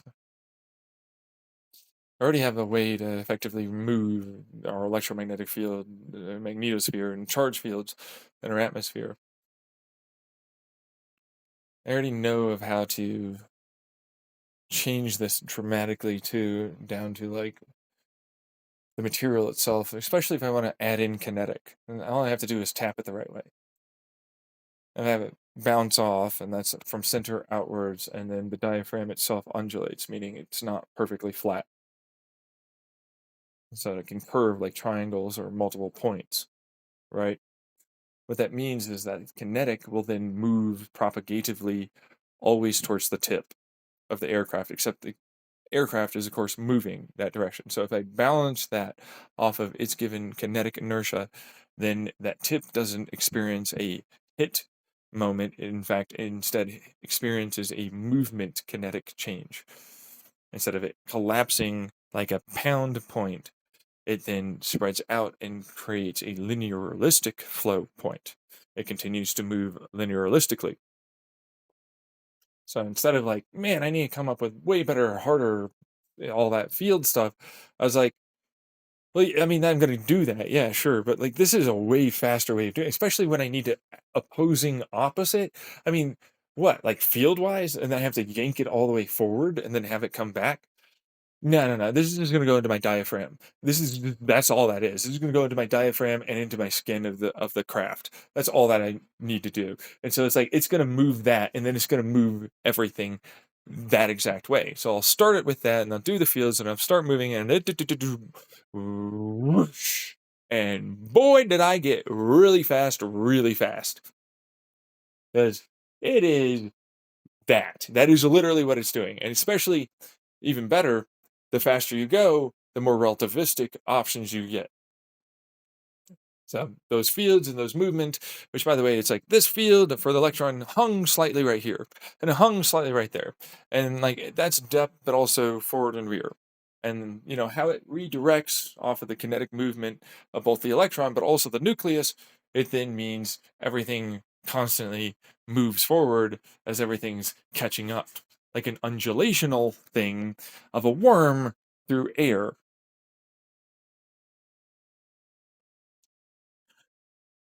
Except you can do that, you just don't really understand why, because you have to get down into the nitty gritty atomic and little small spot scale, which most people don't do that.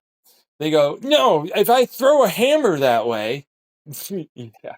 Yeah, but what if the hammer, by the way, the little pole got hit right after you threw it? You know, that's sliding on a pole, the little hammer, and then and it got hit, and then it went through, and then like the hammer caught up and it bounced it off. And then like you hit it right after it bounced off with the hammer. And that's what you're doing. And it's like there's an opposite force. Well, yeah, it's called space and fields, bro. Or the atmosphere too. It's like, well, but space, yes, space curvature. I talked about it.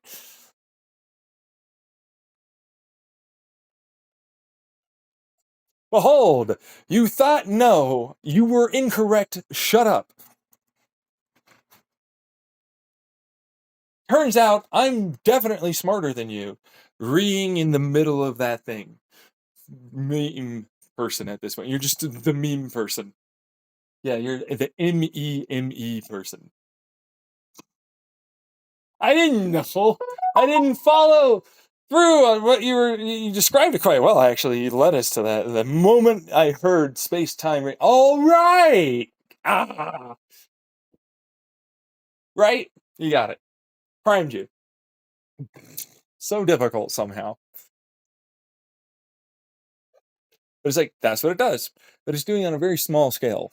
And so when you move them really, really fast like that, which you can do, it means very high frequency, and you have to do it kinetically very, very well. And yes, at first you're going to have the skin be opposite to the center, which is your cabin where you'll stay in, which is why it's usually a vacuum and everything. And of course, it can move like that, right?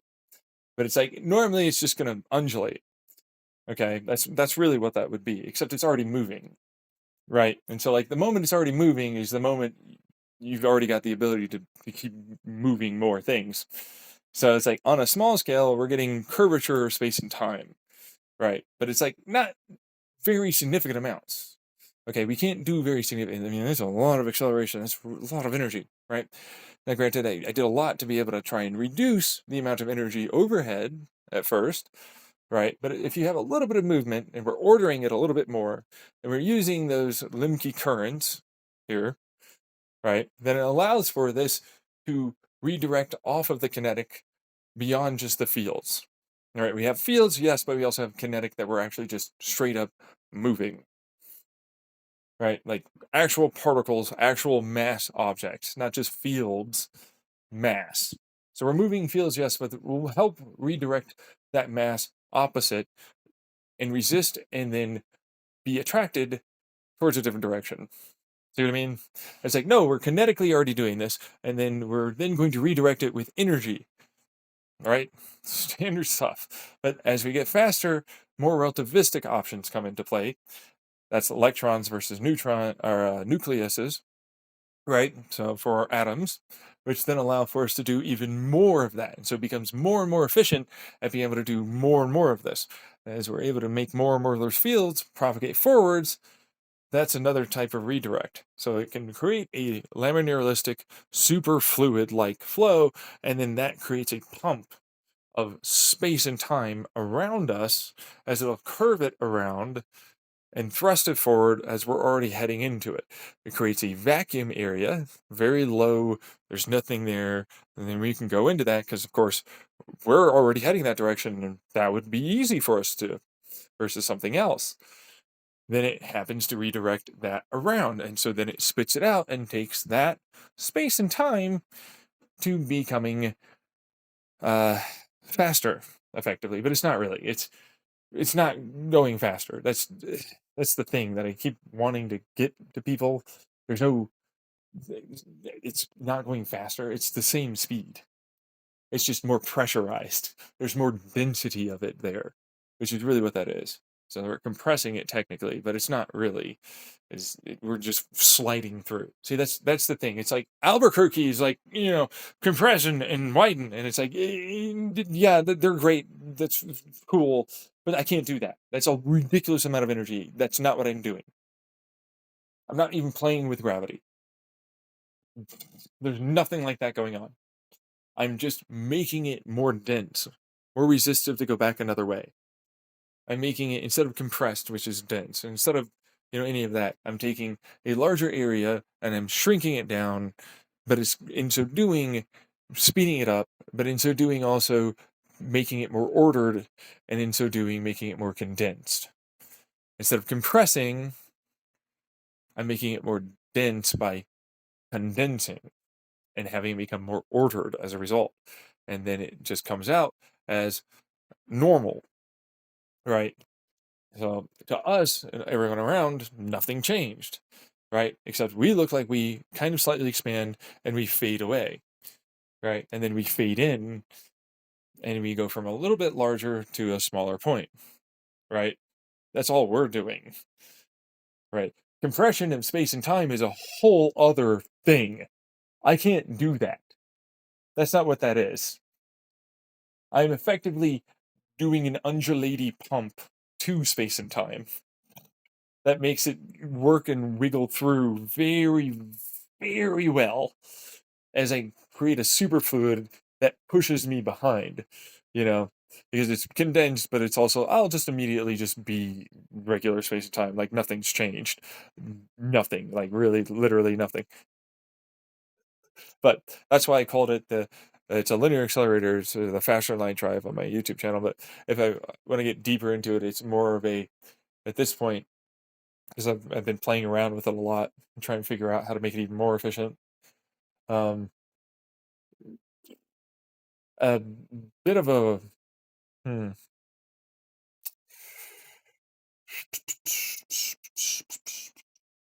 This is a hard one because like I already described the how like it's like lensing it and then refracting it and then diffusing it and then it's pumping it, so it always stores a degree around, but then it's really just coming in and then it's sliding through and then it's you know right, and then it kind of bounces and moves and diffuses and refracts but lenses and then gets kind of just plopped out like it did nothing. Right, because that's what you're gonna want.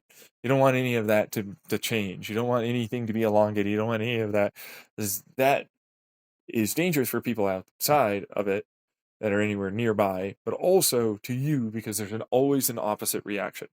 And if I have it come out like that, that means I took all of the energy as efficiently as possible. That means like I put in this amount of energy, it comes out as equal. Like the Mythbusters, I fired the soccer ball or basketball or whatever it was, and it just landed straight down. Right? That's what we're looking to do. As we come in, we're looking to have it come out as is. So that means we're as efficient as possible at moving forward. That also means we're creating an empty, vacuumous area for us to go into that is always there for us to not be harmed. We can go through anything that's in space, in time. Instead of a pocket dimension, which I mean, a lot of people would probably try and describe it, there's nothing like that. It's a third dimensional thing. It's just space and time doesn't exist there. We're that space and time there. That's what we're doing. That's all that is, right? But you won't see it. And that's wonderful because it's like we don't have to worry about other aliens possibly seeing us as we travel. We can travel faster in light as a result. We don't have to worry about charge buildup, particles hitting us, or any of that. And even better, any planets, any stars, any black holes we'll be able to go through. In fact, black holes and stars and planets, you'd probably aim for them as a direct hit just because it's like, oh, yeah, no, that's a big elongation of space and time, right? And so it'll help elongate where we're going to go towards. So that's a much larger vacuum that we were able to basically get to immediately, kind of a thing, right? So they become super highway kind of things, which is what they've described in the past, which is fine. Honestly, I'm okay with that, right? Because that's effectively what they are. They're not going to be anything like we're tunneling around, or they're really just more like we get much further faster, right? That's all we're doing, which is the right call because otherwise it's we're playing with dangerous large amounts of power that it takes to run wormholes or compression Albuquerque and elongation Albuquerque drives and warping and all that, which that's not what this is. Like I don't need to do any of that like at all, which is great. It's like that's special relativity relative to the outside versus us versus kinetic versus field versus like how that ultimately informationally moves around. We don't need to fuck around with any gravity. We don't fuck around with any special negative energies or any of that. I don't have to do any of that at all. I'm finally free of that. I just move.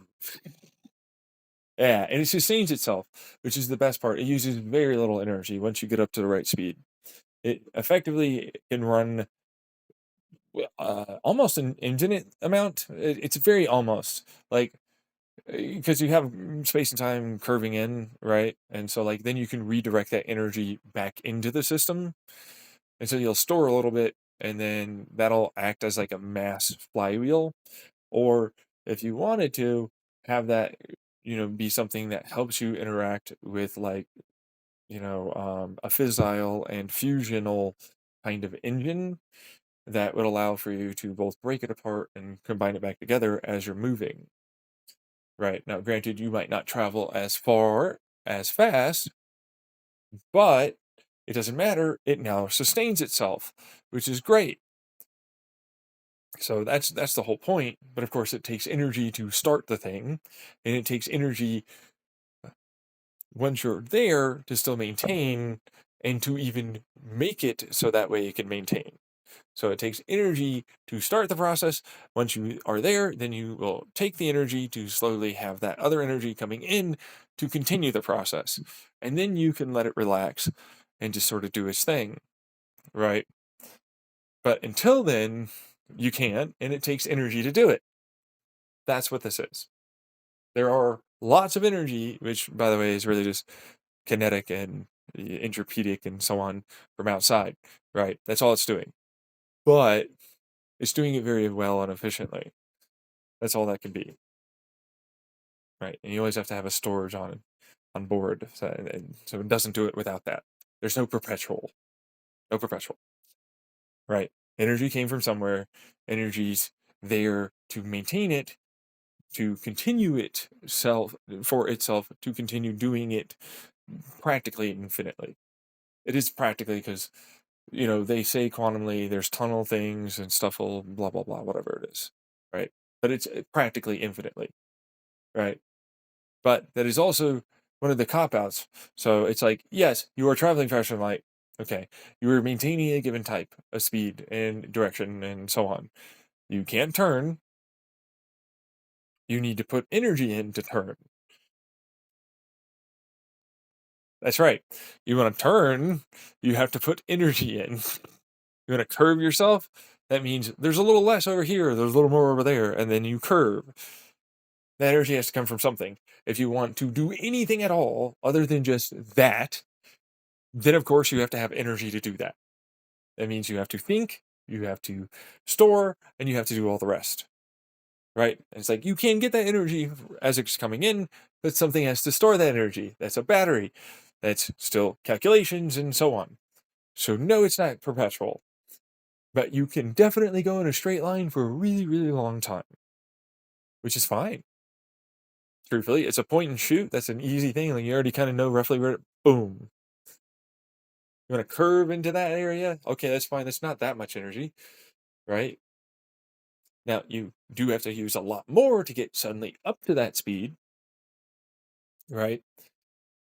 But if you're willing to take a little bit of time, meaning you'll go in an orbit around Earth and you'll slingshot around the moon, and then you'll, head further and further out, and then you'll try and head in, and then you'll do an eccentric vertical orbit effectively from that point, you're getting more and more distance, more and more that you can add in as you can absorb both the gravitational constants of our planets, but also the electromagnetic and other field energy. And as you're heading towards the star, that means you have greater and greater amounts of gravitational wave energy that you can start absorbing as it becomes blue shifted and becomes more concentrated, right?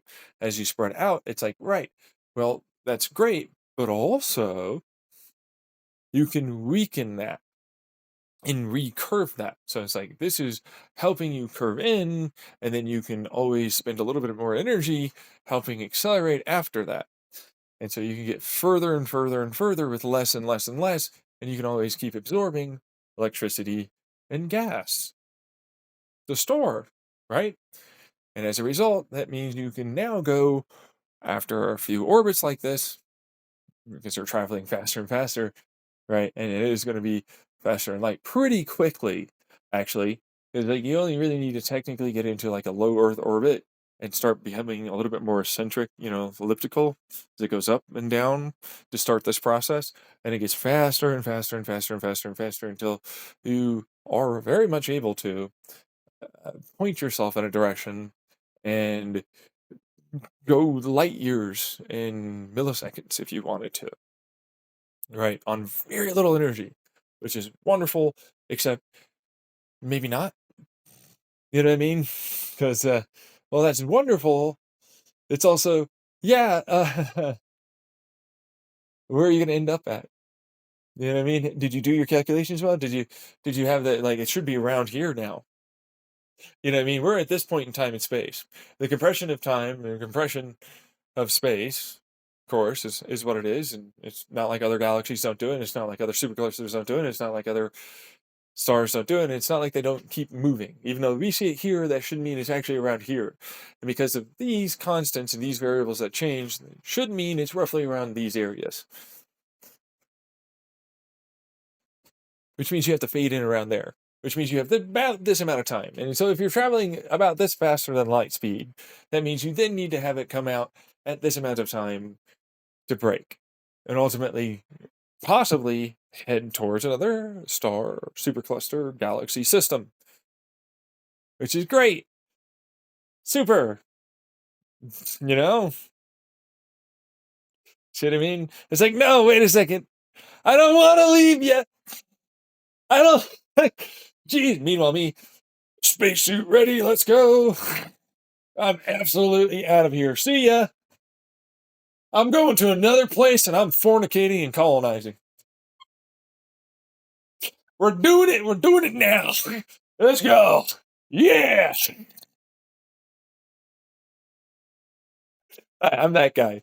As oh, I'm gonna make some more humans in this supercluster or something. I don't know where it might be. 'Cause I'd like to travel to any of these possibly habitable worlds and see what could happen. Right?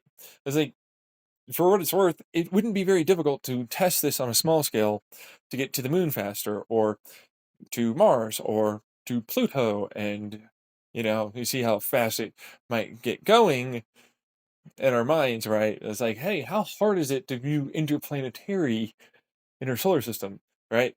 Like, how hard, like, how fast, like, hmm, hmm, how much energy, you know what I mean? And it's like, we've already done the tests. What's that other planet over there, right? Like, hey, if it's already working pretty well.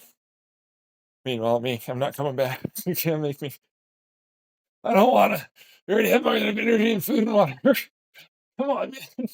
I already got a god operating system, fucking AI, fucking calculations for days. I got 3D printers and more up the wazoo that can absolutely replicate down to, remember the whole branching thing and all that? That's a 3D printer. That's like a replicator that literally can make anything out of anything. So it's like, I can go anywhere. I am not coming back. I'm gonna have this fix my body. I'm gonna be immortal for a while. You know what I mean? Biological immortality is just calculate brute force it, give me my fucking shit and get the fuck out. I'm never coming back. The moment I'm gone, I'm never coming back. Like, oh, there goes that guy. Where'd he go? He disappeared. Off some fucking elsewhere. They had some ambassadorships come by. They said they're on this planet over here and it looks like this, and they have some really convincing pictures.